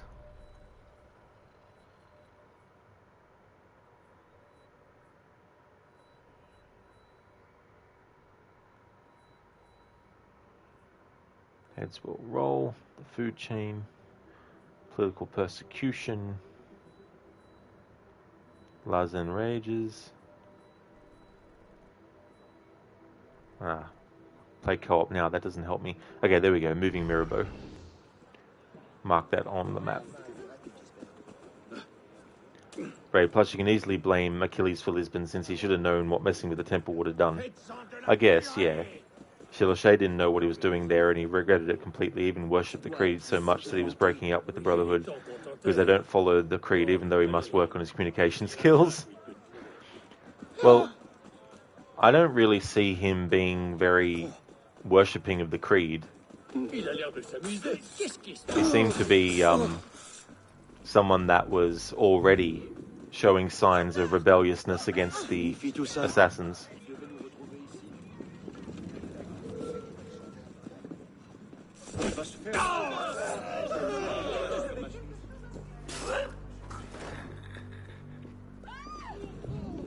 Ça n'a rien d'ordinaire.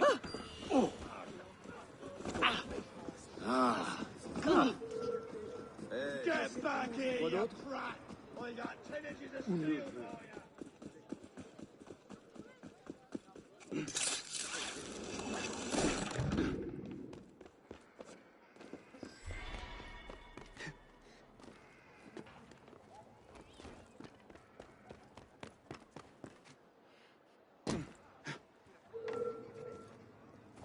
Come back here! I'll turn you into horse and down!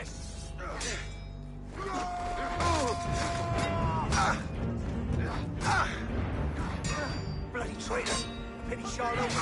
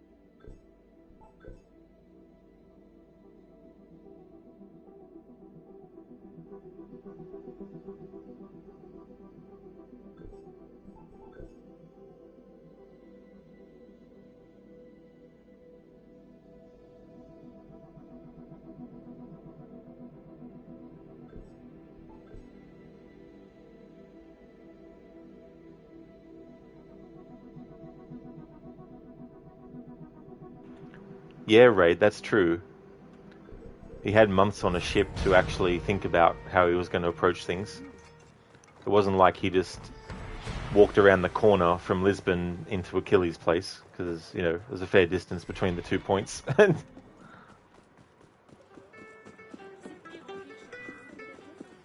dans en tête, toi?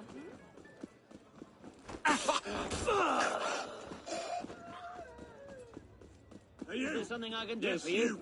I saw you. What do you say? What cheer, my friend?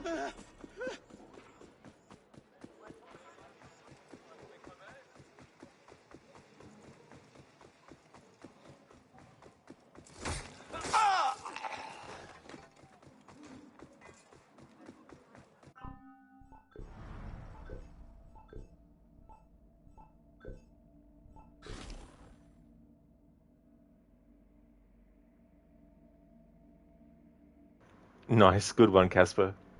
What do you mean? Didn't he have a fast travel point?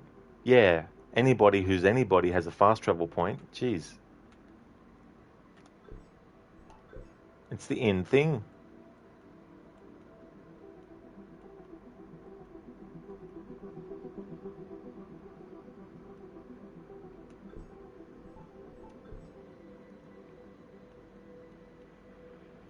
Hey, Upgraded. Welcome on in. To be fair, Ezio was so pissed that his friend Yusuf died and he had no time to grieve, so of course he's going to go on a murder spree. Well, Cappadocia takes place before that event, so Ezio doesn't know that Yusuf is killed yet at that point. But yeah, we were talking about, like, in Cappadocia when he sets off the explosions and causes all the chaos and stuff.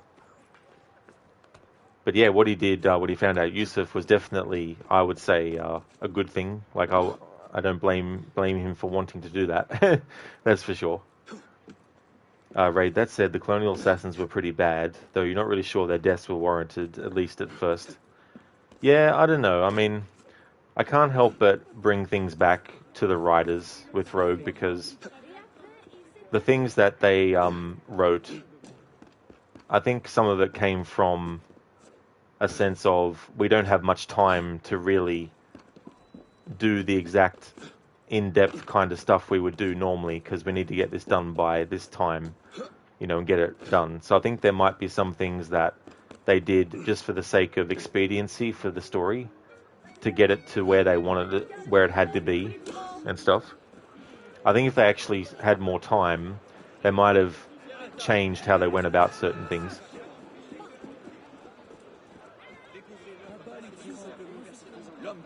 Raid, worst brotherhood of all time in AC lore was the Russian Brotherhood, hands down. Yeah, I mean, when they were willing to sacrifice, what's her name? Fucking hell.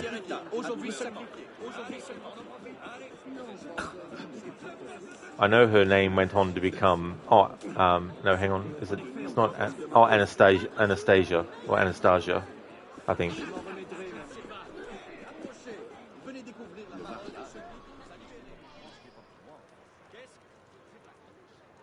Yeah, Upgraded. Yeah, it's one of the Chronicles games. They did the 3. Chronicles China, India, and Russia. They were 2.5D side-scrolling kind of games. But you think it's difficult to blame Achilles too. After the Heishi incident, they didn't know what the Isu site was, that the Isu site was the cause of it. I mean, they have daily earthquakes and at least 15 more severe ones each year. The assassin causing it got killed by a Templar, and thus the assassins were only informed about the earthquake itself, and afterwards helped the local population. That is so true, you know, and that's the other side of things as well that come into play with Rogue and the story.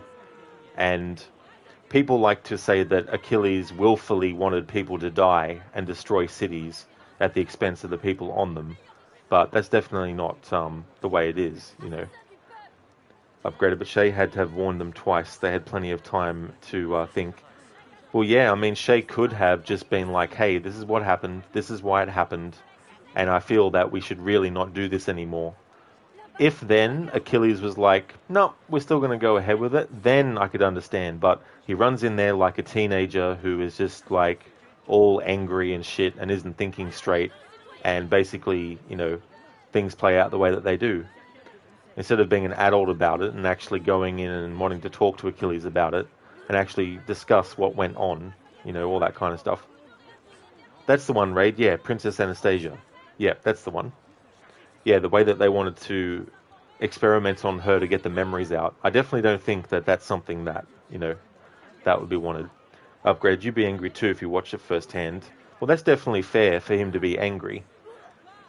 But sometimes people who are angry don't see all aspects of what happened and don't, you know, think straight as well. But yeah, to say that Achilles purposely wanted to kill people and cause earthquakes is disingenuous to actually what happened. Hey there, Grey. Good morning. I hope it's going well. Shit, I forgot to read about... Oh, never mind.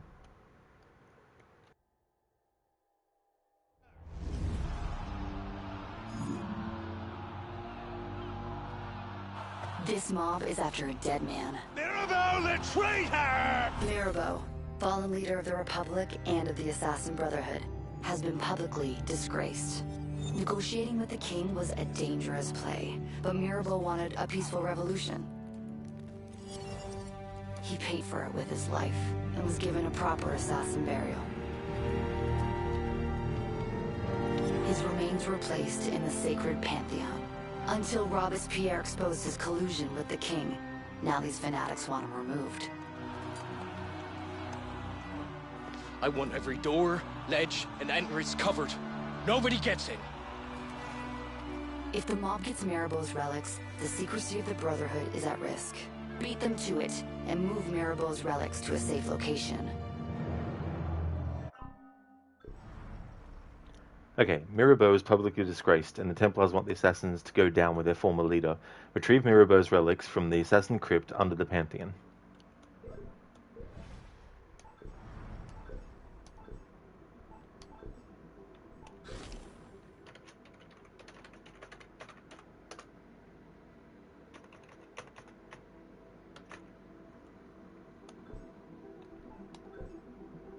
Upgraded. Still, you don't think Achilles would have listened, to be honest. Uh-oh, shouldn't they want the Templars dead too? Yeah, that would be a good point. I mean, we'll never know, because things weren't written that way with Achilles, but...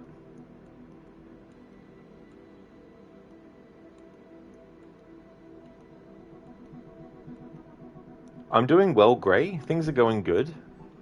Having a good weekend, although it's almost over because it's Sunday here, 8:36 p.m. How's things going with you? Raid, Russian Brotherhood was obsessed with getting rid of the Tsar, so they helped Vladimir Lenin overthrow the Russian government, and if you know anything about real-world history, you know Lenin was a genocidal tyrant. Ah, I see, Raid, yeah. Yeah, I didn't know too much about the actual history of what was going on then as well, but that's the thing about this game series is there's so much stuff, there's so many details and information that it's hard for me to remember every single little tiny detail of stuff. Hidden in the Pantheon's lower levels. Get inside and take a look around. So there might be some historical things that I read about once but forgot about them and can't remember how they relate to the Assassin's Creed series.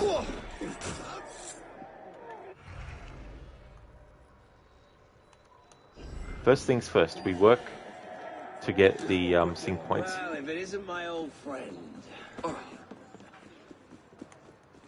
Upgrade. To be fair, you don't trust Russia, North Korea, etc. You're just concerned we're heading towards World War III. Yeah, I mean, any sort of, like, countries, I guess, could initiate something like that as well. But, I think it's, very easy to lump everyone into one category about stuff when it's a bit unfair, because not everyone who's part of a country agrees with what the leaders want to do as well.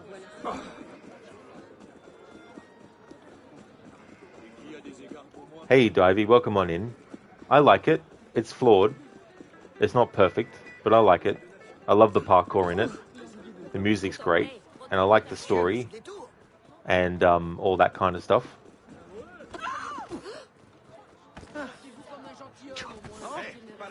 But yeah, I definitely think it's a good game in the series.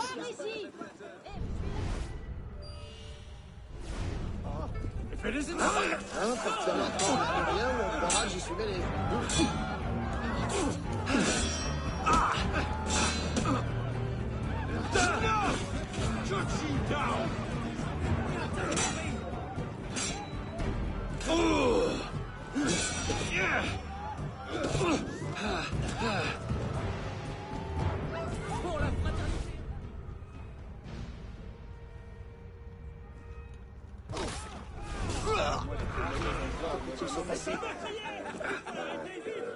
You traitor, die!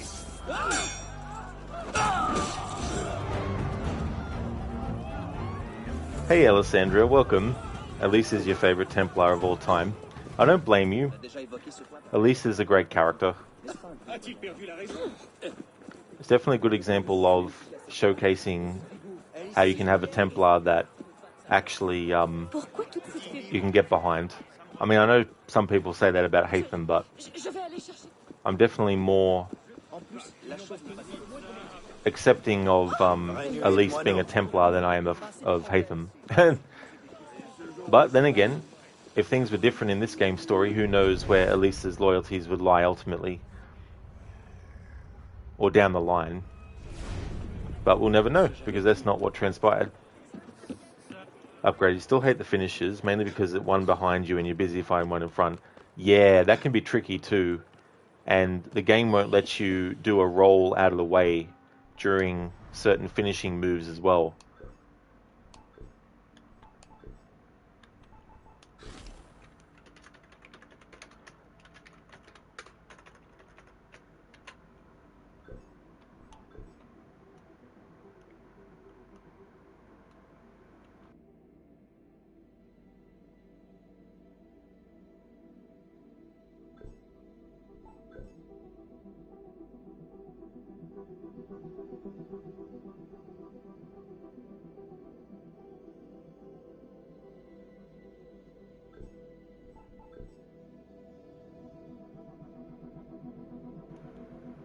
Oh, you hadn't upgraded? Ah, I gotcha. Yeah, I do allow spoilers for this game, because I've got a spoiler tag on the stream. Alessandra, you just feel for her when that happens. You know you got an interesting question. Oh, sure, yeah. Go ahead. And Divey, thank you so much for the follow. Thank you very much for that.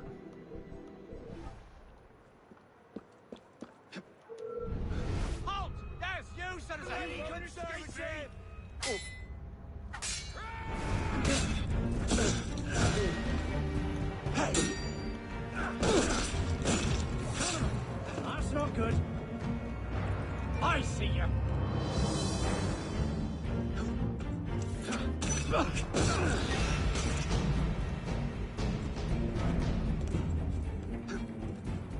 Hell happened? Oh shit.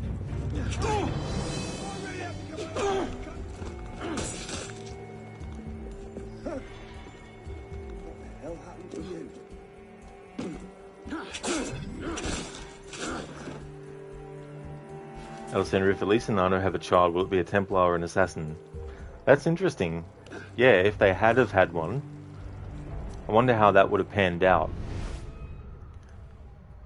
I mean, even Elise, in one of the letters that she sends, ponders what could have, you know, what is going to happen, you know, once everything's sorted with Germaine, and how are they going to be together, and what's it going to be like.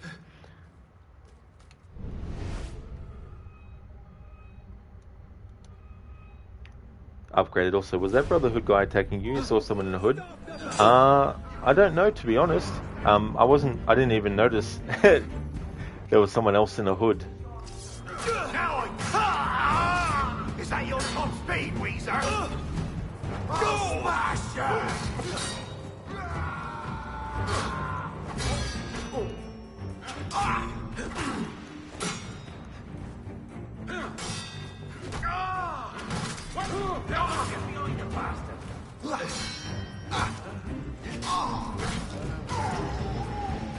Upgraded is fine.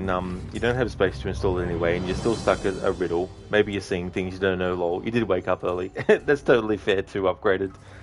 Yeah, that happens to me sometimes, you know, especially when you've woken up really early. Like, that's why I don't like to make phone calls or take phone calls when I first wake up, because I'm still a little bit groggy from sleep. And I'd rather be able to think clearly when I'm speaking to people.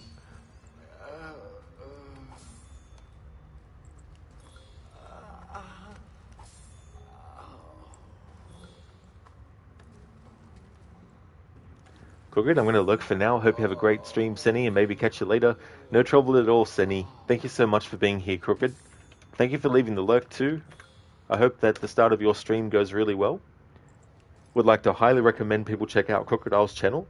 He's also a big fan of Assassin's Creed. He's doing a playthrough series without the HUD, no fast travel allowed, and limited looks at the map as well. And he's finished the main game of Origins. He's now going to be doing the Hidden Ones DLC.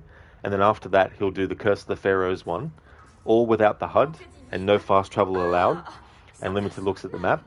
He's also going to be doing that same approach with Odyssey, as well as Valhalla and Mirage as well.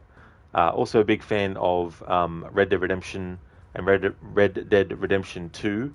He's also doing a playthrough for his first time of Bloodborne, playing through that game. And he's also a streamer of Pokemon games. He's got a lot of funny channel point rewards as well that you can trigger, audio ones as well as visuals. For example, mission fail music from various games. If you redeem that, it'll pick randomly from so many different files and play a randomized mission failure sound, for example. Or he's got some Bully Maguire visual emotes where you have Bully Maguire from Spider-Man 3 doing the dance that he does in that movie, and many things like that. For the playthroughs without a HUD, though, he doesn't have those kinds of points active, but for other kinds of playthroughs where the HUD is on, he definitely has those active as well. But yeah, Crooked's a great streamer. Does a lot of different, challenge playthroughs. He's also going to be doing like a no HUD playthrough with games like Watch Dogs. He's already done a no HUD playthrough of The Witcher 3, but also on the hardest difficulty as well in that playthrough. That's absolutely no trouble at all for the shout out, dude. More than happy to give you one, buddy. Hope you have a great start to your stream. I love that Hidden Ones DLC. It's so good.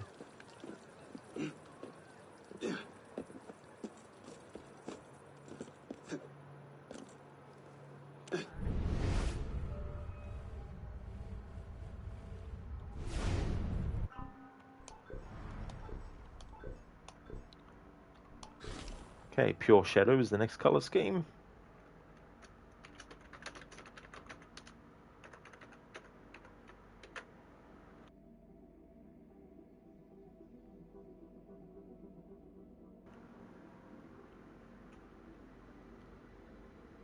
You turn the television on lately, read the newspaper, never cared much for that stuff. Then let me sum it up for you. The world's a mess. It's pathetic, really. You've seen it firsthand yourself. 1,000 years between you and your ancestor, and society remains just as barbaric, just as stupid. Thanks for redeeming that quote from Assassin's Creed by the character I like to call Warren Vidickhead instead of Warren Vidic. Thanks for redeeming that, Raid, from Assassin's Creed 1.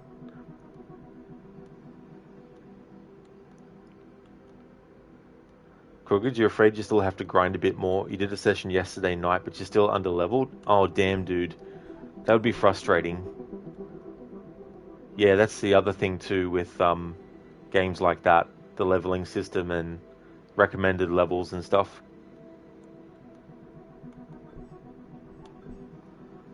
Raid, you can't but feel like Warren Vidic and Anton Koenig are the same character.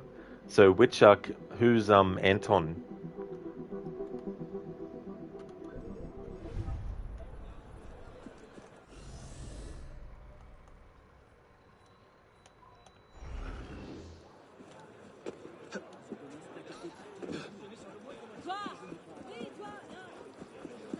quoi peut-il s'agir? Doucement. Vous allez ça lui-même comme par enchantement.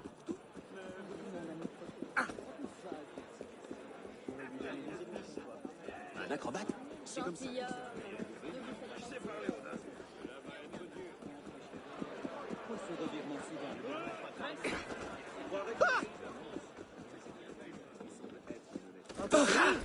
Rectifiez, il est inoffensif.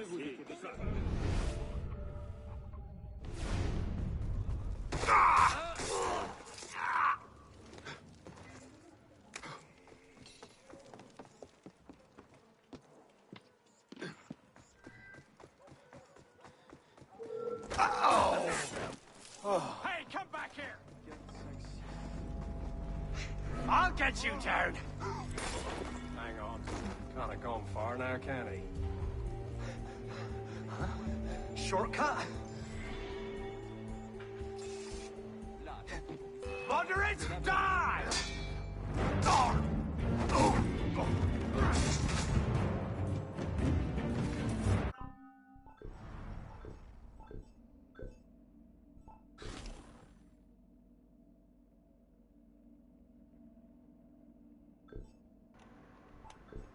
Raid, Anton Koenig is from a game called Prototype 2. He's the lead geneticist at a company called Gentech, and he looks and sounds similar to Warren and has a similar personality. Ah, okay. Well, I do know that the actor who plays Warren Vidic is also in Batman Arkham Knight. Just trying to remember the character's name in that game that he plays. Gee, I'm terrible with remembering names of characters today. Stag, that's it. That's his last name anyway, in Batman Arkham Knight. Can't remember the character's first name, but he's one of the characters that Batman has to deal with in Arkham Knight.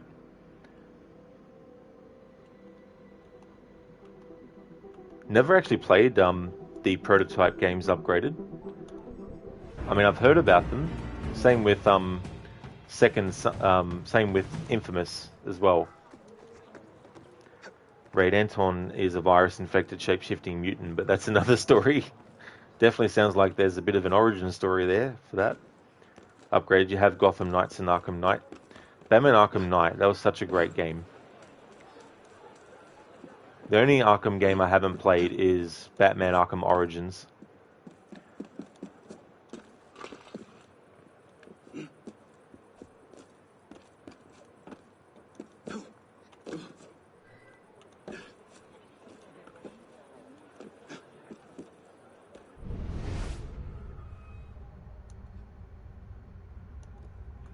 Alessandra, the release was crap though of Arkham Knight. I've heard that, yeah, for PlayStation, for PC owners it was apparently. I can't remember when I got the game for Xbox, but it wasn't the year it came out though, that's for sure. Upgrade, you also bought Injustice 2 Deluxe Edition. Cool. Yeah, I haven't played those ones, those Injustice games. I wouldn't mind at some point, but the more time passes, the less likely I'll get to certain games.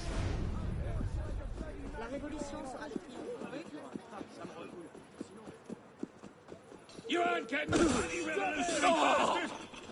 Ow!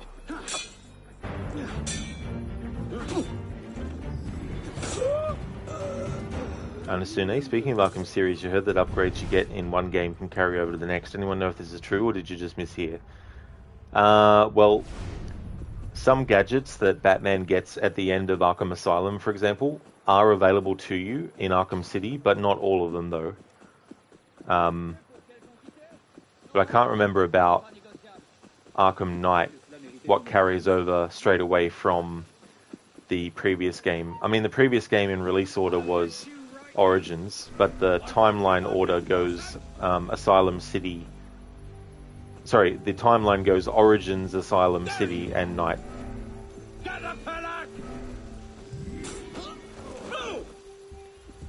Sandra, it was so bad that people didn't get a refund, got the full Batman collection. Oh, really? Well, that's interesting, they got the full collection.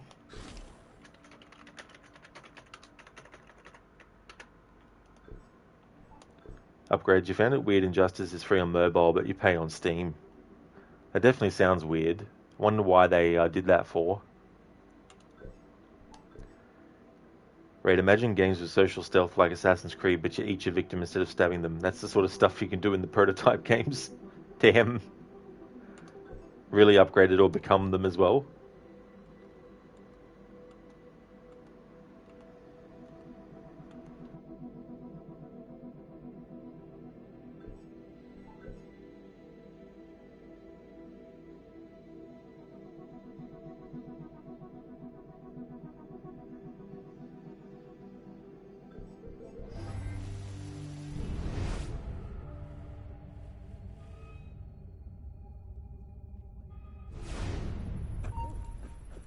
This is my patriotic duty!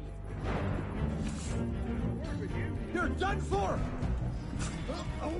Flank him, get him off balance!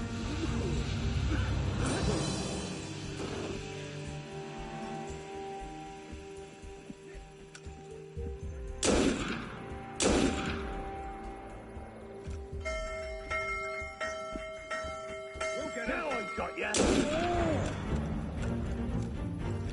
After big mistake trying to get from this box!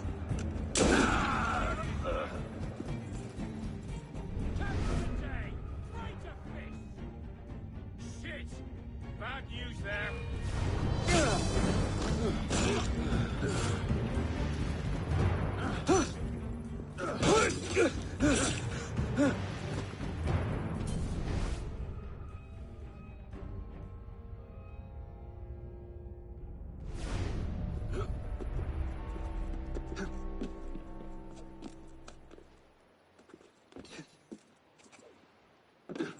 Citizen! Stop right there!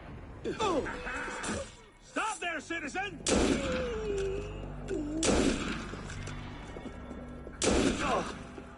Thought you were running home to mummy, but the dogs are the other way!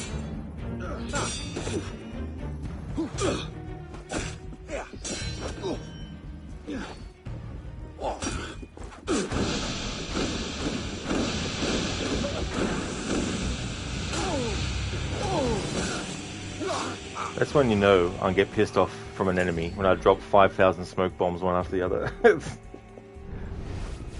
Malacha.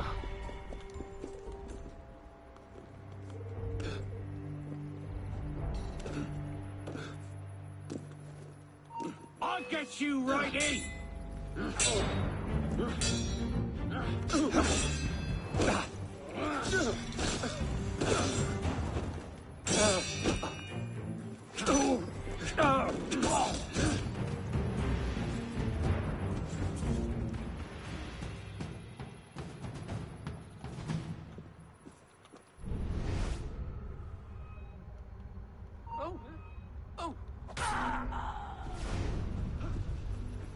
Is someone... Is someone... Nope. No one is... whatever that means.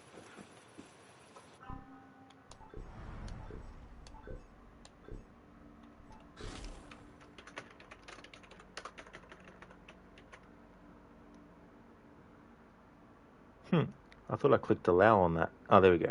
Alright, came through. Adrian, you enjoy Arno's bell cutting animation? Oh yeah. They carried that into Syndicate as well.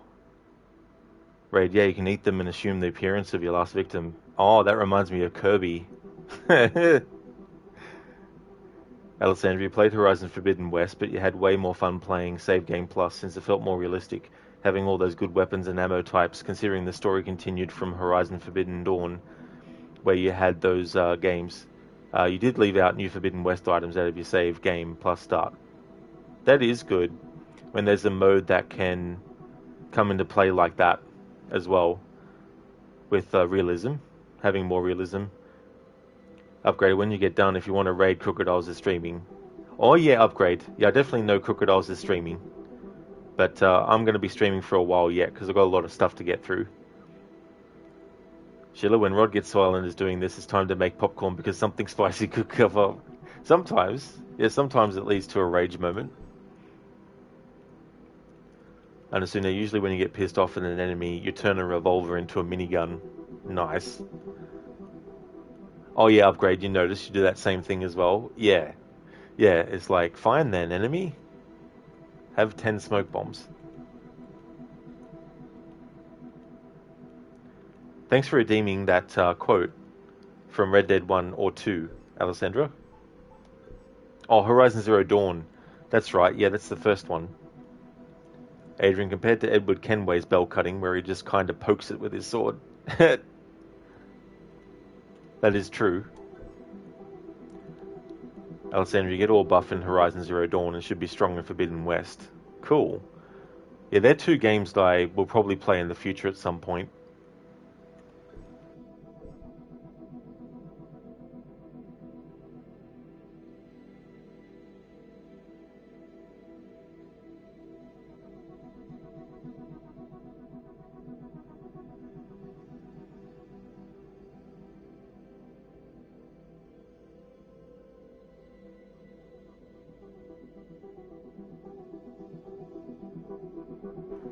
Okay, so here's one. We can't always fight nature, John. We can't fight change. We can't fight gravity. We can't fight nothing. My whole life, John, all I ever did was fight. But I can't give up neither. I can't fight my own nature. That's the paradox, John. You see? When I'm gone, they'll just find another monster. They have to. Because they have to justify their wages. Our time is past, John. That's Dutch from Red Dead Redemption 1, before he... Spoiler alert! For Red Dead Redemption 1, which takes place after 2, and came out 8 years before 2 did, but Dutch kills himself in that moment, and falls off the edge. Upgraded question, is the first Star Wars game Fallen Order actually the first game? As far as, like, the 2 that are released, yeah, Fallen Order is the first, before Survivor. Alexander, you just started your ultra hard save game in Horizon Forbidden West. Cool. Well, hope it goes well. That is, Alessandra. It really, really is. I like how they make reference to that in Red Dead 2 with Dutch saying a version of that.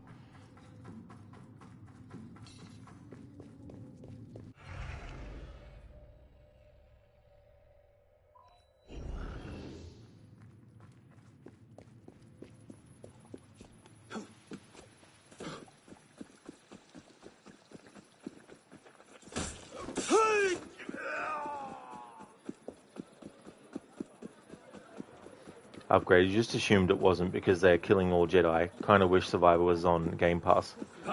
Yeah, I mean, in the overall timeline of Star Wars events, I think it takes place between Episode 3 and A New Hope. But yeah, out of the 2 Jedi games that they've released in recent years, Fallen Order is the first one, and Survivor is the second one.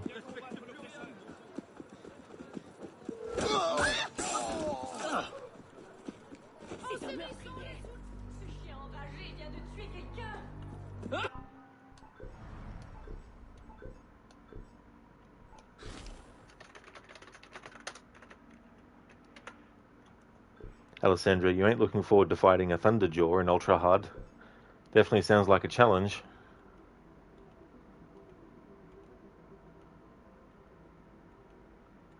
That would be good upgraded if it was. I'd like to get that game because I've played Fallen Order before, but I want to wait till the second one's on sale at a good price. At a good price, that is. Because 10% off isn't exactly a sale for me. Now, 40% to 60%, that's a big saving. Especially if it's already $100 Australian to begin with, full price. Alessandra, let's just say it took you 10 tries to kill your first one on normal, with crap weapons though. Hopefully that balances things out, having better weapons this time around. Qu'ai-je manqué? Que se passe-t-il? Aurait-il perdu?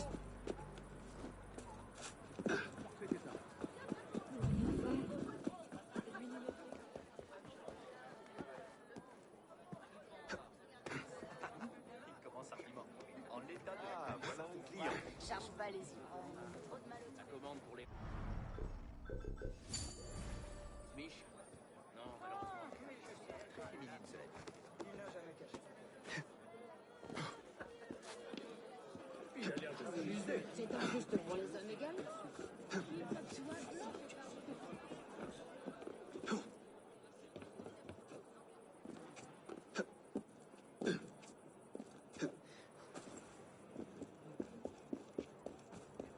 Hey! Come back here, you thief! Thief! Get back here, you brat! I got 10 inches of steel for you! You don't want to... You can't stop us!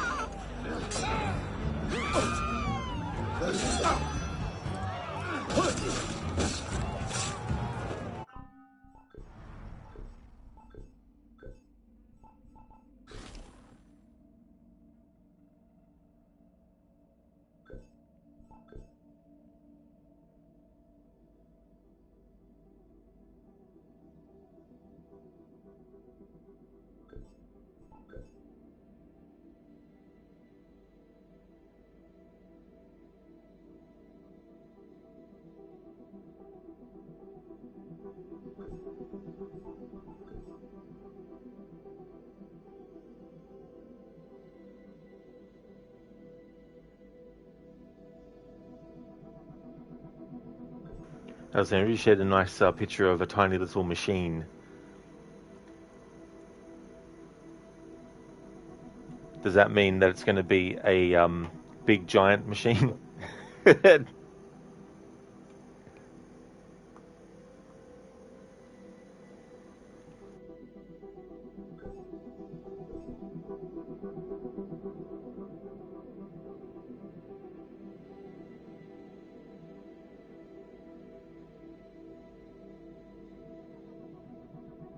With machine guns, rocket launchers, and disc launchers. And a lot of armor as well. Ah. It's an interesting looking enemy.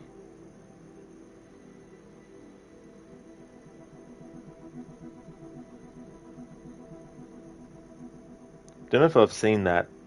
Like, I've seen some of the game being played, but I don't remember what enemy types.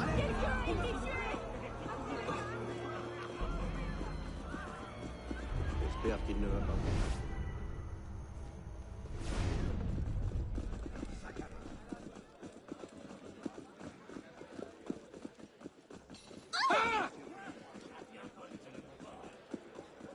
C'est une sorte de spectacle en vue.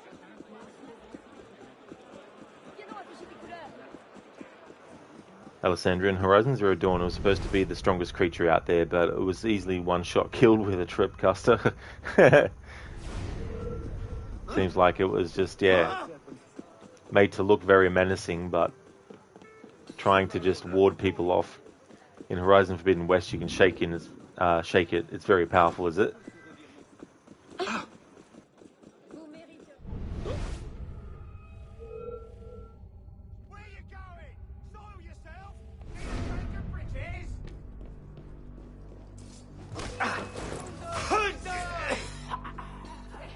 You won't bloody lose me!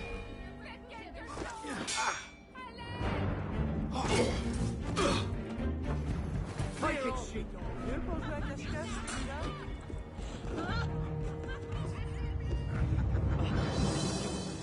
cadavre? Alessandra, the second game is way more balanced combat-wise. That definitely would be good. It's good when they make quality of life improvements, which is what you hope all games want to do. Sometimes they just think that things don't need to be added or changed.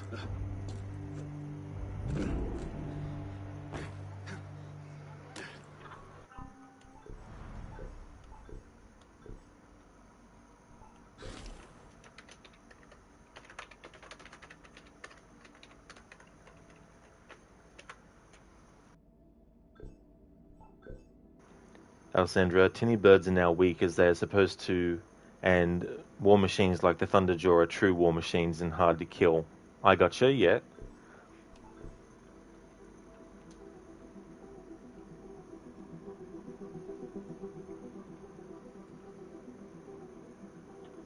Makes it a lot more fun. Well, that's good. Yeah, it's good when they can actually add more fun to something. Making changes that improve but also add fun.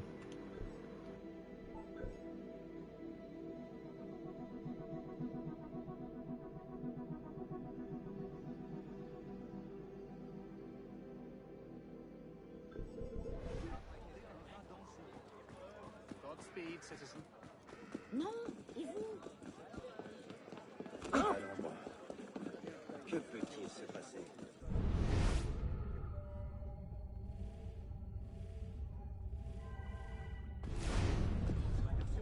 Here, my friend. Aïe! Et 2 caisses de café. Je vais faire comme ça. Nous avions convenu de tous. Ils n'aiment pas passer par là. Mais non, monsieur, c'est toujours tout mieux que tout le monde.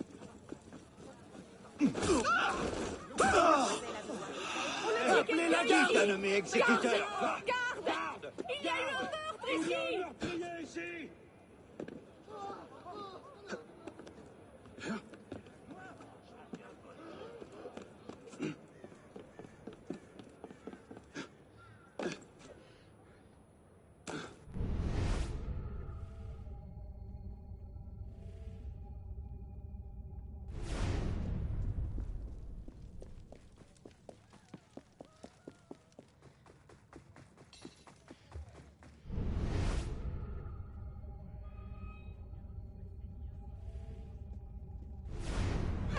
Oh, for the revolution!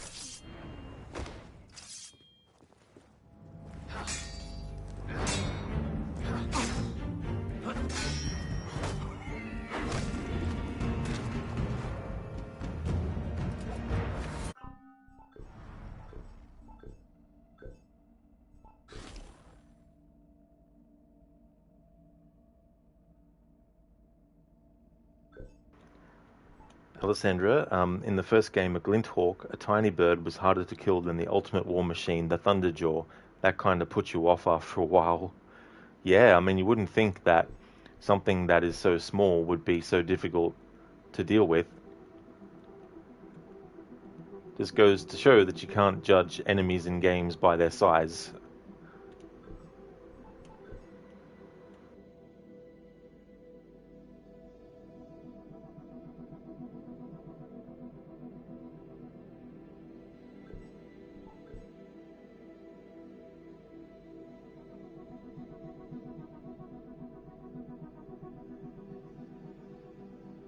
Alessandra, they fixed in Forbidden West, so you don't think it was intended that way. Oh, I see.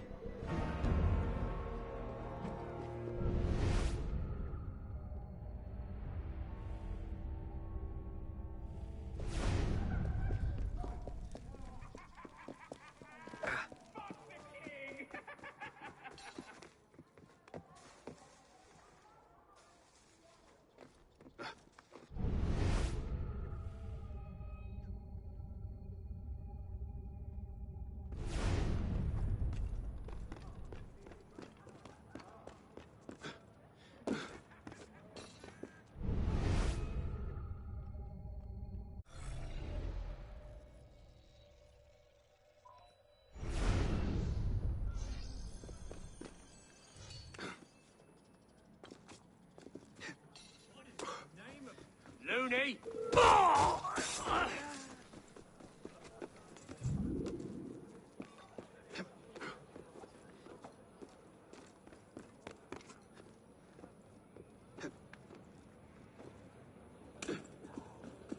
Eh bien, qui est...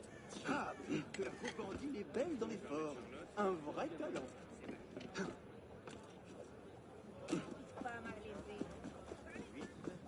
On part.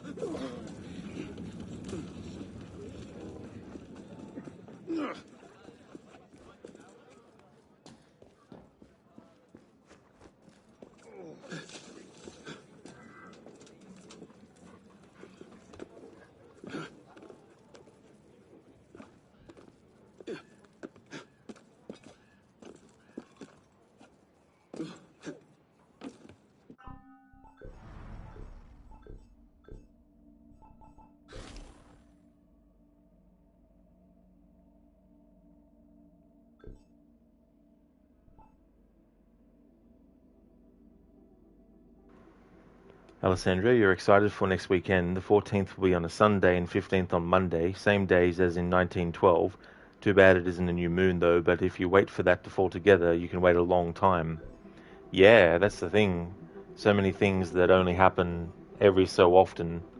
Sometimes there's 100 years difference between occurrences.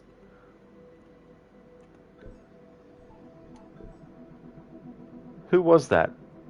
Someone did a ninja attack on me. Now they've gone into that forest over there. Hey, Hipsuit. I knew it was you. How's it going, dude?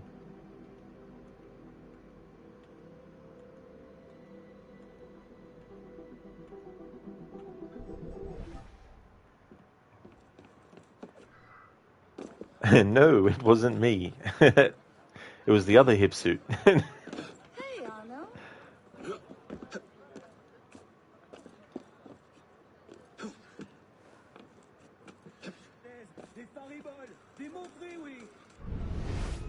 Could be the old, oh, it's my evil twin thing.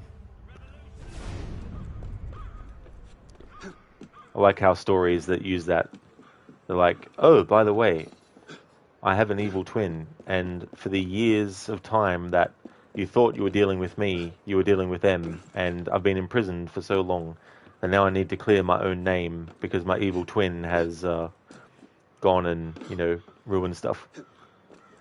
You're doing fine, doing some closet cleaning, clearing out boxes of old PC stuff and junk to throw away. All good. Yeah, that'd be good to do, to get that all sorted. And, you know, it'd be one of those things where it'd be a good feeling to get that all done. Yes, you!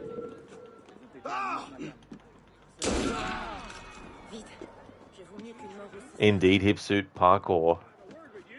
Love the parkour in this game.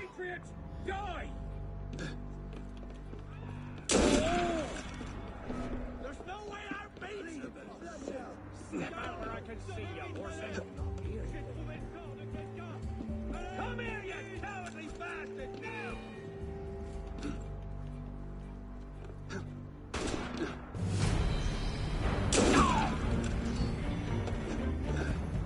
Bring the pillar down!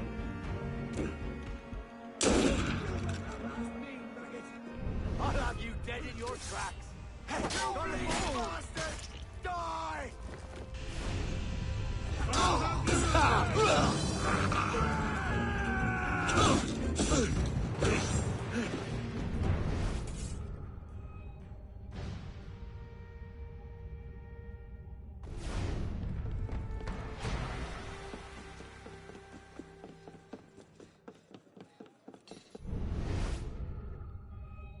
Get over here, you runt! I've got a bloody message for you! I knew it!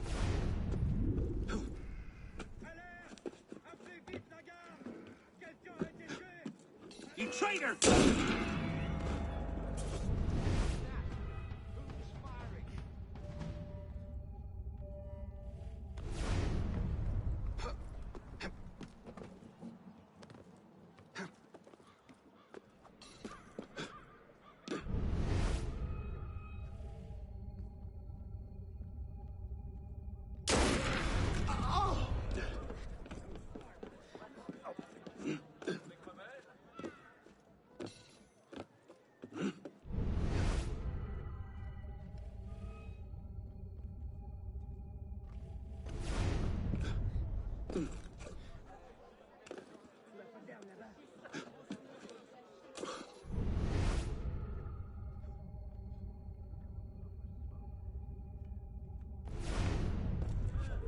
ton calme et cesse de me parler comme si j'étais ton larron.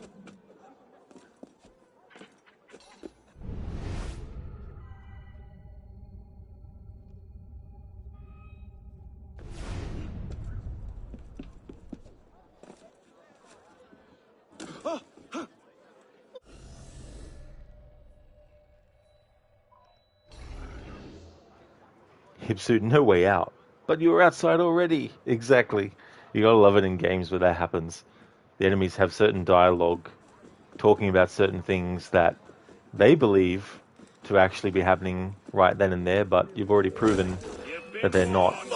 It's like when an enemy is being killed, and as they're being killed, they're in the middle of saying, "You'll never get away from me. I'm a master of this.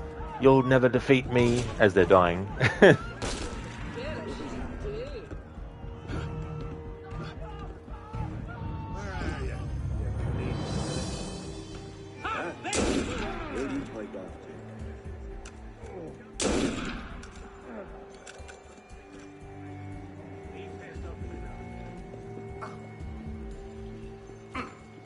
Alessandria, favorite historical event is the sinking of the RMS Titanic because it isn't about greed or hate, it's about human excellence and nature. The place Titanic sank was a perfect killing zone of nature, high and low air pressure area all around, cold and warm water, a cold water mirage, a moonless night, and a flat, calm, complete calm sea. Beautiful but very deadly. Yeah. I mean, that's the other thing too, you know, like having something that at the time was considered to be a massive achievement, and it was very extravagant, and you know the people who were on board really felt like they were part of something historic.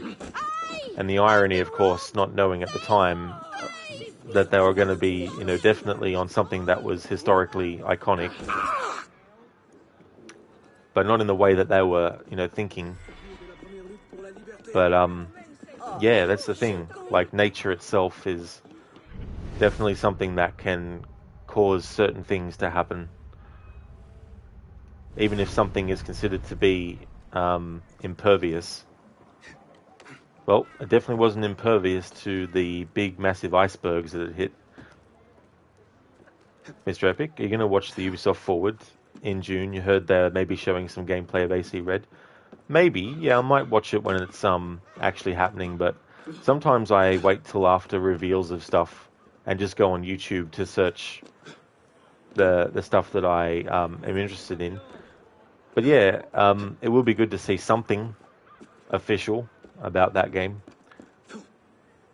in June. So I think that's because I mean they want to release Infinity and Red on the same day this year. So but the question is whether Infinity will be free or whether you'll have to pay something for it as well. Because to play Red, you need Infinity. Without Infinity, you won't be able to play Red or any other Assassin's Creed game moving forward for years to come.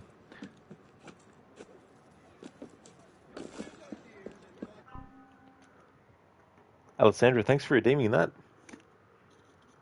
Ah, he wasn't worth the bullet. He wasn't worth the bullet. Now we've only got no ammo left.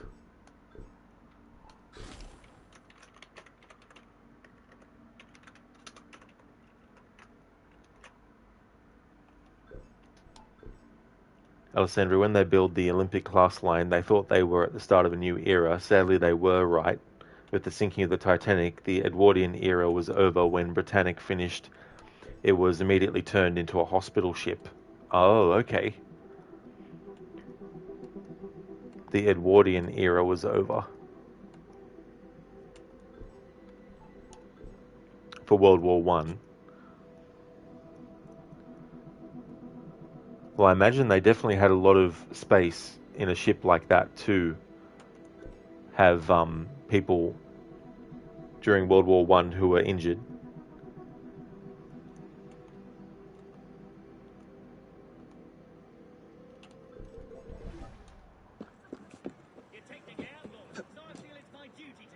It sank a year later when it sailed on a mine. Jeez. What a fate for it to have.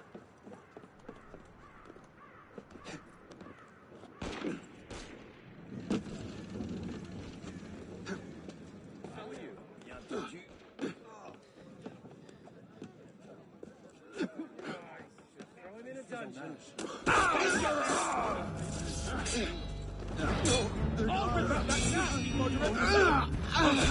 là ma seule volonté.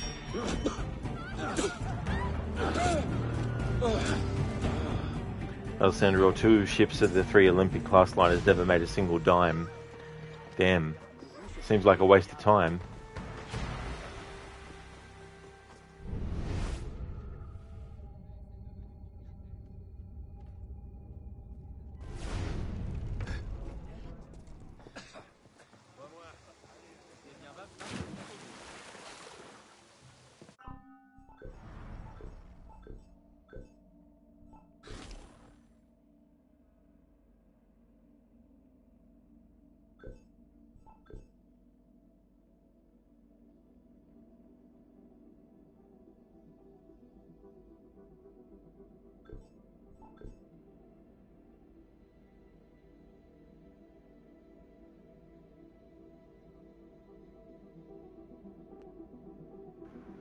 Alessandra, well, Titanic sank on her maiden voyage due to a collision with an iceberg, and Britannic only served as a hospital ship due to the war.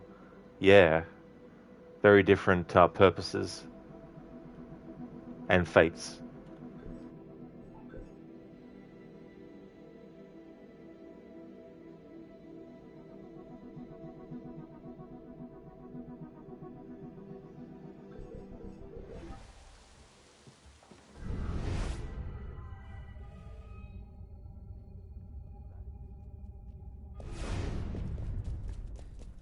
I'll sacrifice you, faggot!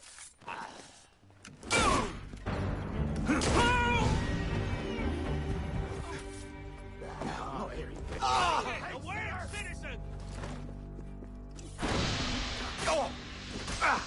Get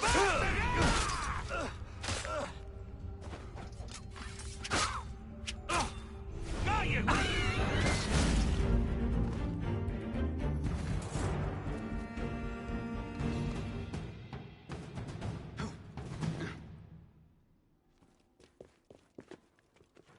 Alessandra, what you love most about that sort of thing? What you love most about the Titanic movie from James Cameron is he showed the engines coming to life when she went to open sea and gave a human perspective of the sinking when keeping it as accurate as he could. Yeah. I mean, there'd been other movies, of course, that had fictional elements added to what was going on the ship. I think there was even one movie that had a murder mystery happening aboard the Titanic. Or maybe that was a video game, now that I think about it. But, yeah, using something that was very tragic and having 2 characters that, by all rights, in terms of like their thoughts, their feelings for one another, they should have been able to be together, but instead of it just simply being, you know, the family and whatnot that they were against their union and things and the different class of society, it ended up being an accident, you know, that ended up separating them forever. Hipsuit is in the engine room in the film from an actual steamship, not all CGI. Not too sure, Hipsuit. I mean, I wouldn't be surprised with James Cameron directing that if he did go for that kind of approach with parts of the ship.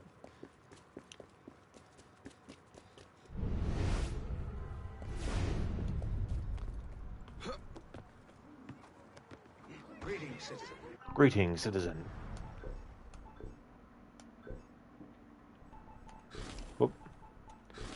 Alright, so we're almost through all the color sets for this gear set.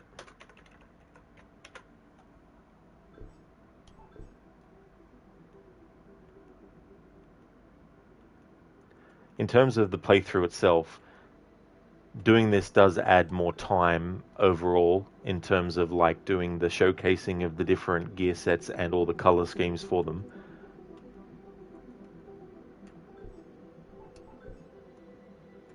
But to get all of that done, I need to do the changes quicker and more frequently.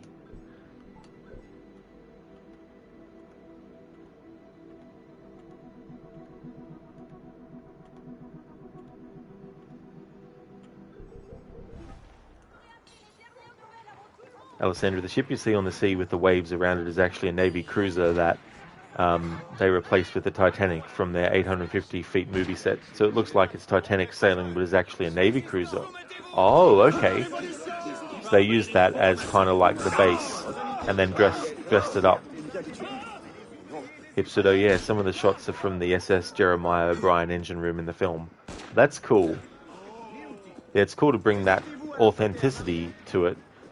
Because then if there's anything that needs to be fabricated, it can be overlooked. I mean, obviously, if people know the ins and outs of what the Titanic looked like, they would definitely be able to know which parts of the movie added parts of the ship that might not necessarily have looked like that.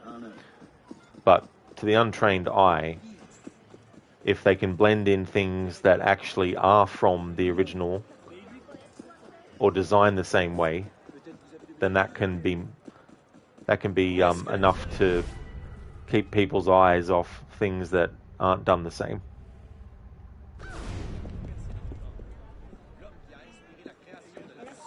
Alessandra, well, they couldn't produce waves around the set. That's fair enough, yeah.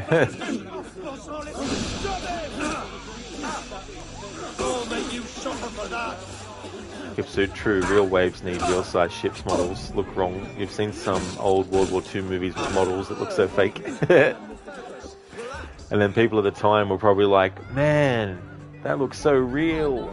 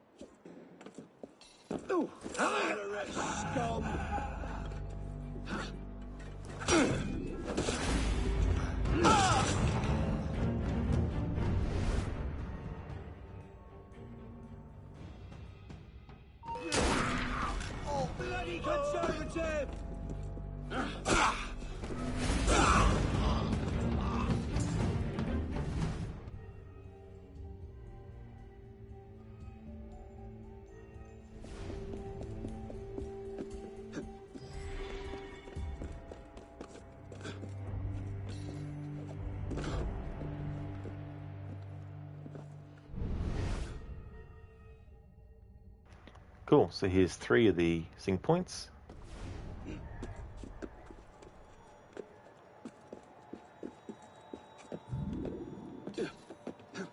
Hey Lizzie, good morning to you. How's things going?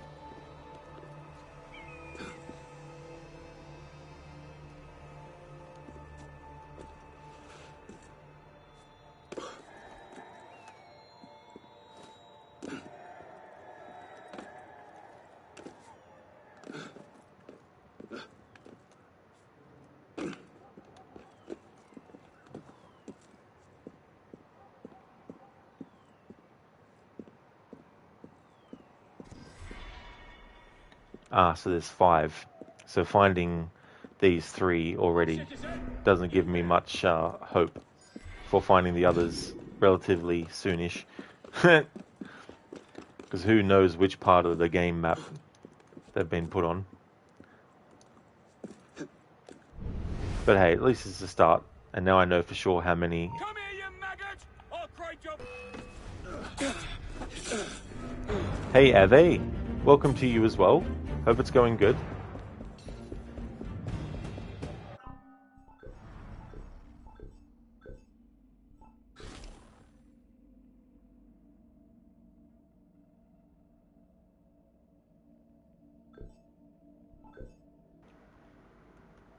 Alessandra, also they used a real sunset for the bow moment in the movie, making it more amazing to see the Titanic set in the sunset like that. It's a set build for a movie, but closest you're ever going to get. That is cool. That definitely creates a very effective moment. Getting those things to happen at the time. You don't know if it's something you're interested in, but UB Massive has just revealed that the story trailer for Star Wars Outlaws will drop the upcoming Tuesday. Oh, good. That's good that they're releasing more of it. as well. But yeah, a Star Wars game with stealth, or the ability to use stealth tactics, is definitely something that I like the idea of. You're going good. Ave, how are you? Oh, nice. Oh, that's good, Ave. I'm glad that you're going good. As for me, things are going well. Enjoying the rest of the weekend. Currently doing a co-op mission. There's a few sync points that I need to get. There's 4 left that I need to collect. But so far I think I've only got 3 more on the map unveiled. 1, 2, 3. Maybe I do have all 4 remaining. I do. Oh, cool. That's good. That works out well. Moderate scum! You can't escape!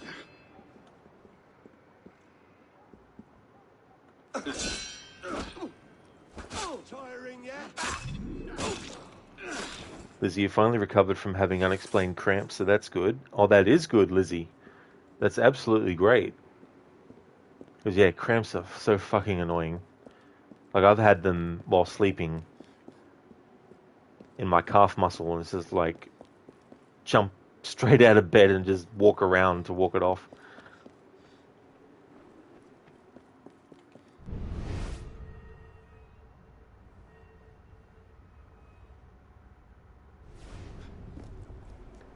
Could be, Ave. Definitely could get to another 9-hour one. The Templars and their thugs must be crawling all over the place looking for Mirabelle's secret crypt. He's gaining! Hurry! They'd better hurry up down there. You're mine! You're mine! Come back here and fight! Come on! Come out where I can see you! Which way, corpse? Which way? Could have sworn you came this way. Christ! God, stop you! Yes, you! That's no good. National Guard is going to come soon. I want to be done by then. What is taking so long? I don't know. Haven't heard anything. Tired of waiting around up here. That crowd's getting restless. I'm not afraid. A couple of peasants. Think the men up front can keep the crowd at bay. Stop worrying.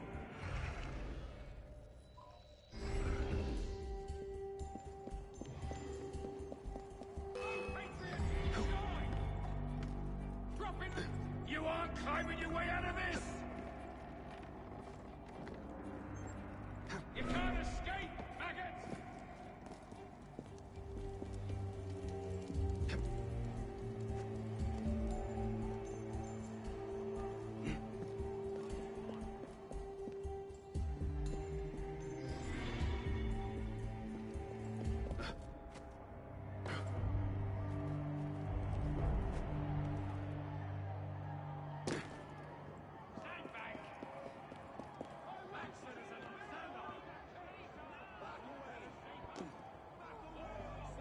You damn moderate!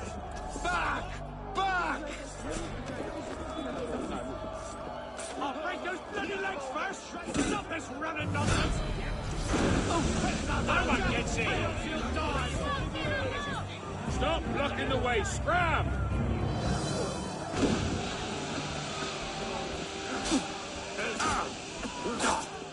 Go!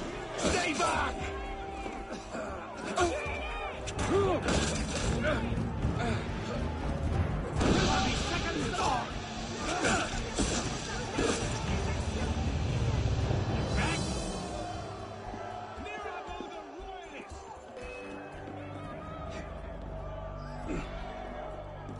Stay back! There's no way out!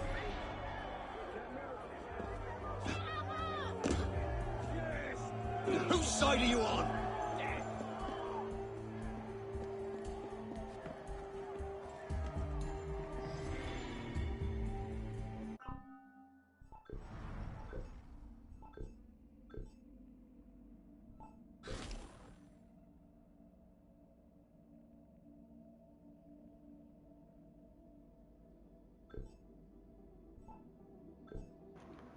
Alessandria, you've been playing lots of PUBG lately again after getting M24 progressive skin. So I imagine that probably took a while to get to that. But that's good though that you achieved that. Isn't there like a follow-up to that they're doing, like a PUBG 2 or something?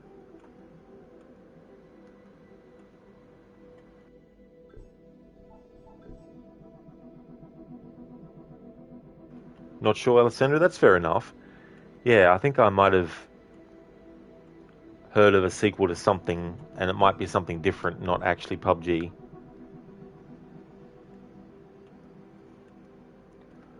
This is the last colour scheme, Royal Purple, and so I'll be changing what gear Arno's wearing and then go back to the first colour, which is Assassin Blue, and then cycle through that.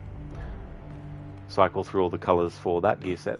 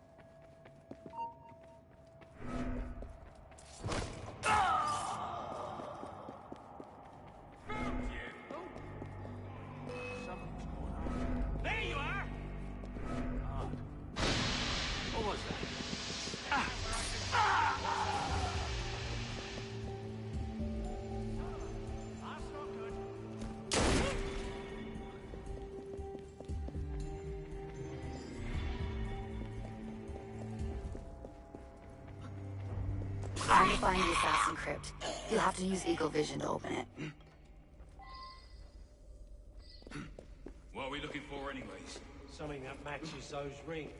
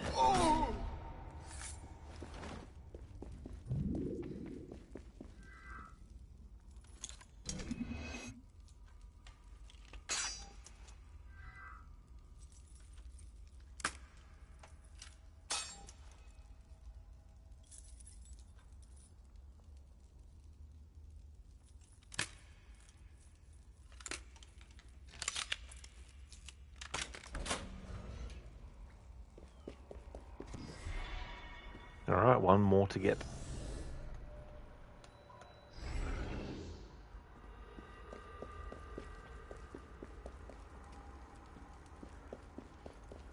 Alessandria, you're very lucky to get that skin though, since gambling laws make it impossible to gamble with money in games, but they also lock the battle pass, which sucks. So you're stuck to 5 crates a week.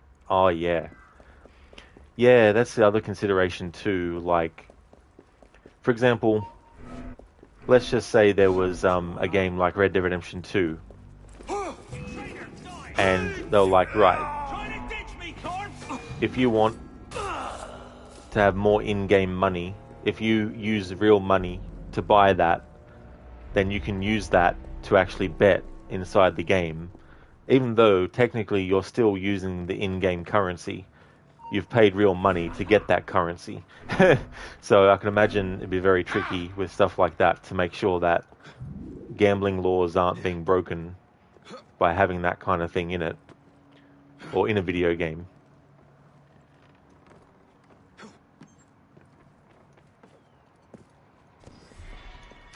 Cool, all the sync points for this mission have been found. Nice. Alright. What I'm going to do, because it actually saves the fact that you have gotten the points. Aha! Moderation! Moderate. Liz, you ate some ramen that previously didn't cause you to have cramps. You have no idea what set it off. It's so annoying when that happens. Like sometimes you can, definitely know what food caused what to happen, but sometimes it's not so easy to. It'll remember that I've got all the sync points, so I just want to quit this for a second. Alessandra, well, what bugs you is that they locked the battle pass with shouldn't be locked since it's not part of the law. Ah, I gotcha. Yeah, that'd be frustrating too if it's not part of the law.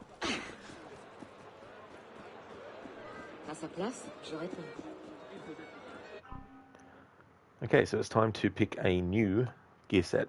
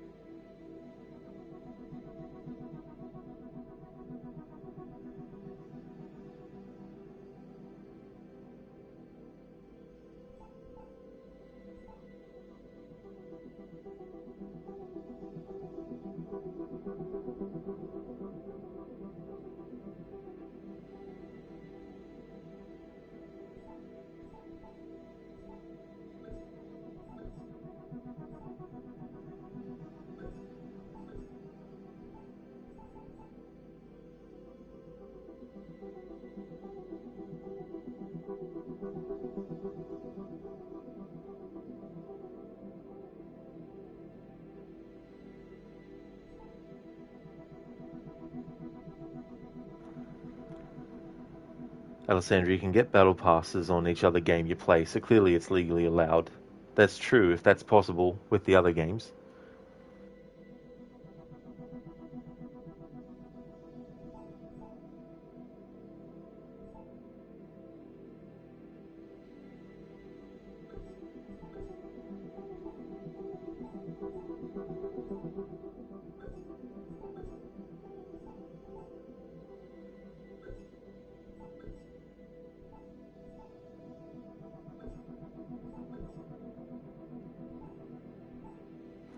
Cool. I've got access to the improved Napoleonic breaches.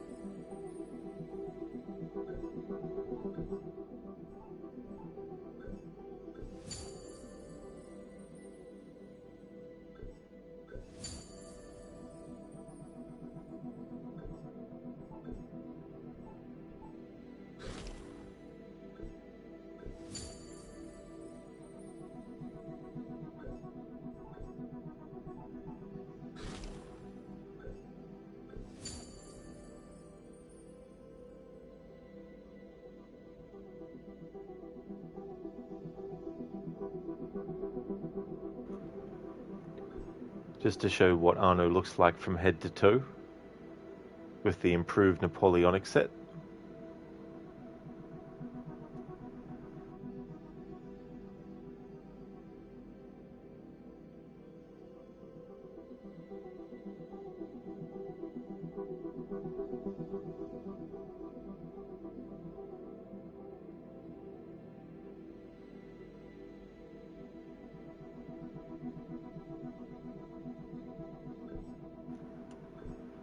Improved Napoleonic hood. An actual hood worn by one of Napoleon's soldiers, it represents discipline and pride. Alessandra, remember they gave this game out for free after the Notre Dame roof burned down? That's true, yeah, they did. Yeah, they gave free copies out. Or made the game available for free for people to get. Improved Napoleonic coat. An actual coat worn by one of Napoleon's soldiers, it represents discipline and pride.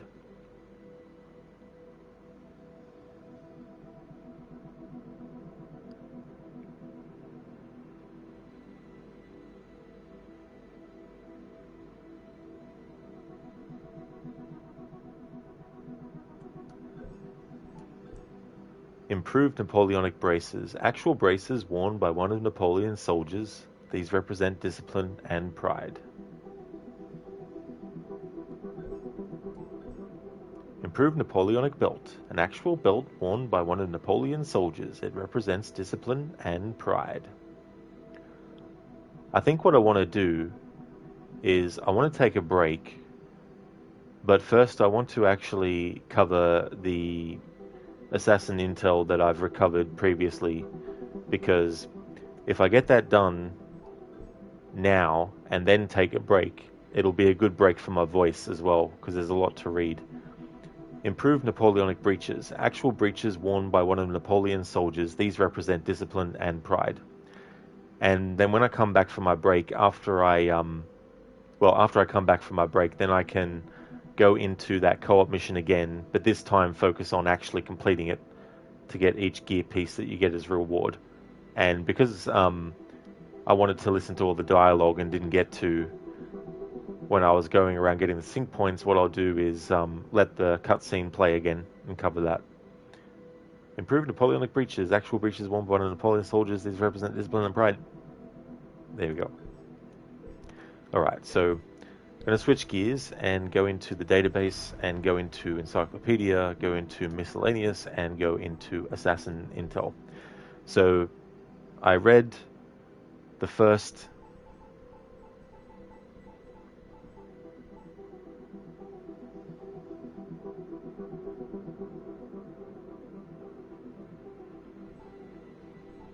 first 10. I've read the first 10 of these. So I'm going to read 5 of these, and then in the next stream I can read the rest. There'll be 6 left after that.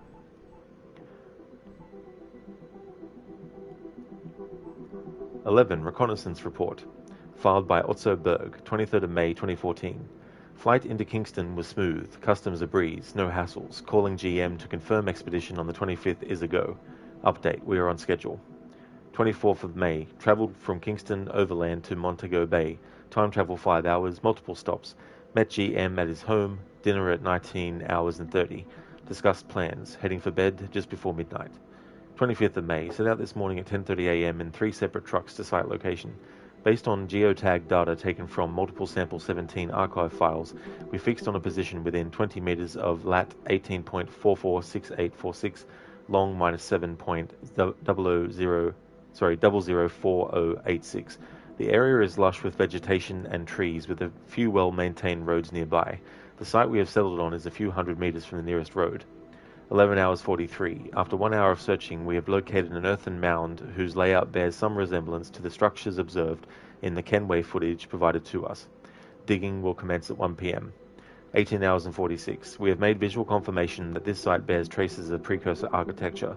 However, we have also come to the conclusion that the magnitude of our task is too immense for manual tools and have made arrangements for 2 backhoe loaders. Delivery is expected tomorrow morning, no later than 10 hours. 26th of May. Backhoe loaders have arrived late following a confrontation with the proprietor of the rental company. Our scanners found active GPS devices on the vehicles, a safeguard against theft, no doubt. When we requested that the devices be turned off, citing sensitive archaeological concerns, the man refused. A decent quantity of cash reversed his objections. Digging began just after lunch. 27th of May. We have located what appears to be the entrance to one of the false rooms of the compound. Nothing of import was located here, save a small glass bottle dating from the late 17th or 18th century. The bottle was empty. We will refocus our efforts tomorrow. In the meantime, however, we will dwell on this. Based on our examination of the accumulated vegetation and various soil samples, we have come to the conclusion that this site was deliberately buried between 200 and 230 years ago. None of the accumulated earth here is natural. This may suggest a radical shift in the assassin's stewardship strategy or a necessary response to increased Templar interest in the site. 28th of May. Multiple setbacks. One backhoe in need of repairs this morning, then heavy rains for a brief spell. Mud everywhere.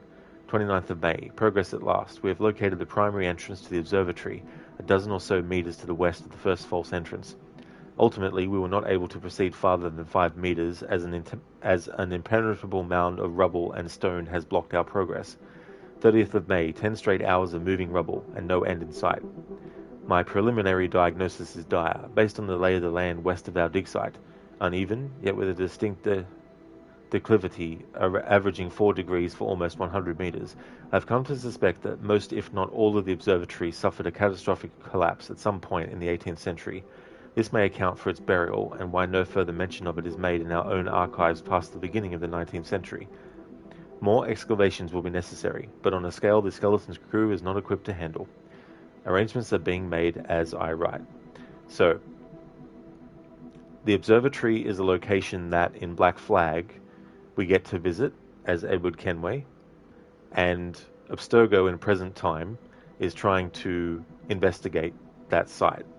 The assassins for a long time have guarded that area since the events of Assassin's Creed Black Flag, and so in present time the Templars want to actually take it over because they want to see if there's any blood vials that are left, which there won't be, because all the blood vials are gone when Edward returns to the observatory all those years later.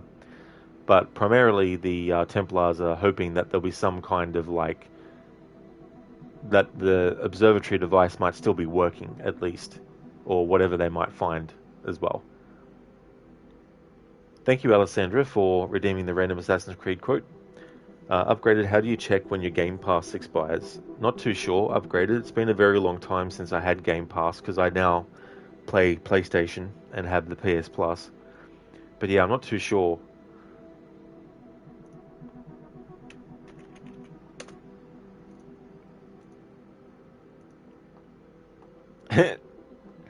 Is that the one that you want me to do, Alessandra? Are you sure?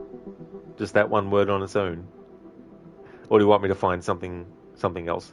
Because you can put in an actual quote from the series if you know one, and have it in there and I can do it. Or I can get a random one.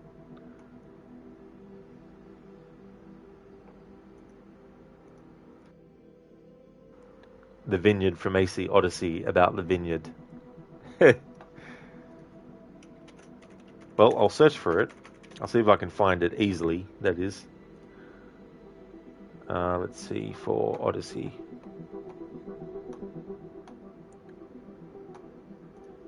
Okay, so there's not much about Odyssey on that page.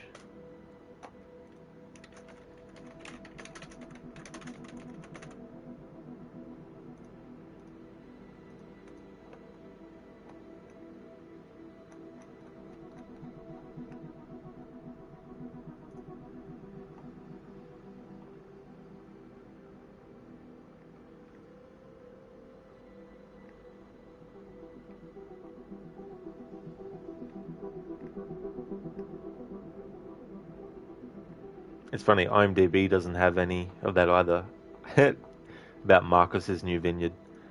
Yeah, I'll have to look at a YouTube video to find out. But yeah, in future it's probably best to actually know the quote.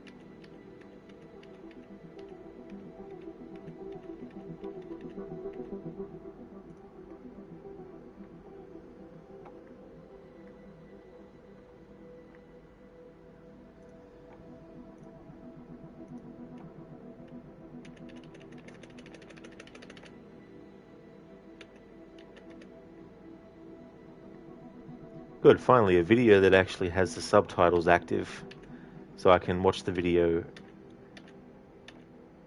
Ah, no, it's it's not from that. Hang on. Specifically look at cutscenes.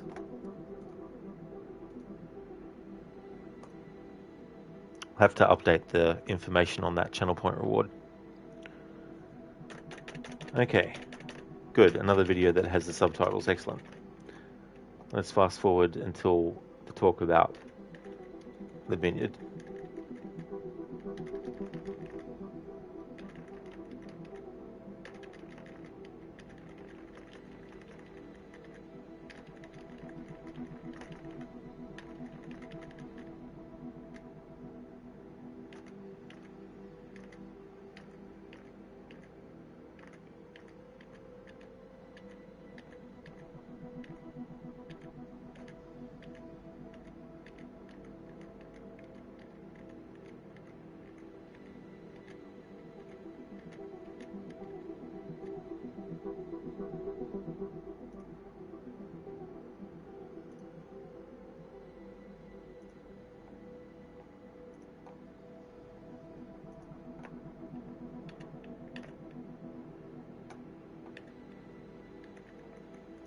Alessandria sent one. Okay.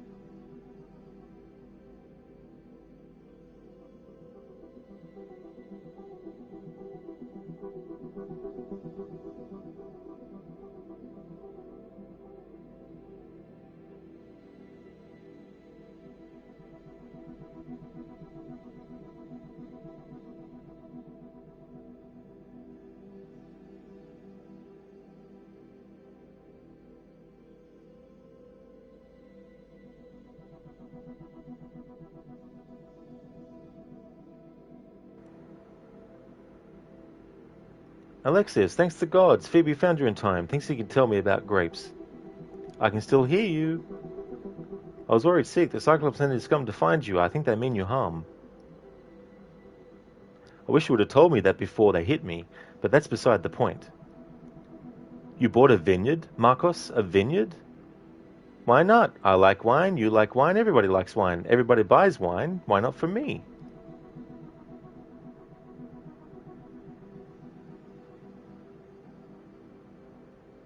Because you don't know how to grow grapes or make wine. I'm a fast learner. You grow grapes on the vine, then you get some wine. It's that simple, is it? You know better than to think I don't have a plan. Marcos always has a plan. All right. Then do you have the money you owe me? There we go. All right, so I'm going to make that channel point reward inactive for the rest of the stream.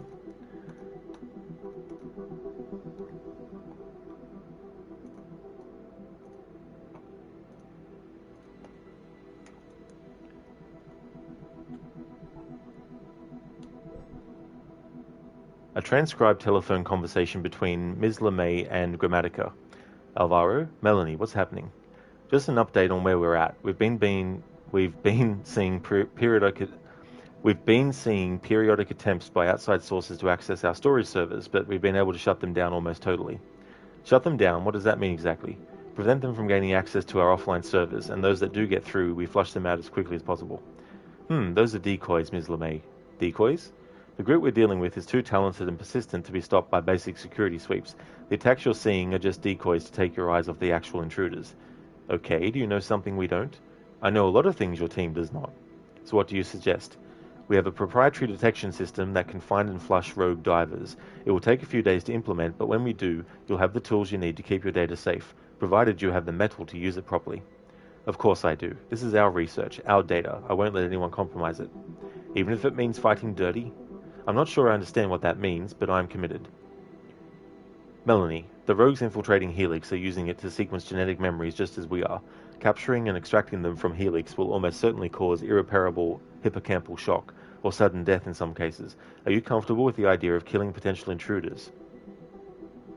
Miss LeMay? I'm here, sorry. I'll do what it takes, Doctor. This is top secret material. We can't risk it falling into the hands of terrorists. Precisely. I'm glad to hear you take your job and international security so seriously. Would you object to us sending over one of our technicians to handle the logistics? Absolutely not. Good, we'll be in touch. Of course, anytime. So, the server sweeps that happen in this game are because they're actually looking for hackers in their cloud servers. So this is a conversation between Melanie LeMay from Black Flag and Grammatica about that, and that's why these sweeps end up happening. See ya, Alessandra. I hope that you have a good one. Are they? There are so many side quests in the Cyrene area. Flavius will never be killed if you're going to do all the side quests. There definitely is a lot as well. And because, depending on how fast you've leveled up, you can actually access those areas earlier in the story. Sometimes it's funny, the context being different.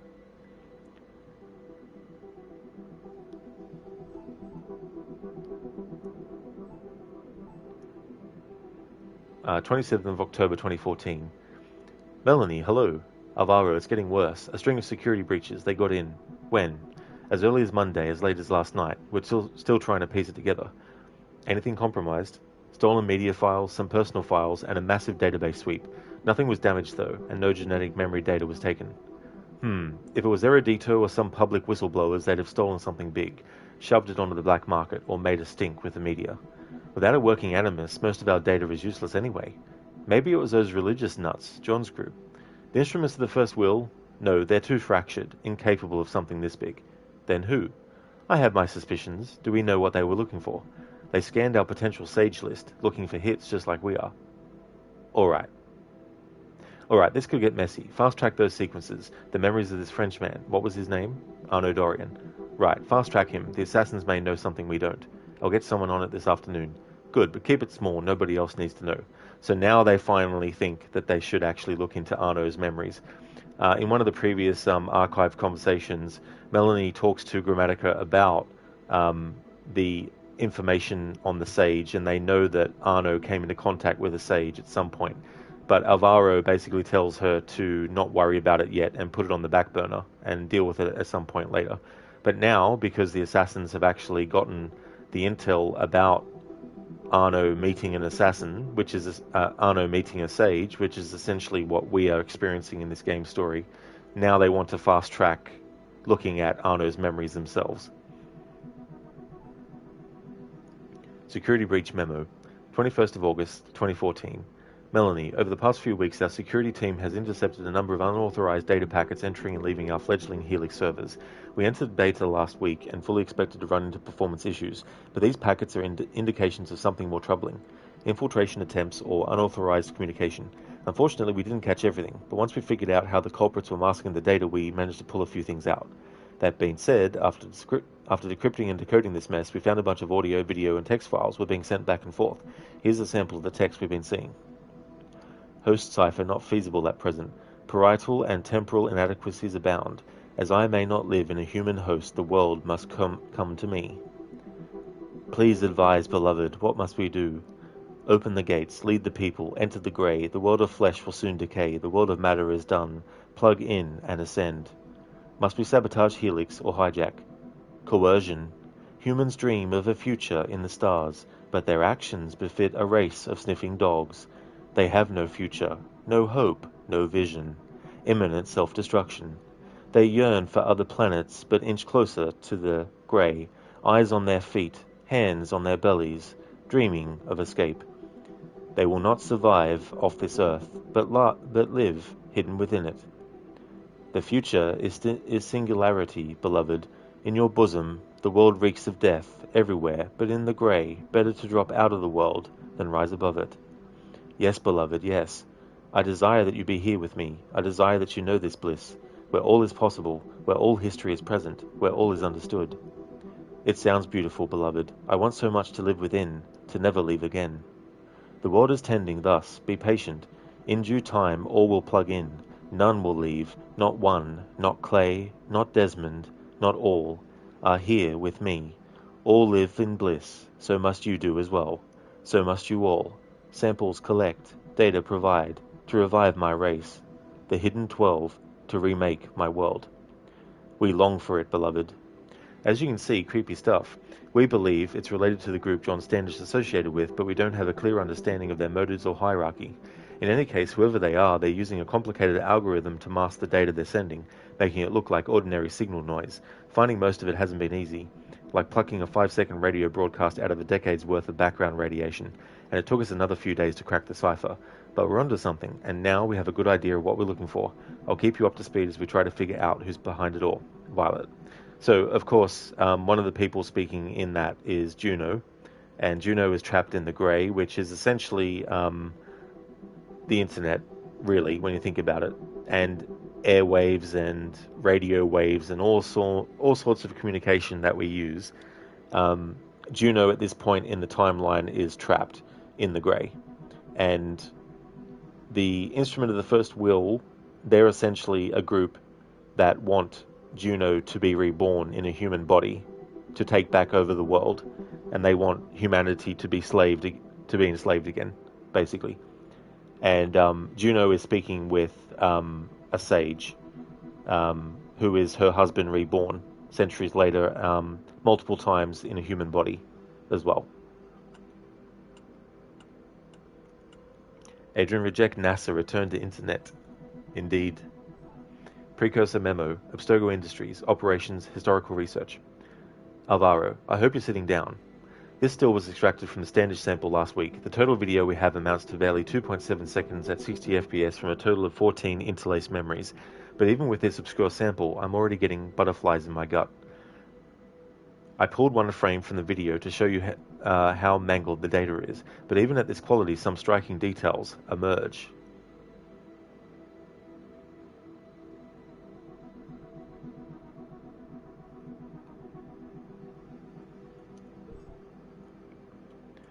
Note the guard-like figures, a full 20 inches taller on average than the humanoids nearby, and clearly calling the shots.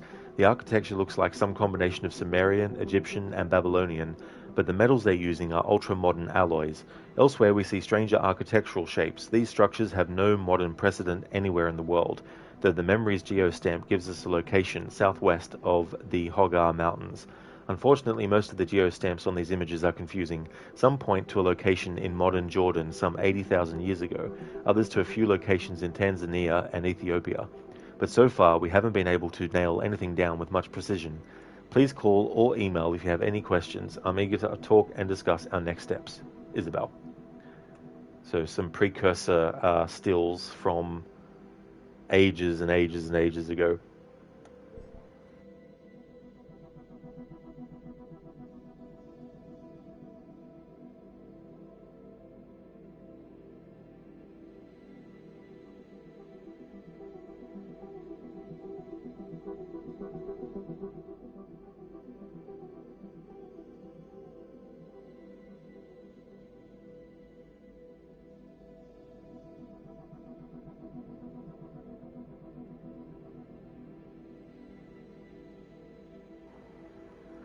Adrian, in an interview published in February 2022 by Stephen Totillo of news site Axios, Darby McDevitt explained the original idea behind the Hidden 12 and how they were meant to play into later entries.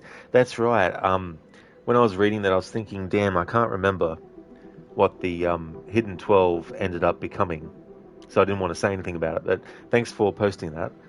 They were meant to play into later entries. He stated that after being mentioned in Unity, they were meant to appear in Origins as Isu apostles of Juno, whose consciousness had been transferred into masks. The masks would then be found by members of the Order of the Ancients, who had become possessed by them. While this was ultimately scrapped for the final version of Origins, it is of note that the game does feature 12 main assassination targets, as members of the Order with their cryptonyms possibly pointing to which deities the 12 Isu were meant to be based on. I guess that's why Origins had 12 targets. That is cool that got repurposed, or at the very least, it still matches up. You know, so the Hidden 12 could necessarily still, in the context of Unity, be referring to 12 figures that have been hidden that they don't know anything about. But because Layla is experiencing the memories of Bayek and Aya through their DNA which Abstergo themselves doesn't have, then it is very possible to still make it match up, if you know what I mean. So if there was 12 in total that were hidden, then 12 targets being discovered in the memories that only Layla has access to, and only she is finding out about the Order of the Ancient members through those memories, then that can still fit in. Okay, so the rest of these Assassin Intel things I will read in the next stream. I've been reading 5 at a time per stream since not yesterday's stream, but the day before. So in tomorrow's stream, I'll be reading the remaining 6.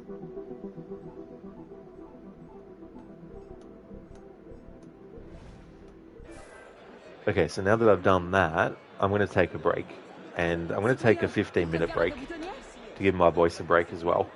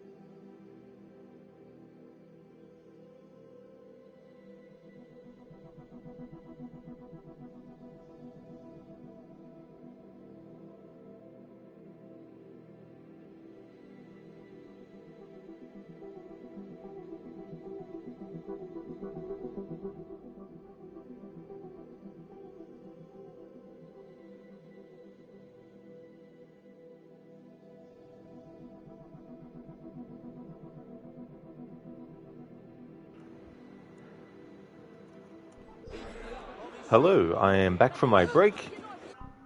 Thank you very much, Super Gamer Pals, for the raid. Thank you, thank you. Tomb Raider Remastered, excellent. Excellent. That's great. Those games are really good. I was very happy with the remasters of them. How was your stream? Hope you had a great one. Welcome on in. Just got back from my break, so that was good timing. Currently doing the co-op mission, what's it called again? Moving Mirabo. I'm doing it on my own though, so just a heads up. I don't actually usually do co-op stuff, but in this game you can do it on your own if you want.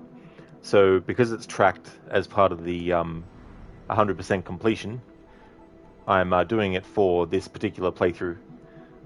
But yeah, we just got to go in 3 times to get the different gear sets or the gear pieces. May as well fast travel and get Arno's money in the chest while that's there.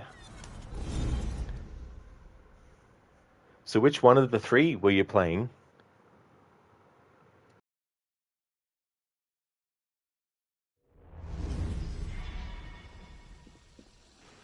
Oh, cool. The DLC for 3. I still haven't played those DLC for 1, 2, and 3. But I definitely want to when I do my annual playthroughs.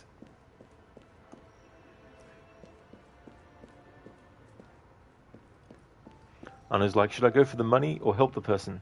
Anna's like, the money. The money first.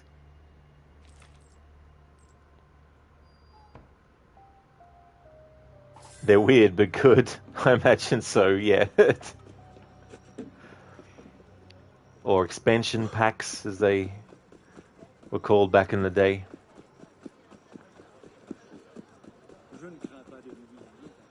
The only expansion packs I played for games when they were called expansion packs was Half-Life with the Special Forces one. That I don't think that's the name of it, but there was a Special Forces one, and then there was the security one, And then there was another one, I think, as well. It's been so long since I played any of those. Blue Shift and Opposing Force, yeah. So Blue Shift was the one... It was Barney, that's right. Barney was the main character in the Blue Shift one. I'm also showcasing the different gear sets for this playthrough, and also switching through all the different colors for it as well. So I'll be doing that intermittently, because I've got a lot of gear sets to get through. So I just want to switch the color sets as much as possible. Oh, that's fair enough, if you can't remember the other one. Yeah, I played all of those. But yeah, the first DLC that I actually played, it probably would have been Undead Nightmare, I think, for Red Dead Redemption 1. Or it could have been the memory sequences in Assassin's Creed 2 that initially were DLC that you had to get. In fact, maybe it was that first.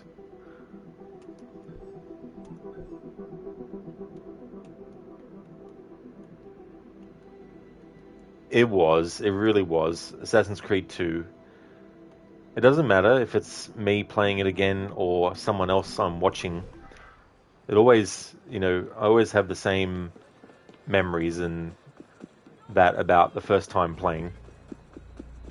It was just such a eye-opening thing. Like, it's...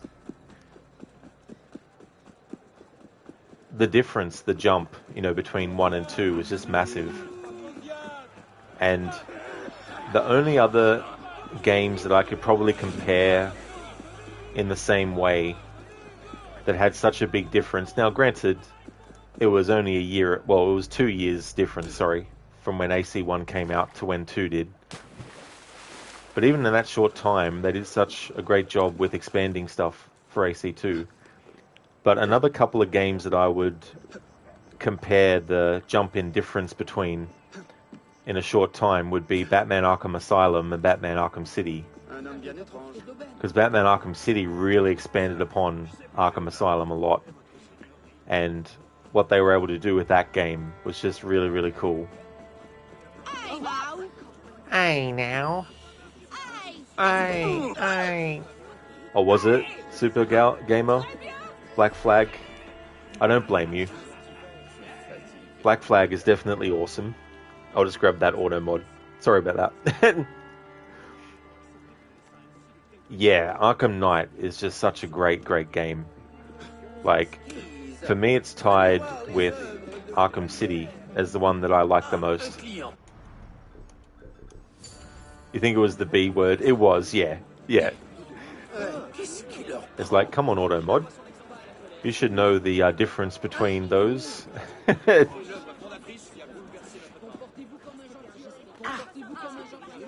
But yeah, Arkham Knight is just like such a great experience.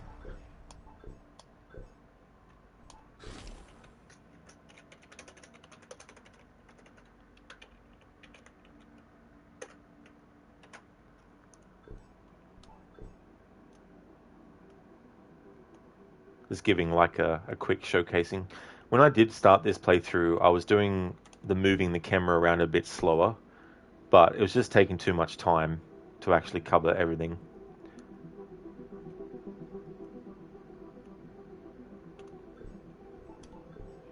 And I skipped zooming in on the forearms after I've shown the different gear set the first time, because you can still see the braces when you go into the waist category.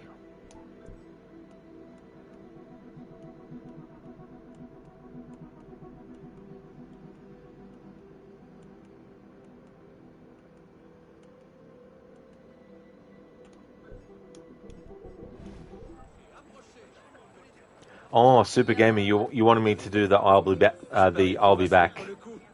Is it? Or do you want me to say that? But before I go, I need to hear it. Alright, you're going to go walk the dog, so catch you later. That's no worries at all, Super.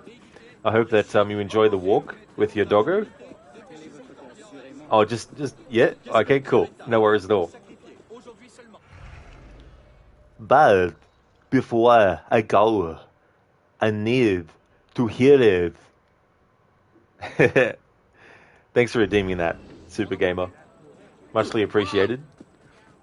And thanks again for the raid as well. Excellent. Thanks. Cheers. Glad that you enjoyed. It's fun to do as well. Some words are harder to string together than others, though, just to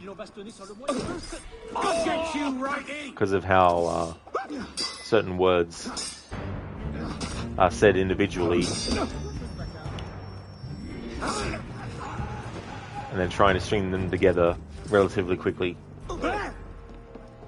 So sometimes I need to do like a slight pause between each word, while still making it not too much of a pause.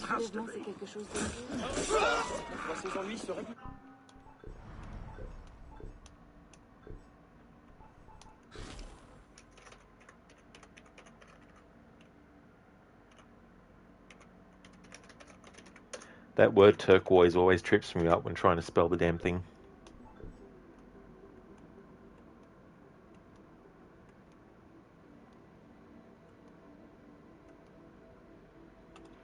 So for those who are new to the channel, just to give a bit of an overview, I'm doing this game until it's finished as the only game in the schedule. But when I finish this playthrough, I will be doing 2 other games on the schedule. One will take place Mondays through to Fridays, and then the other one will be on weekends. The one that will replace this for Monday to Fridays will be a surprise one. So I'm keeping that under wraps until I get closer to the end of finishing this game. And then the game that will be replacing this game for weekends will be Sifu, which is a game I've been looking forward to play for a long, long time. But until then, Assassin's Creed Unity will be the only game that I'm streaming, because there's a lot of content to do for 100%, and also showcasing all these outfits does take a bit of time as well.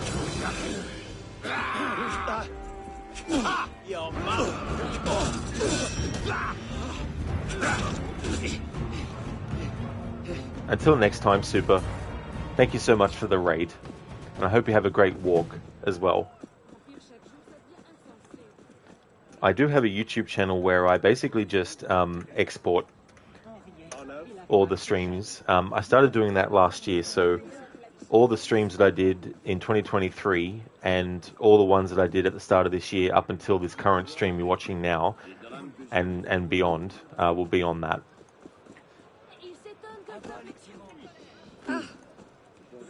Okay, so moving Mirabeau, I've already gotten all the synchronization points around the map of it. Now I need to go through it 3 times. But since it's been a while in the stream since I did this, I'm not going to skip the cutscene for this part. And then I'm going to try and get the dialogue from the enemies in the areas where they are as well. But this one is moving Mirabeau.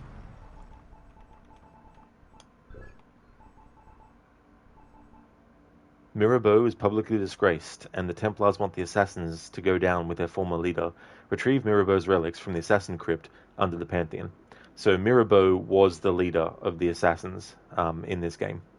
And I'm doing the missions in the order in which they took place in, not the order in which they're actually in the progress tracker. So it's been jumping around a bit, including the main story as well. So this is one of the co-op missions that takes place in 18... Is it 18? I think it's 1874. No, 17, sorry.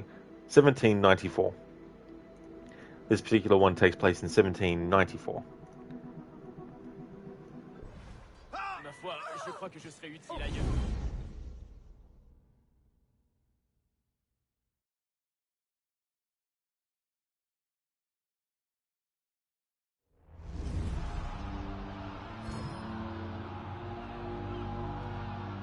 This mob is after a dead man. Mirabeau the traitor! Mirabeau, fallen leader of the Republic and of the Assassin Brotherhood, has been publicly disgraced. Negotiating with the king was a dangerous play, but Mirabeau wanted a peaceful revolution. He paid for it with his life, and was given a proper assassin burial. His remains were placed in the sacred Pantheon, until Robespierre exposed his collusion with the king. Now these fanatics want him removed. I want every door, ledge, and entrance covered. Nobody gets in. If the mob gets Mirabeau's relics, the secrecy of the Brotherhood is at risk. Beat them to it, and move Mirabeau's relics to a safe location.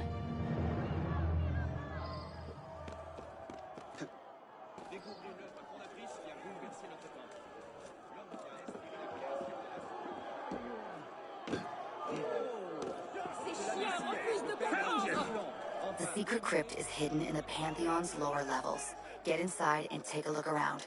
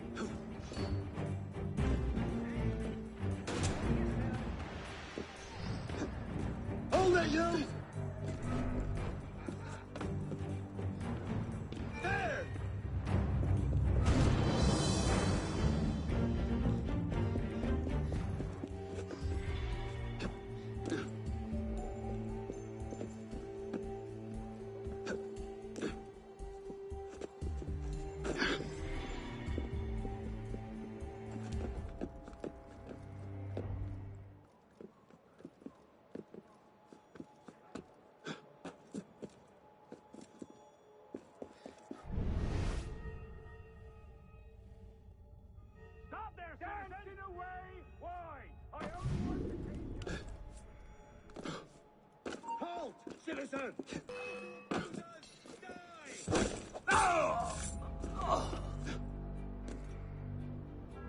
Work round the pillock side! So slow! You're like molasses! Ha!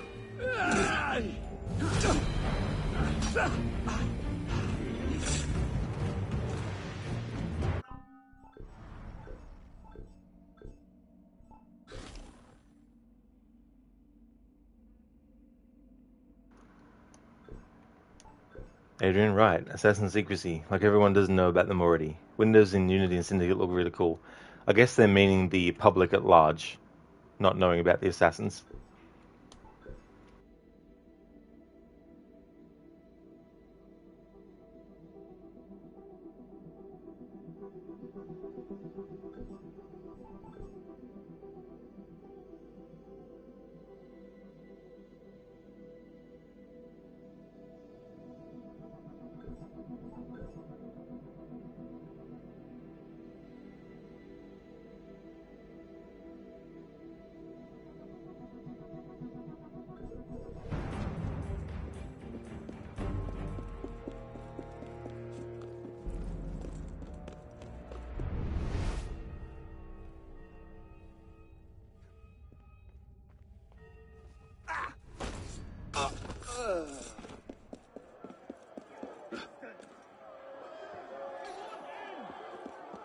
Stand back! Get Mirabeau now! Bloody conservative! I'll have a word with you. Stay back! You're a joke! I hope you've got a horse here, right? Give me an easy ride back! Howard!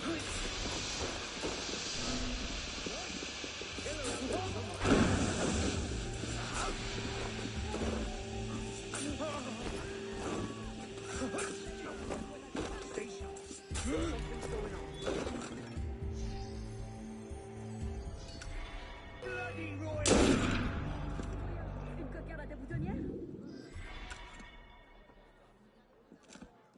Patriote, viens-moi, je suis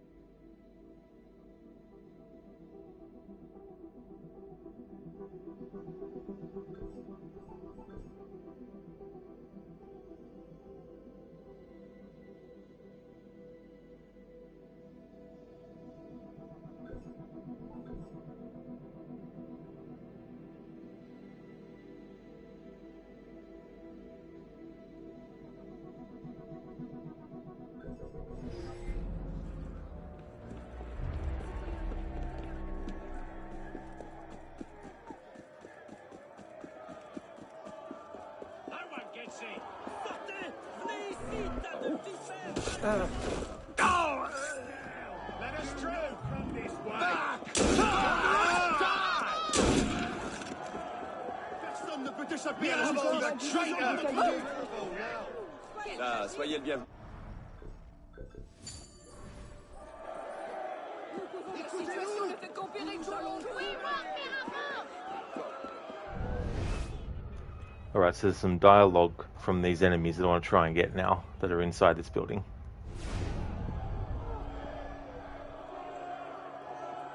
Okay, careful now.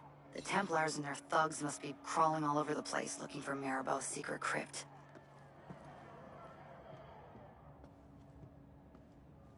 They'd better hurry up down there.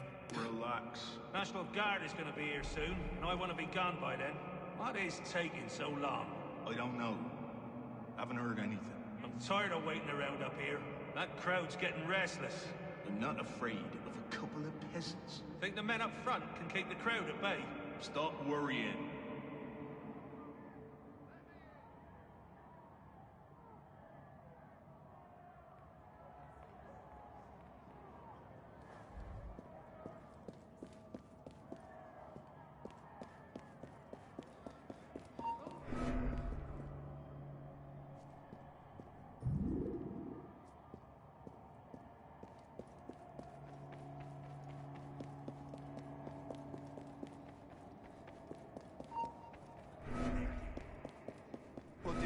What was that? Can't stop us! Die like a man, you coward! Yaha! After him!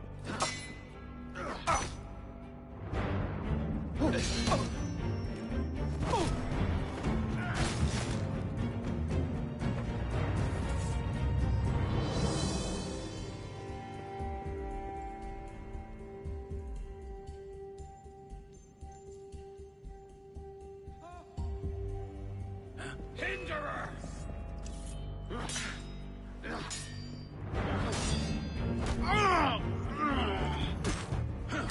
Patience! He can't win!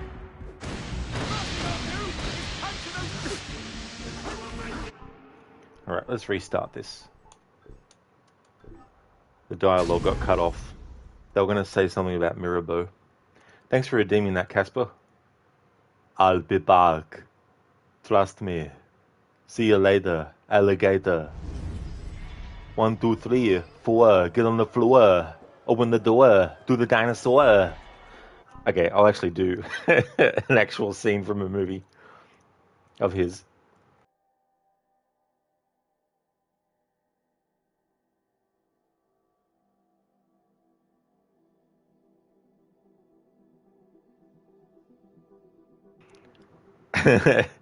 It's the movie Get Down on the Floor now. Do it. Come on.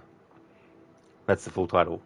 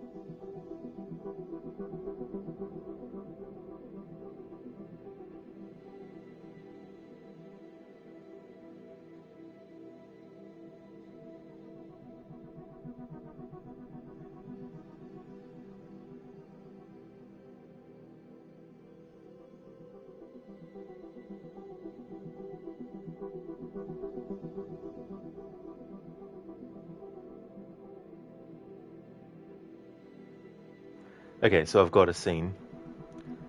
It wasn't your fault. I wasn't there. No, you were out doing your job. I wasn't fucking here. Oh, look at you, torn apart by guilt. You didn't do anything wrong. You were an honest cop. You didn't take money. You had to testify against them even after they threatened your family. Most people would never testify against those guys. They're not like you. You had to do the right thing. And where was God, He could have stopped it, but he didn't. He fucked you, then he made you feel guilty. Me, I don't do guilt. I didn't do what happened here. He did. Now you just think about that. Then you tell me who's really your friend. I can make it like it never happened. All for the price of a stranger's address. No! You will never see the girl. Now you're making me upset. You don't want to see me upset. Oh, you want to fuck with me? You think you're no bad, huh? You're a fucking choir boy compared to me. A choir boy. You're in touch with your anger. I admire that. Well, I don't know about you, but I'm going to have a drink. You and I are so much alike. We're nothing alike. Nothing. Look at yourself. Look at this. Look at what you are now. You walked away from the light just like me. You want one? You need to get out now. Come on. You know what's in your heart. We're on the same side. I'm not on your side, and I never will be. You're on his side? He's the one who took away your family. Let me tell you something about him. He is the biggest underachiever of all time. He just had a good publicist, that's all. Something good happens, it's his will. Something bad happens, he moves in mysterious ways. You take that overblown press kit they call the Bible, you look for the answer in there. What do they tell you? Shit happens. Please, he treated you like garbage. You walked away. I'm not the bad guy. What about the end of days? Think of it as a new beginning, a change of management, and you'll be right there with me on the ground floor. It'll be so cool. Tell me what you want. Tell me what you really want, and I'll give it to you. I'll tell you what I want. I want you to go to hell. Well, you see, the problem is sometimes hell comes to you. Okay, that's from the movie End of Days. Okay, moving on.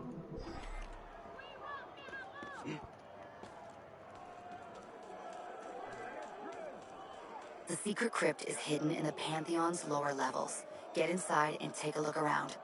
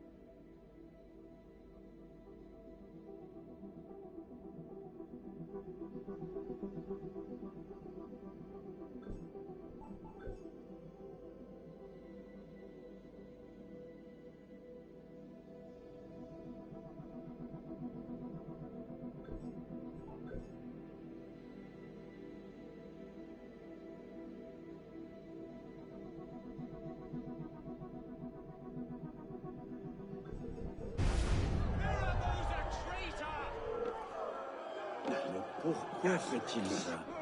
Venez affronter la révolution! À mort! Qu'il n'en reste rien! Nous ne devrions pas vivre dans cette Écoutez la voix des This is no place for you. Move! Enough! Move! Whose side are you on? Okay, careful now. The Templars and their thugs must be crawling all over the place looking for Mirabeau's secret crypt.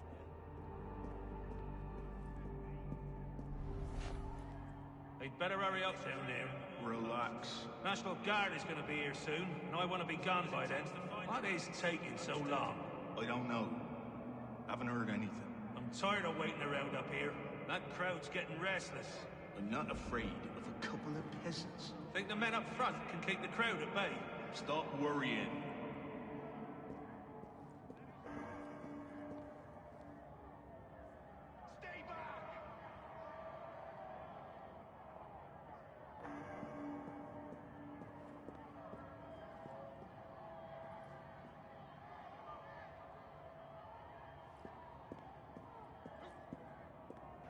Alright, so there's some dialogue that triggered before, but I interrupted it from being detected. So I just want to wait till I have the disguise ability again and get into a good spot to listen to the rest of it.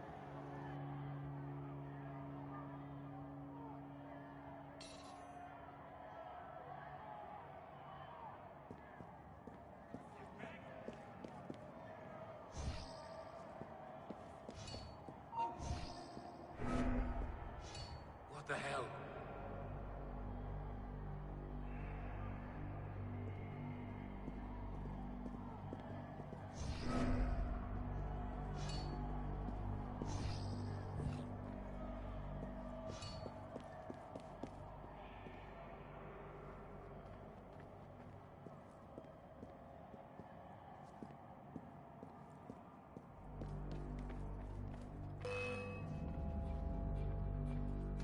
Of course, there'd be an enemy beyond the door that's locked. And great, so the dialogue most likely won't fucking happen now. Jesus fucking bloody fucking Christ. Shit I do for nothing. Got you! I'll get you!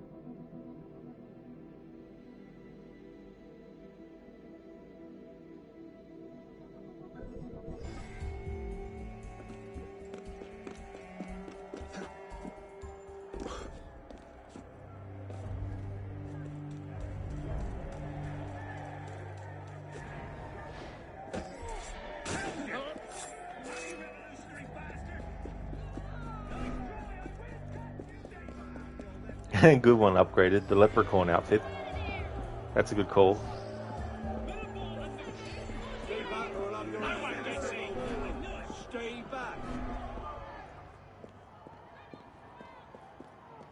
Alright, let's see if I can get this fucking dialogue to trigger.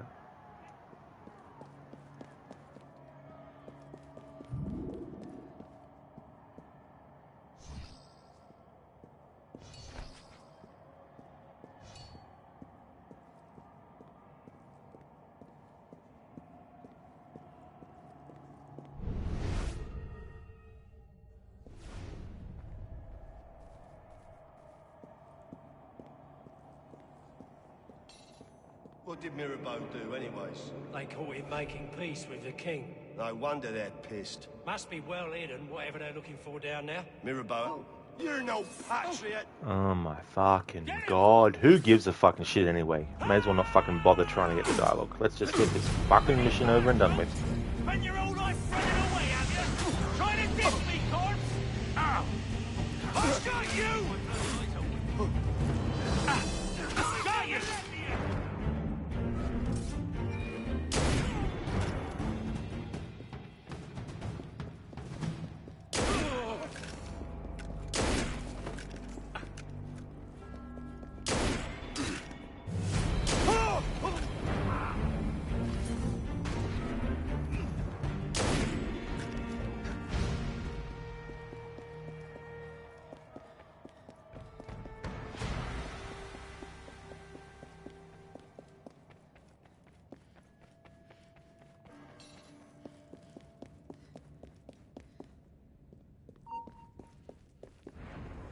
my patriotic duty! Shit! Get out of here! Go on! You will pay for that! Could have sworn I was just... Get him back! I see you! What? Shit!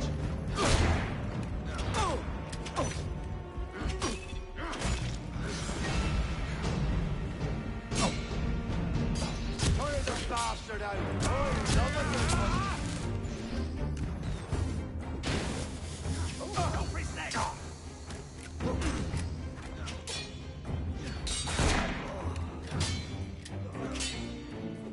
You won't get away!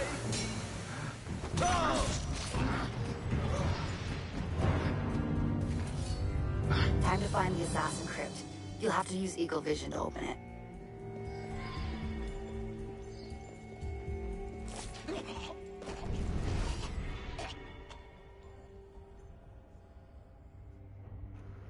Upgrade. What are the rifts? Essentially, they talk about in the beginning. Are those rifts the co-op?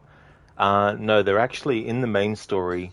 They're those server bridge things that happen where the avatar of Arno gets put into a different part of the cloud server, and there's an amalgamation of all different time periods, memories of time periods simulated, and that's the ones in the story. But when you do each one in the story, and there's 3 major ones, you then unlock the ability to go into those rifts again, but there's other assassin recruits who are doing the same kind of thing that your main story character is doing, like your present day character. So they're doing the same kind of thing, going in and finding all the data that they can do.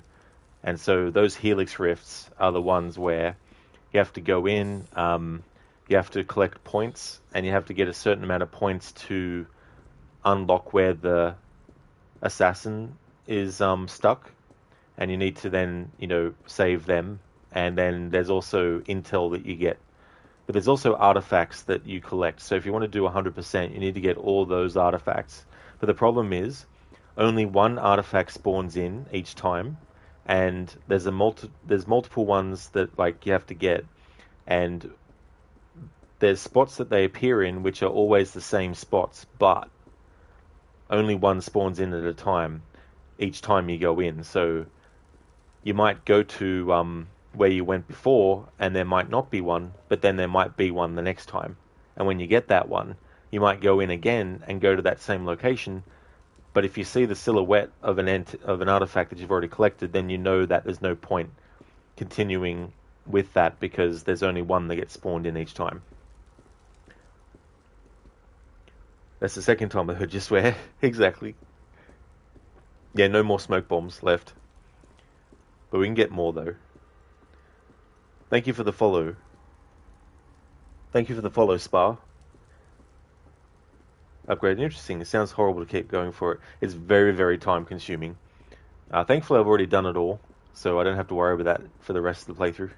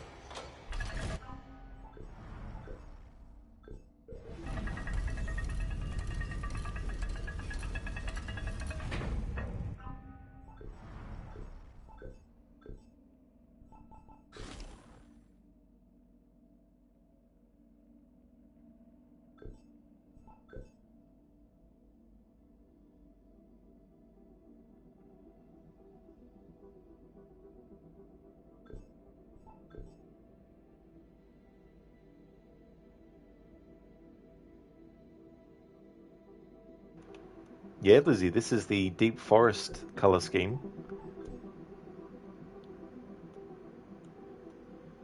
Upgrade is supposed to be eclipsed tomorrow, so not sure where you'll be. Hopefully home. Oh yeah, I always, whenever those things happen, I always tend to find out after they've happened. It's like when you see a post on Facebook that says there's going to be an awesome thing in the sky, and then you look at the date and it's like from 6 days ago, and you're like, oh great. No worries, Upgraded.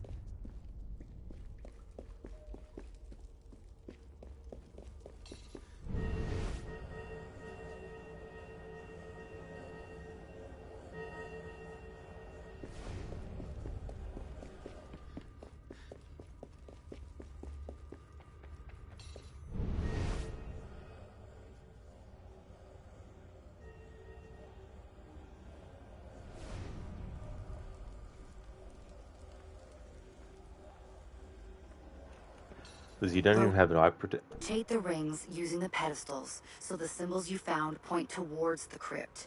You'll see where if you look on the rings.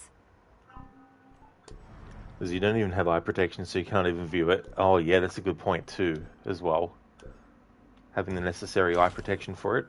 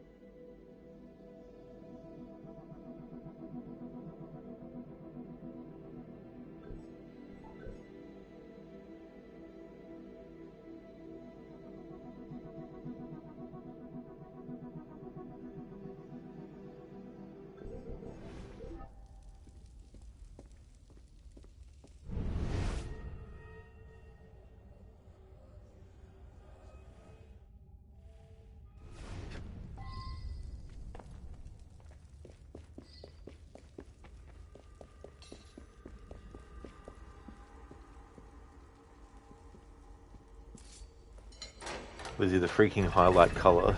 Yeah, the highlighter color, the firefly, yeah. It's very, very damn bright. You're not wrong there.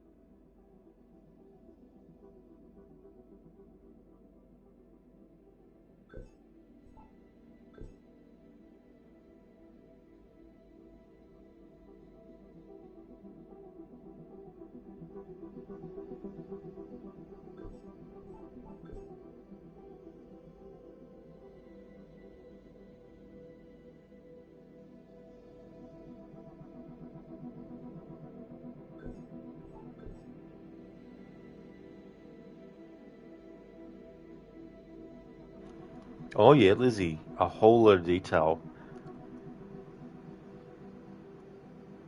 They definitely did a great job.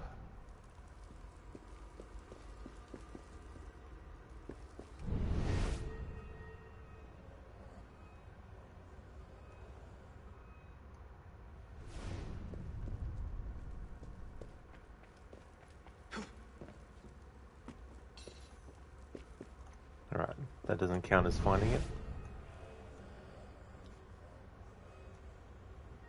Or is that... That's probably one I've already found before.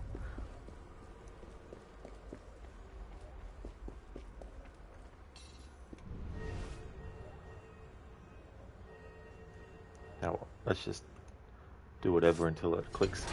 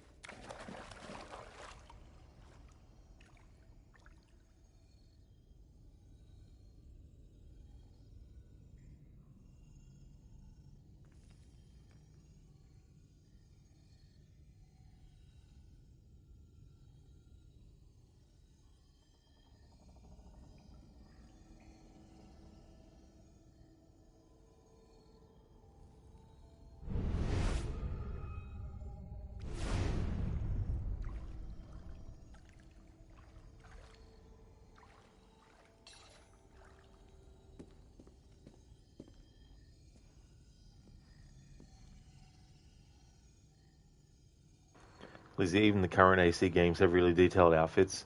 That's true. Yeah, that's definitely something that they've done a really good job with. Even with AC1, if you look at the attention to detail on a lot of stuff.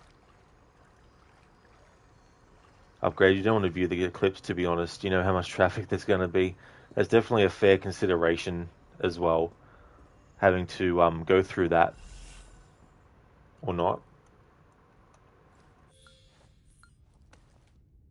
They didn't make it easy, did they? Time to get out of there with the relics before backup arrives.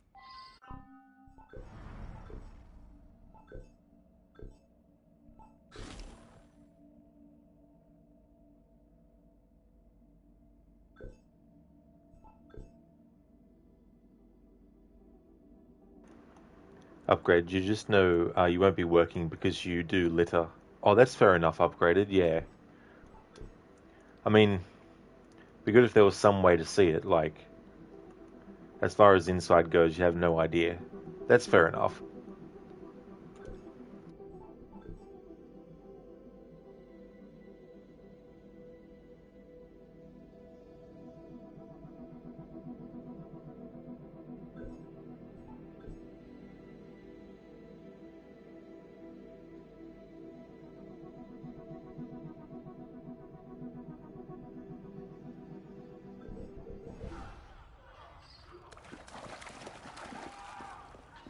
Oh, that's fair too as well, upgraded. It's always good to go with what you'd rather do.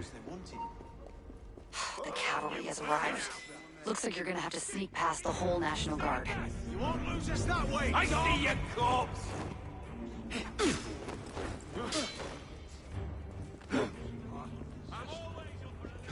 Let's end this merry chase! Aha! There you are! How are the lungs? Burning yet? Here! After him! Got you!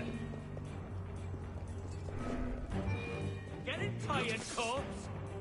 What? You can't get away, you bastard! Got you! Damn it! Get back here! I see ya!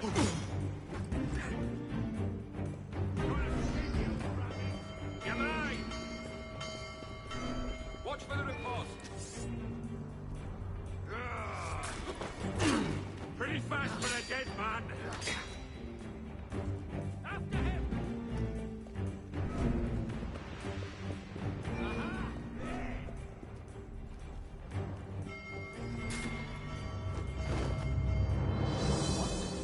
Where did he...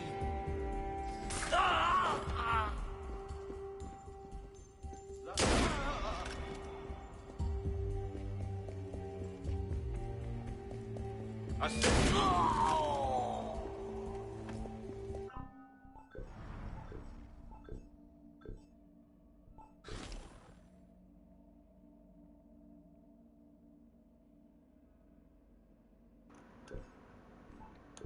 Upgraded, you have a feeling your house parent is going to rest. He's been on the move lately, which if you stay home, you're okay with. Oh, that's fair enough too, as well. Yeah, there can be so many variables happening at once.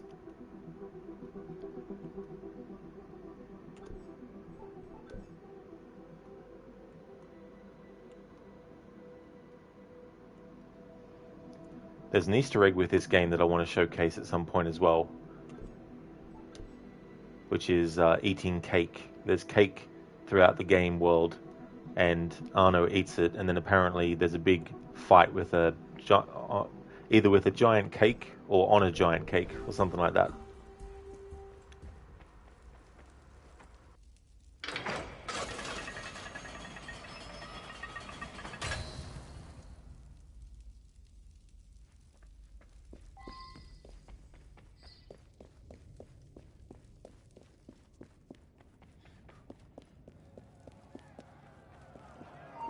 Shouldn't have broken the law. Stop him! Haha, there he is! I'm with you. You're mine. Might as well stop it. What a show! I'll just get leash in his hand. You can't go. You can't hide. I see you.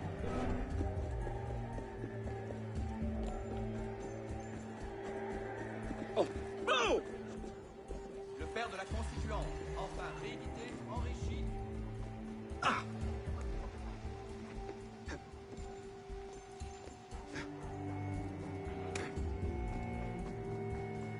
Okay, next time maybe they should put Mirabel's relics someplace a little safer. Okay, we got that from doing that. But I need to go back in and do it 2 more times to get the other 2 gear pieces. Upgraded. Sounds like someone trying to make him high or poison. Yeah, who knows sometimes.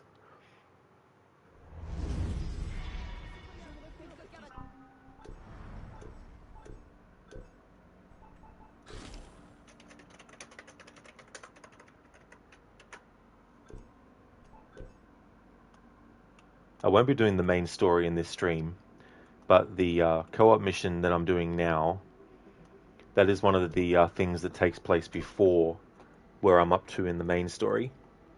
So I'm doing the content in timeline order.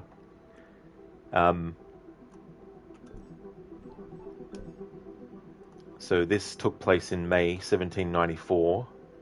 Then the next main story mission took place on the 8th of June 1794.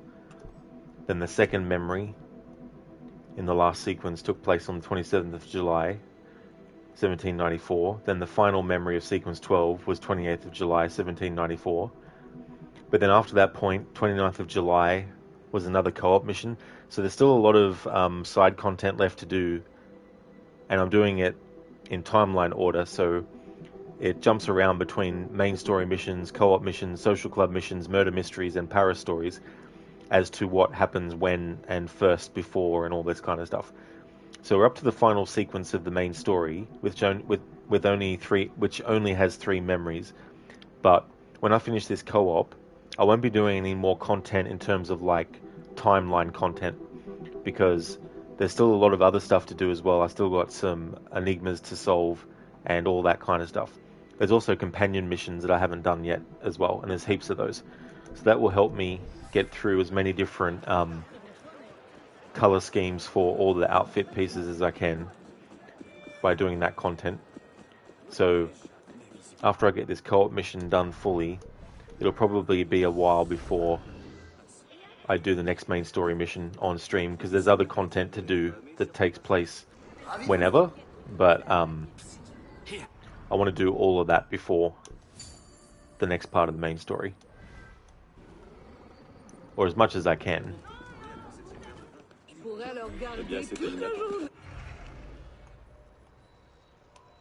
Oh.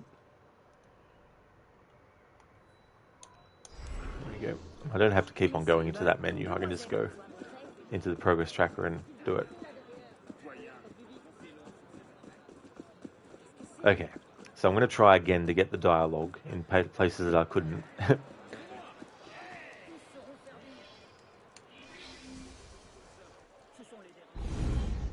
But I'll skip the intro cutscene.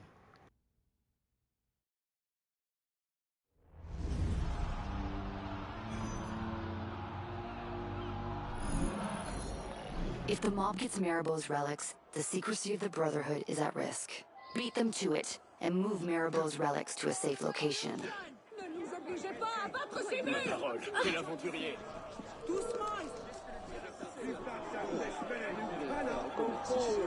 Stay back! The secret crypt is hidden in the Pantheon's lower levels.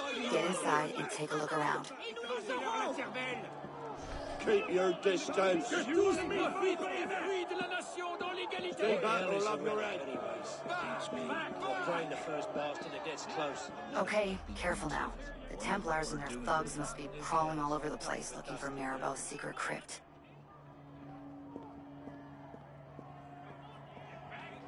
We'd better hurry up down there. Relax. National Guard is going to be here soon, and I want to be gone by then. What is taking so long? I don't know. Haven't heard anything. I'm tired of waiting around up here. That crowd's getting restless. I'm not afraid of a couple of peasants. Think the men up front can keep the crowd at bay? Stop worrying.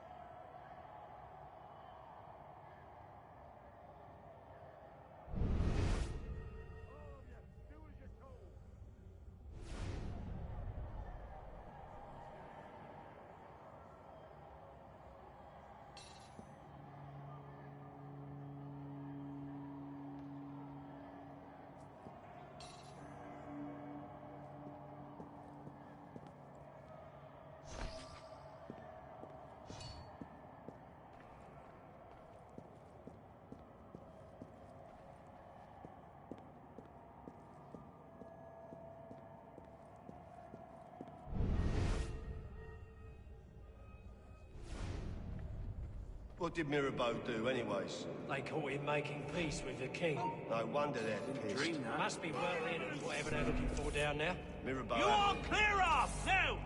Of course. There'd be a motherfucker in the fucking road. You won't shake me! You stop running, I promise I'll think about killing you! Another fucking way to get in here instead of the front fucking way. I'm here!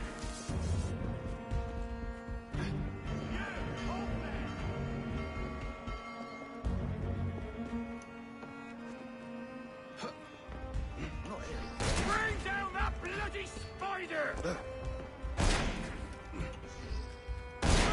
I'll get you, Darren. Shadows are yours. Quit your damn dance! Come out where I can see you! Whatever. Give me a chance to change the outfit colors again anyway.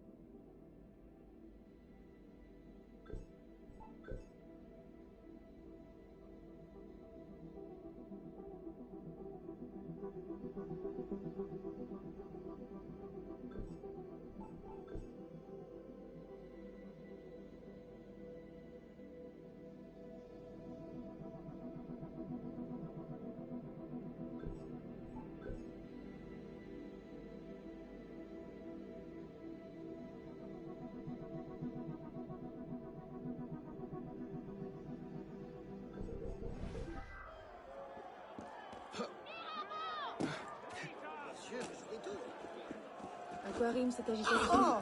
Faites un peu attention. The secret crypt is hidden in the Pantheon's lower levels. Get inside and take a look around. Répondez-nous! Whose side are you on? Stay back! Now, All of one you. more step. Your next word will be your last. What the hell is a relic, anyways? Beats me. I'll brain the first bastard that gets close. Not if I beat you to it. Wonder what we're doing in there. Who cares? Nothing but dust in there. Stay back or love your own. Keep this crowd out of the... Okay, careful now. The Templars and their thugs must be crawling all over the place looking for Mirabeau's secret crypt.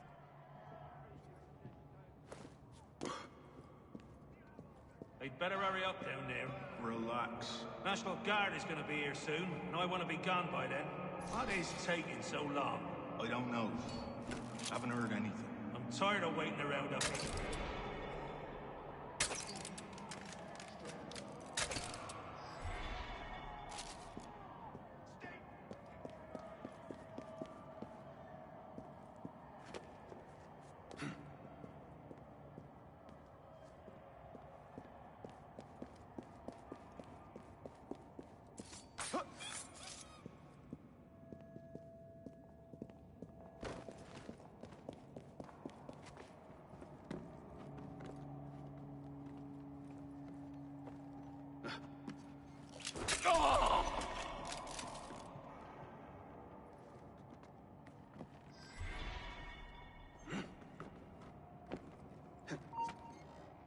I knew it!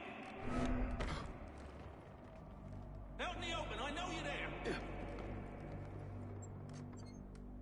The hell happened? Oh, shit! Out in the open, I know you're there! Shit, better keep my bloody eyes open.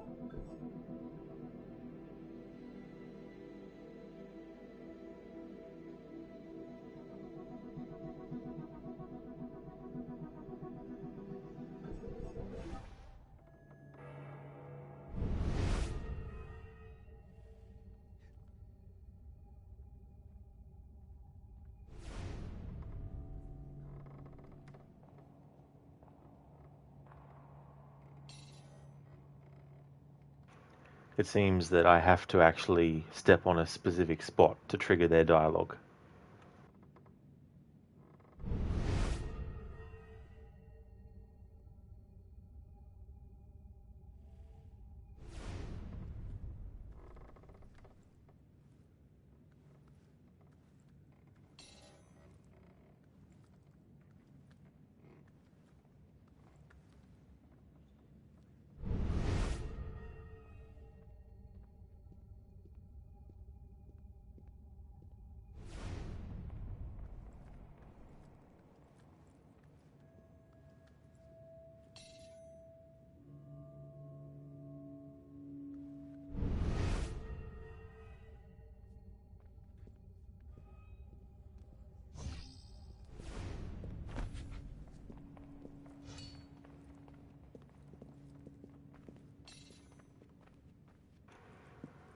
Or not. I've probably not... It's probably also a time thing where if you don't get to the fucking bloody spot soon enough, you won't hear the fucking dialogue from them.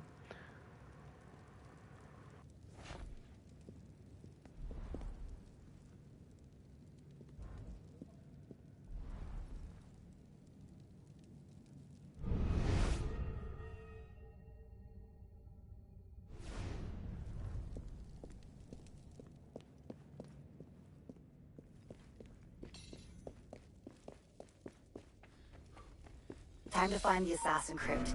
You'll have to use Eagle Vision to open it. What are we looking for anyways?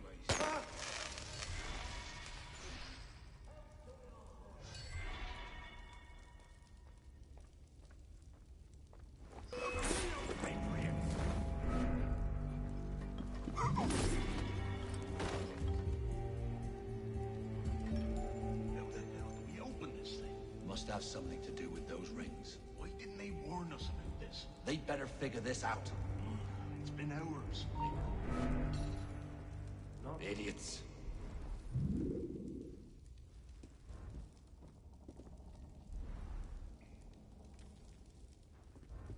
Got on, is he? Right, me too.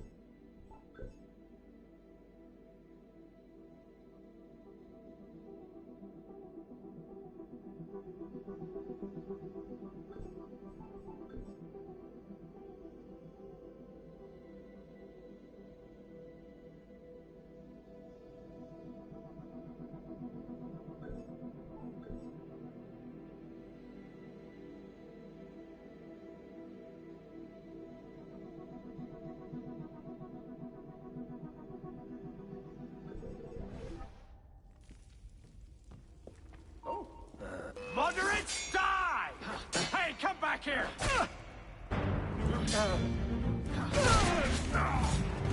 Not too big, just slow him down. You're mine!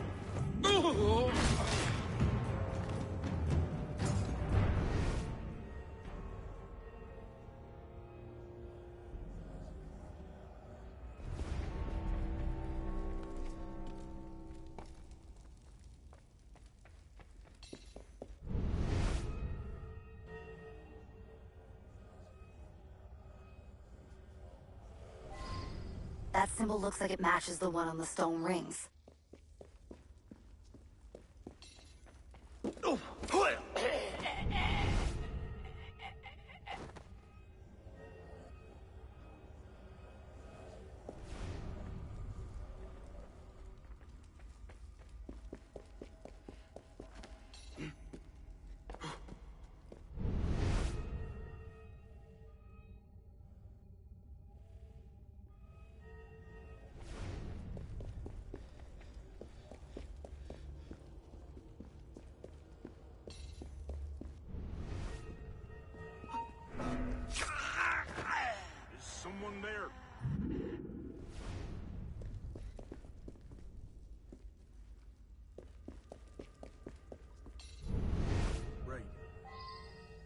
shop.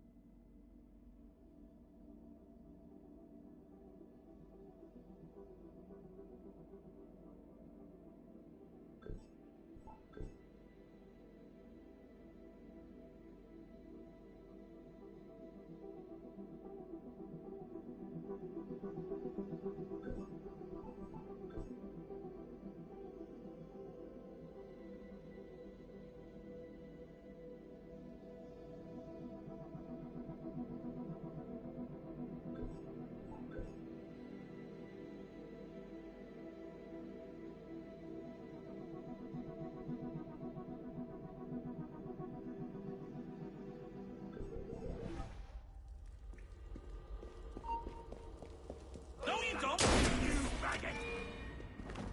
Get the mongrel! You won't escape! You're mine! He's gaining! Hurry! I like that he's running away from me. He's saying, he's gaining! Hurry!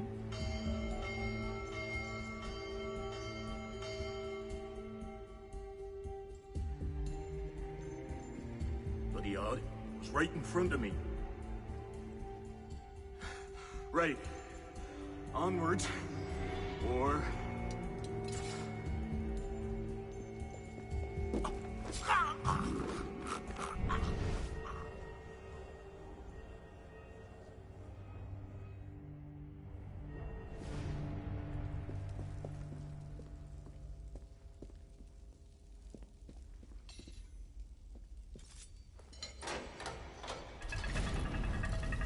Each one of those rings must spin.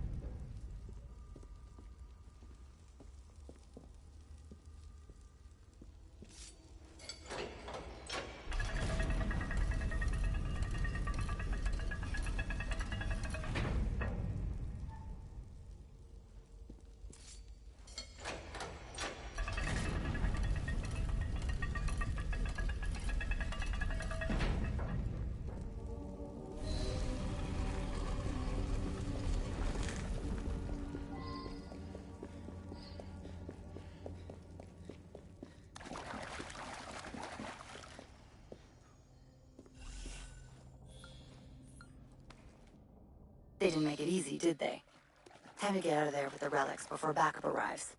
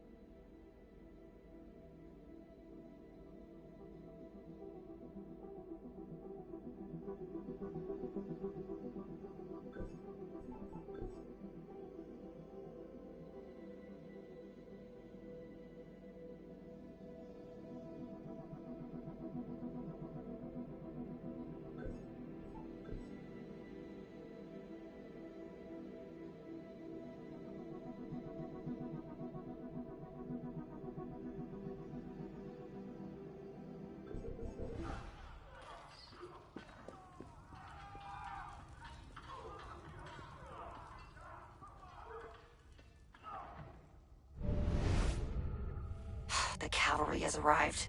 Looks like you're gonna have to sneak past the whole National Guard.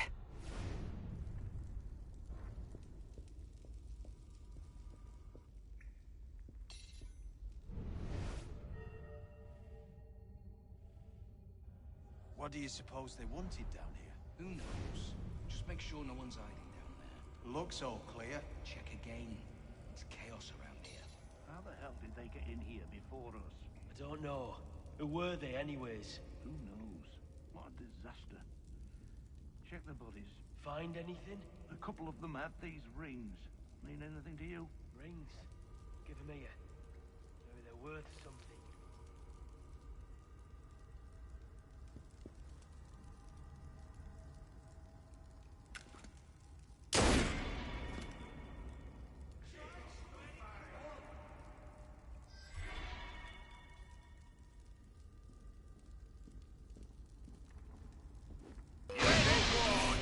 Where's it coming from?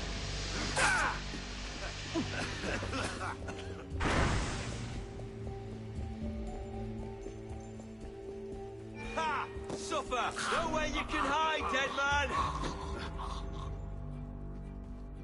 Your time is up! Submit! Got you!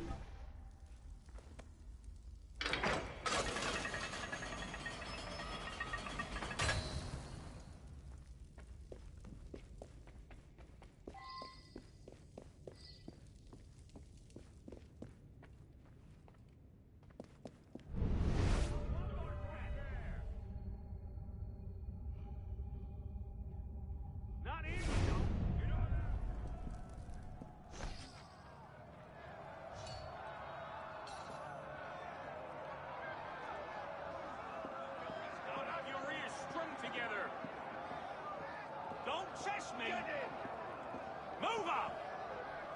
He must be here! Shut up! Cela fait trop Do longtemps as you're que vous told. ignorez la voix du peuple! Find Mirabeau! Vous n'étoufferez pas notre voix! Find his ashes! Il est voulons et tout de suite! Ce sera pas moi. Le temps est venu de les traîner dans les rues! Where's La révolution Mirabeau? ne se laissera pas abuser de la sorte! Where's Mirabeau?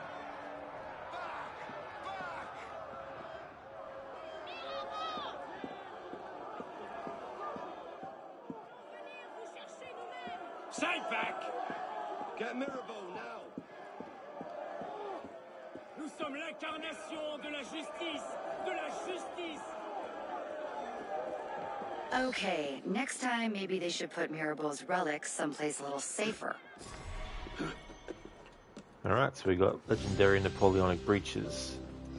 Need to go into that one more time to get the other gear piece. Hey there, Afro. This is the mission when you hit co-op. Every time you either get this mission or that one with the dairy and spy. Ah, okay. Yeah, you'll love it when there's missions that you get given that you don't really like that much.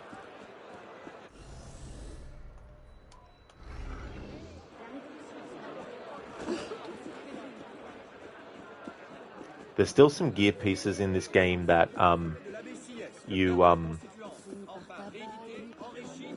well, because I'm doing things in timeline order, there's some pieces of gear that I can't do yet because I'm not up to that point in the timeline yet.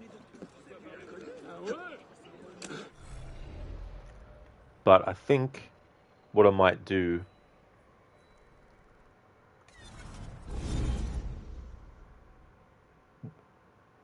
I will get to a point where I think all I'll do with the showcasing of the outfits and the different colors is basically just show each color for a gear set one after the other, all the way through.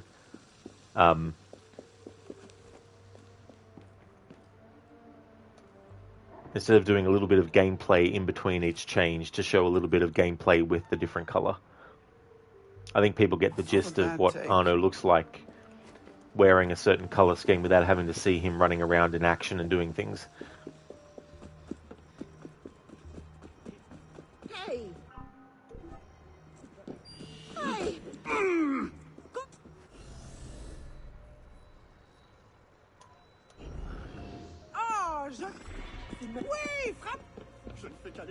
For the most annoying mission to co-op in is Machine Infernal, where you have to protect Napoleon against a bunch of snipers. Yeah, I remember when I first played this game back in 2016, that was one of the ones that I remember before this playthrough. That was one of the ones that I remembered being very, very frustrating and annoying. The amount of enemies that there are that you need to take care of.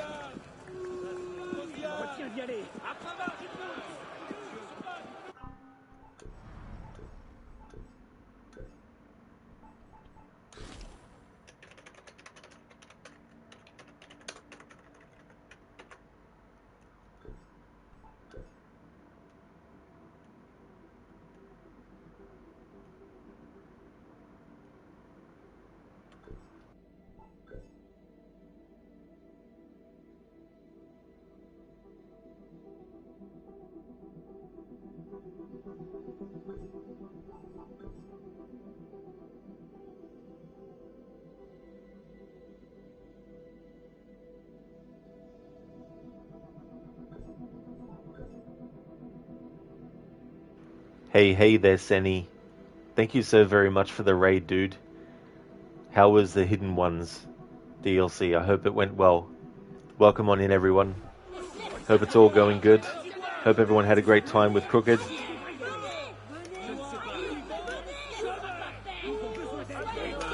For those who weren't here before when Crooked was in, and for those who didn't come in with the raid, would like to highly recommend people check out Crocodile's channel. He's doing a playthrough of the Assassin's Creed series without the HUD, without fast travel, and limited looks at the map. He's working on Assassin's Creed Origins. He finished the main game of that, and he's also doing the Hidden Ones and Curse the Pharaohs DLC. He's also doing Odyssey, Valhalla, and Mirage with the same rules as well. No HUD, no fast travel, and limited map looks. Also doing his first ever playthrough of Bloodborne as well. Definitely highly recommend checking out his channel if you haven't before. Hey there, Maxi. Welcome on in, dude. Hey there, Saint. How's things been? How's it going, Maxi? And Saint?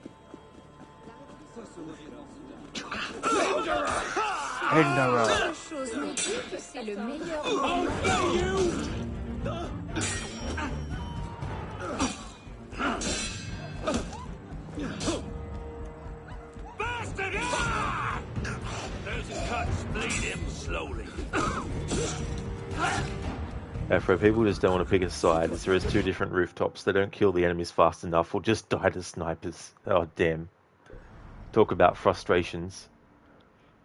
Yeah, Sane, welcome on in. Thank you so very much for being part of the raid. Same with everyone as well. Thank you so much for joining. We've almost gotten through all the color sets for this gear set.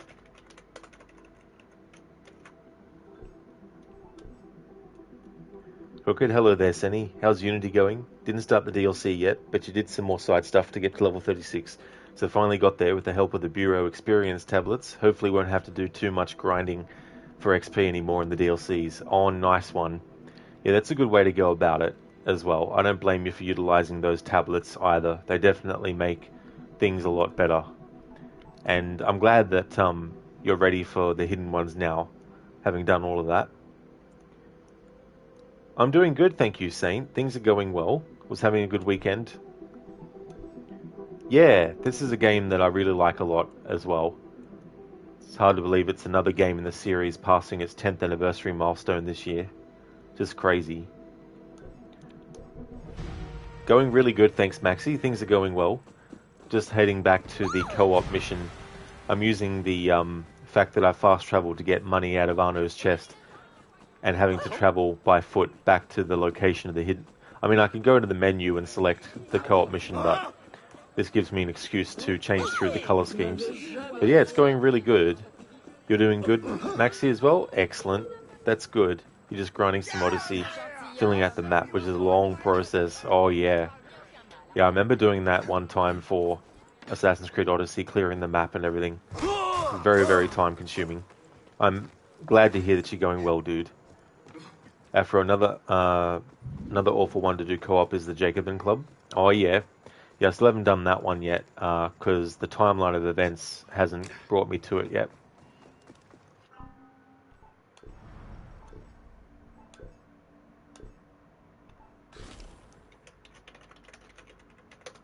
Winter Roses. Saint, I see you already bought the Cockades sword. Pretty neat weapon. Yeah, it really is. Yeah, I decided to get it pretty early in the playthrough, and I've just kept it ever since then as well. I will be showcasing what the weapons actually are like in action as well, and that process will be a hell of a lot quicker than this process, I can tell you, because I can just, equip and then run into a fight and then just deal damage and kick their ass and then move on to the next group with a different weapon. After people just run in swords blazing. Like, come on, people, a bit of finesse. Exactly, That's why it's good, it would be good to play with people that are going to do the thing that's necessary. Saint Angelus, thank you so very much for the follow. Thank you, really appreciate it. Yeah, Saint, I'm only doing it solo though. When I first played the game back in 2016, I did the co-op and multiplayer stuff on my own. And so for this 10th anniversary phase, I wanted to do that again. So I've been doing that on my own. But yeah, the co-op missions, there's definitely a lot of difficult and annoying parts that you have to get through. I think it is Saint, yeah. I think it's a 5-star weapon. Cockades, you're taking the doggo out for a walk, so I'll be back in a bit. No worries at all. I hope that you enjoy the walk with Nalu. Thanks again for the raid, dude. Yamanu. Yamanamanu.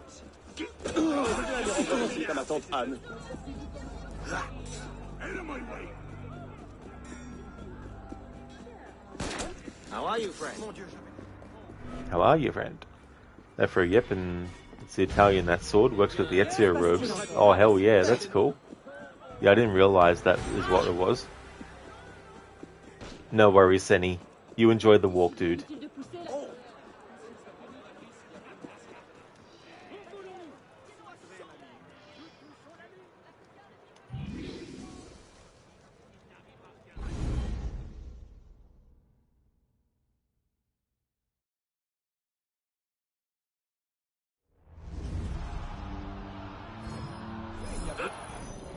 If the mob gets Maribel's relics, the secrecy of the Brotherhood is at risk.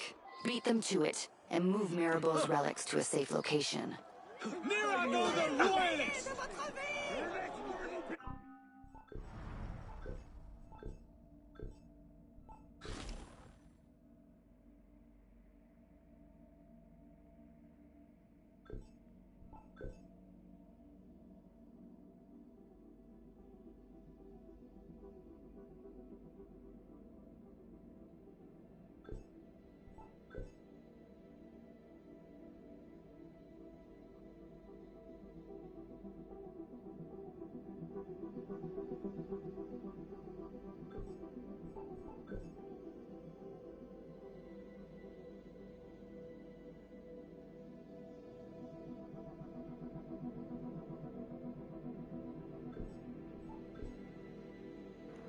Saint, you don't want to disclose how many hours you spent playing Unity public co-op, but it's in the hundreds of hours. Holy shit, Saint, that is a lot of time. You're not wrong there, that's a long time. Move forward. Stay back. The secret crypt is hidden in the Pantheon's lower levels. Careful get inside and take a look around. Thugs must be crawling all over the place looking for Mirabeau's secret crypt. There you are! Nice try, I will catch you!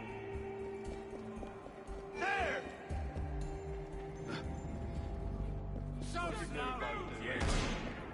Come back here and fight! Don't let me keep you... Get out the bleeding rope, you see?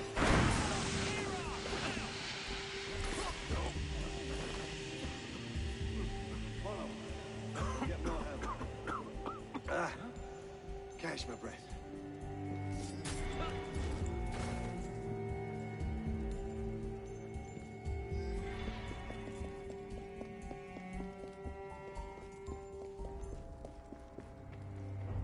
Time to find the assassin crypt. You'll have to use Eagle Vision to open it. Something that matches those rings.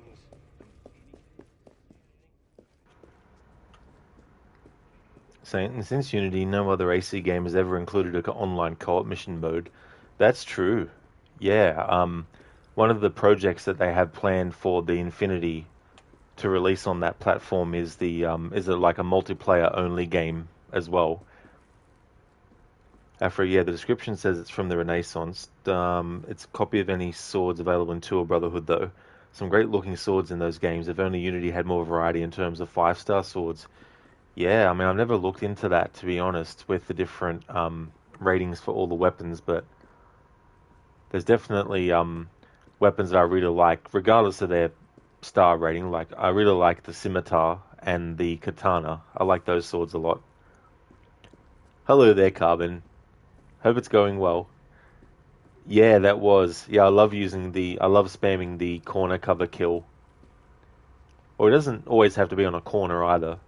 But yeah, I really like spamming that in those sorts of situations where you have like an army of enemies walking right into your path.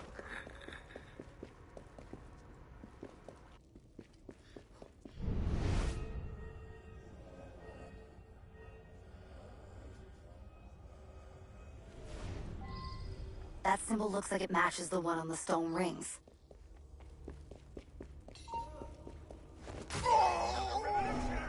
There!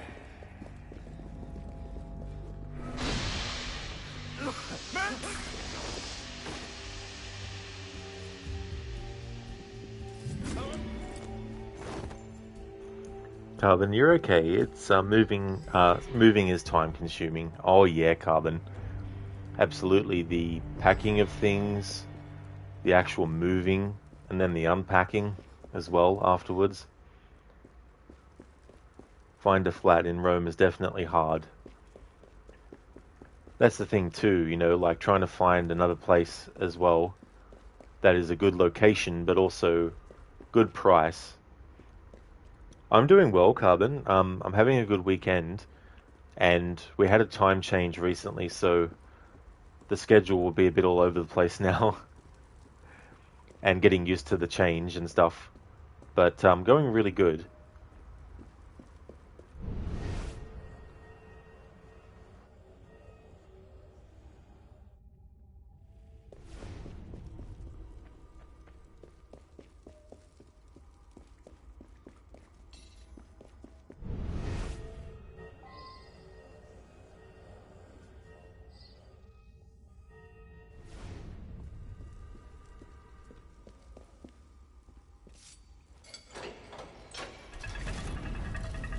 Each one of those Yeah, rings Saint. must spin.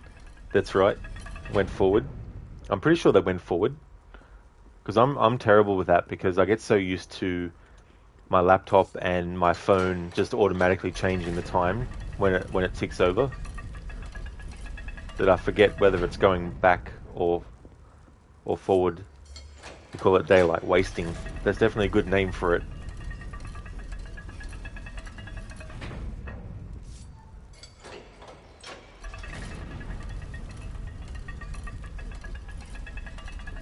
Saving before winter, wasting before summer.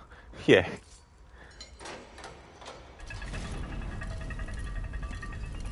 That'll move that to there, so I need to move it one more time. Carbon about flats in Rome, you're worried about the internet connection. Some parts of Italy have very old internet wires. Oh damn. That'd be so frustrating. Here in Australia, for a long time, the wiring was copper wiring with the phone lines and dial-up internet using that. And then the government at the time were like, right, we're going to do fiber optic all the way into people's homes.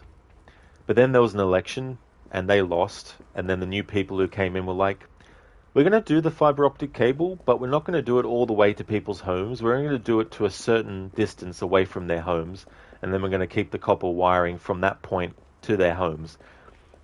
Because they were like, it's going to cost less money to do it that way than what the previous government to that had actually proposed it would take in terms of finances. And what's happening now? There's a big thing about getting fiber optic to the home now, after all that, or after all those years. So it's just ridiculous, this idea that they went with to save money. Like, sure, in the short term it saved money, but it didn't really save money in the long term, did it? Considering they have to spend money now to get the rest of the fiber optic to the people's homes.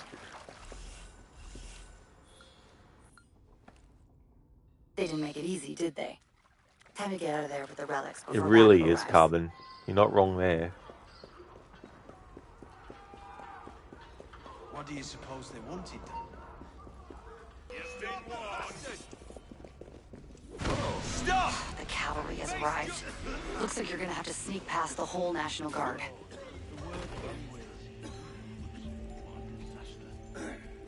There you are!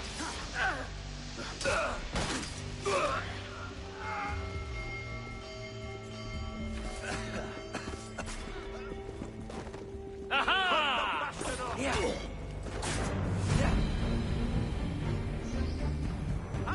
A proper game of cat and mouse. I'll stop you in your tracks! Don't lose the bastard!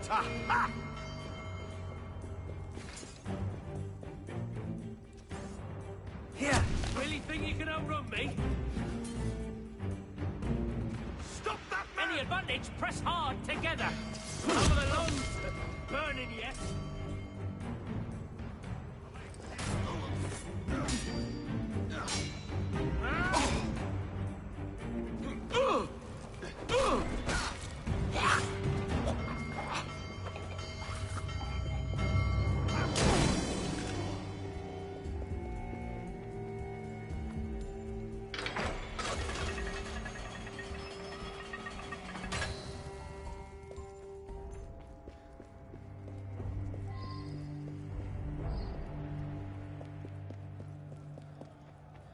You're no better than...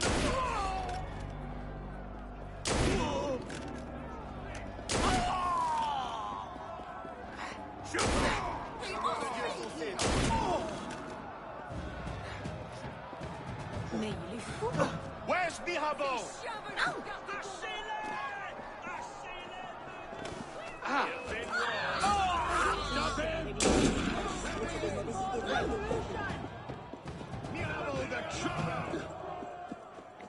Saint, you were thinking recently about purchasing a sun panel system for your roof, but it's 30,000 investment. Someplace a little safer.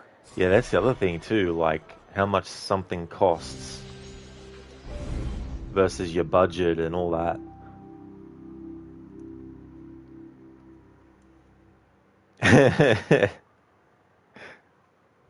Imagine, Saint.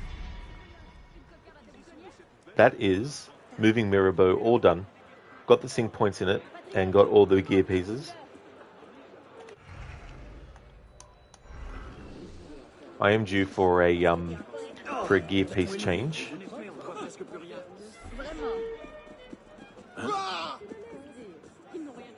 Yes. Welcome back, RV. Welcome back to you. Saint, when's a good time to spend 30,000? You reckon never? unless it's on something like that's really, really amazing. Carbon, you have it in mind too if you will own a house yourself in the future.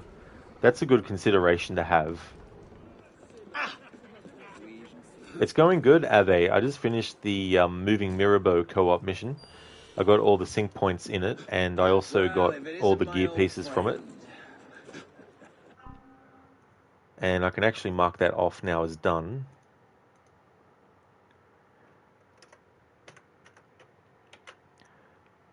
So after the moving mirror bow co-op mission, which took place in May of 1794, the next bit of content that takes place after that in the timeline is the main story mission, the Supreme Being. However, I have a lot of shit to do as part of the playthrough before I actually get to that. So what I'm going to do is hold off on doing the next main story mission until another time and focus on the companion missions,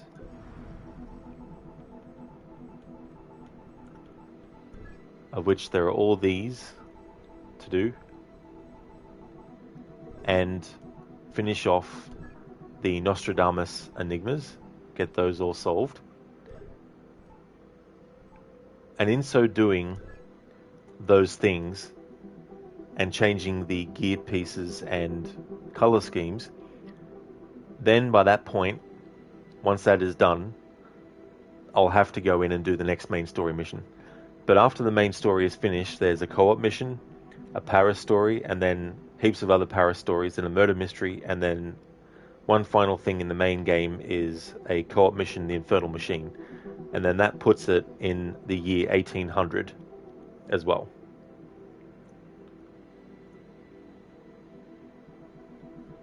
Saying, but your wife really wants solar panels, so you'll have to see. That's fair enough, yeah. Carmen, you saw there are some portable solar panels that can be placed on a balcony, for example, but you believe you need a specific type of power plug. You can find examples on Amazon. Don't know if it can help. There's definitely a lot of, what's it called? I was going to say stats, not statistics. But there's a lot of, things to consider. Are they nice? You're in Cyrene now doing fights in the arena. Soon it'll be time... the arena! Soon it'll be time for you to butcher Flavius. I always love how, what's her name? Geez, I'm bad with names today. Every time I've gone to mention a name of a character that's not a main character, my mind has gone, who is the character again? What's her name? Can't believe I'm forgetting.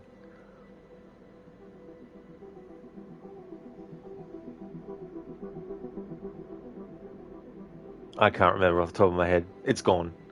But anyway, the way that she says arena has always stuck in my mind. Saying a lot of farms where you live invest in wind turbines to power their livelihoods, and the excess energy they sell back to the government grid. However, it seems to be more costly than conventional energy resources. Oh, wonderful. Yeah, that definitely doesn't help at all, having something like that to deal with. Plus, you get very little sun where you live, so the return on the investment is a stretch for you. Well, that's something else to consider as well, for sure. This is where I'm going to call it a stream. The only thing I'll do off stream is collect the money in Arno's chest and redo a heist mission over and over again as well. It belongs in a museum to build up the money that Arno has. But I just want to thank everyone so very much for watching this stream. This is the only game I'm streaming on the channel at the moment until it's finished. So the next stream will be this again.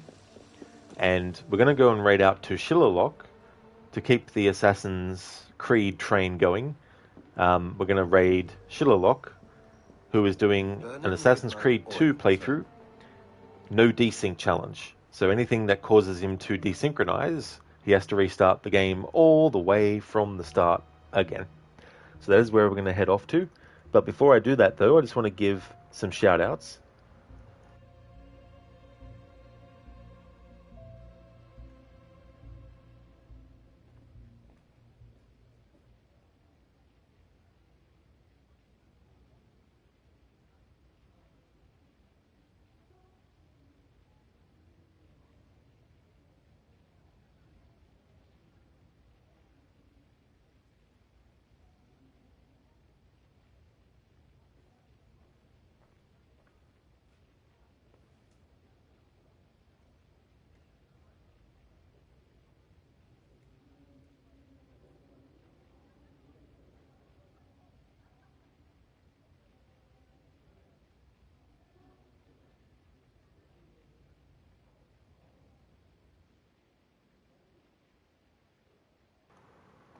No worries, Hipsuit. Saint, cool, Rod. You take care, and thanks for the stream. You too as well, Saint. I hope everything goes well. And no worries for the stream. Thanks for joining the raid. Would like to highly recommend people check out Crocodiles, who's playing Assassin's Creed Origins with no HUD, no fast travel, and limited looks at the map. He's also going to be doing the Hidden Ones DLC, as well as the Curse of the Pharaohs, and he's also going to be doing the same challenge with Assassin's Creed Odyssey, Valhalla, and Mirage as well. Also highly recommend checking out Zamaxi. He's doing Assassin's Creed Odyssey, chasing the Platinum trophy for that, and he's also a fan of the Yakuza series, as well as a lot of other JRPGs as well. Also highly recommend checking out Carbon. He's playing through Assassin's Creed Rogue. He's also a fan of the Pokemon series, and he also does programming streams from time to time as well.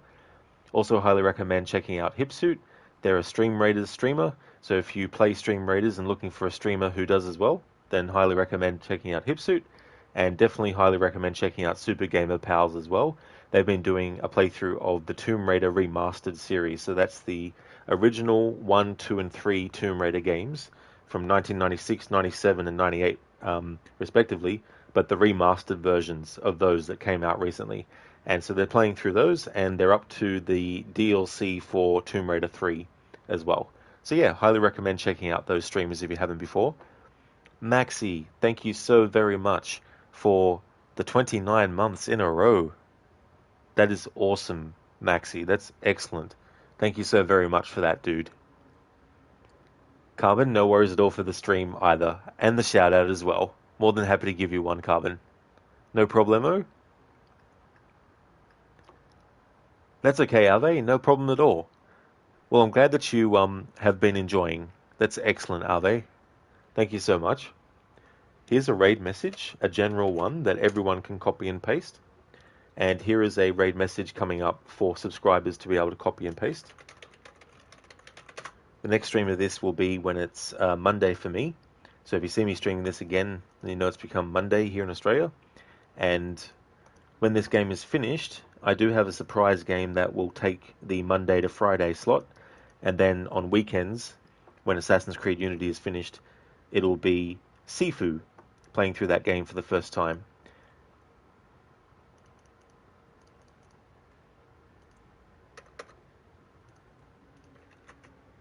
And there we go. That's a raid message that subscribers can use. I'll kick off the raid to Shillerlock and see how he's doing with Assassin's Creed 2. Yeah, Maxi, I've been looking forward to playing that so damn long. Saint, if you ever want to play Unity Co-op, we can do so up to 4 players. Could be fun. Well, thanks for the offer, Saint. I don't actually do co-op and multiplayer, though, so I don't know if I would. Just doing it for the solo purpose for the 100%. But thanks for the offer, though, Saint. Muchly appreciated. It's going to be so fun, Maxi, to play Sifu. This, like, when I first found out what the concept was, I was like, this is cool. This is really, really cool. And for stream titles, I'm going to do references to various martial arts flicks. I've already got one sorted and thought of for the first stream session of it. Cheers, Saint. Thank you so much, dude.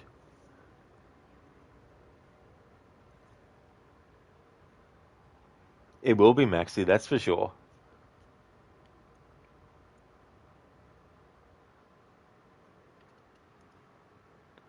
Oh, thanks for redeeming that, Ave.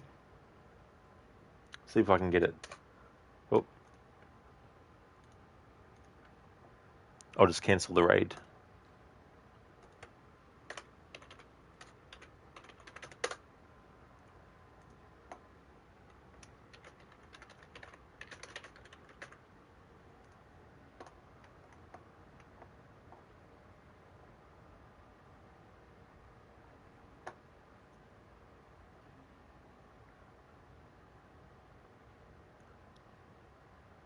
I can never forgive you, Altair. The lies you told about my family, my father, the humiliation I suffered. They were not lies of us. I was 10 years old when your father came to see me. He was in tears, begging to be forgiven for betraying my family. Then he cut his own throat. I watched his life ebb away at my feet. I will never forget that image. No! But he was not a coward, Abbas. he reclaimed his honor. I hope there is another life after this one. Then I will see him and know the truth of his final days. And when it is your time, we will find you, and then there will be no doubts.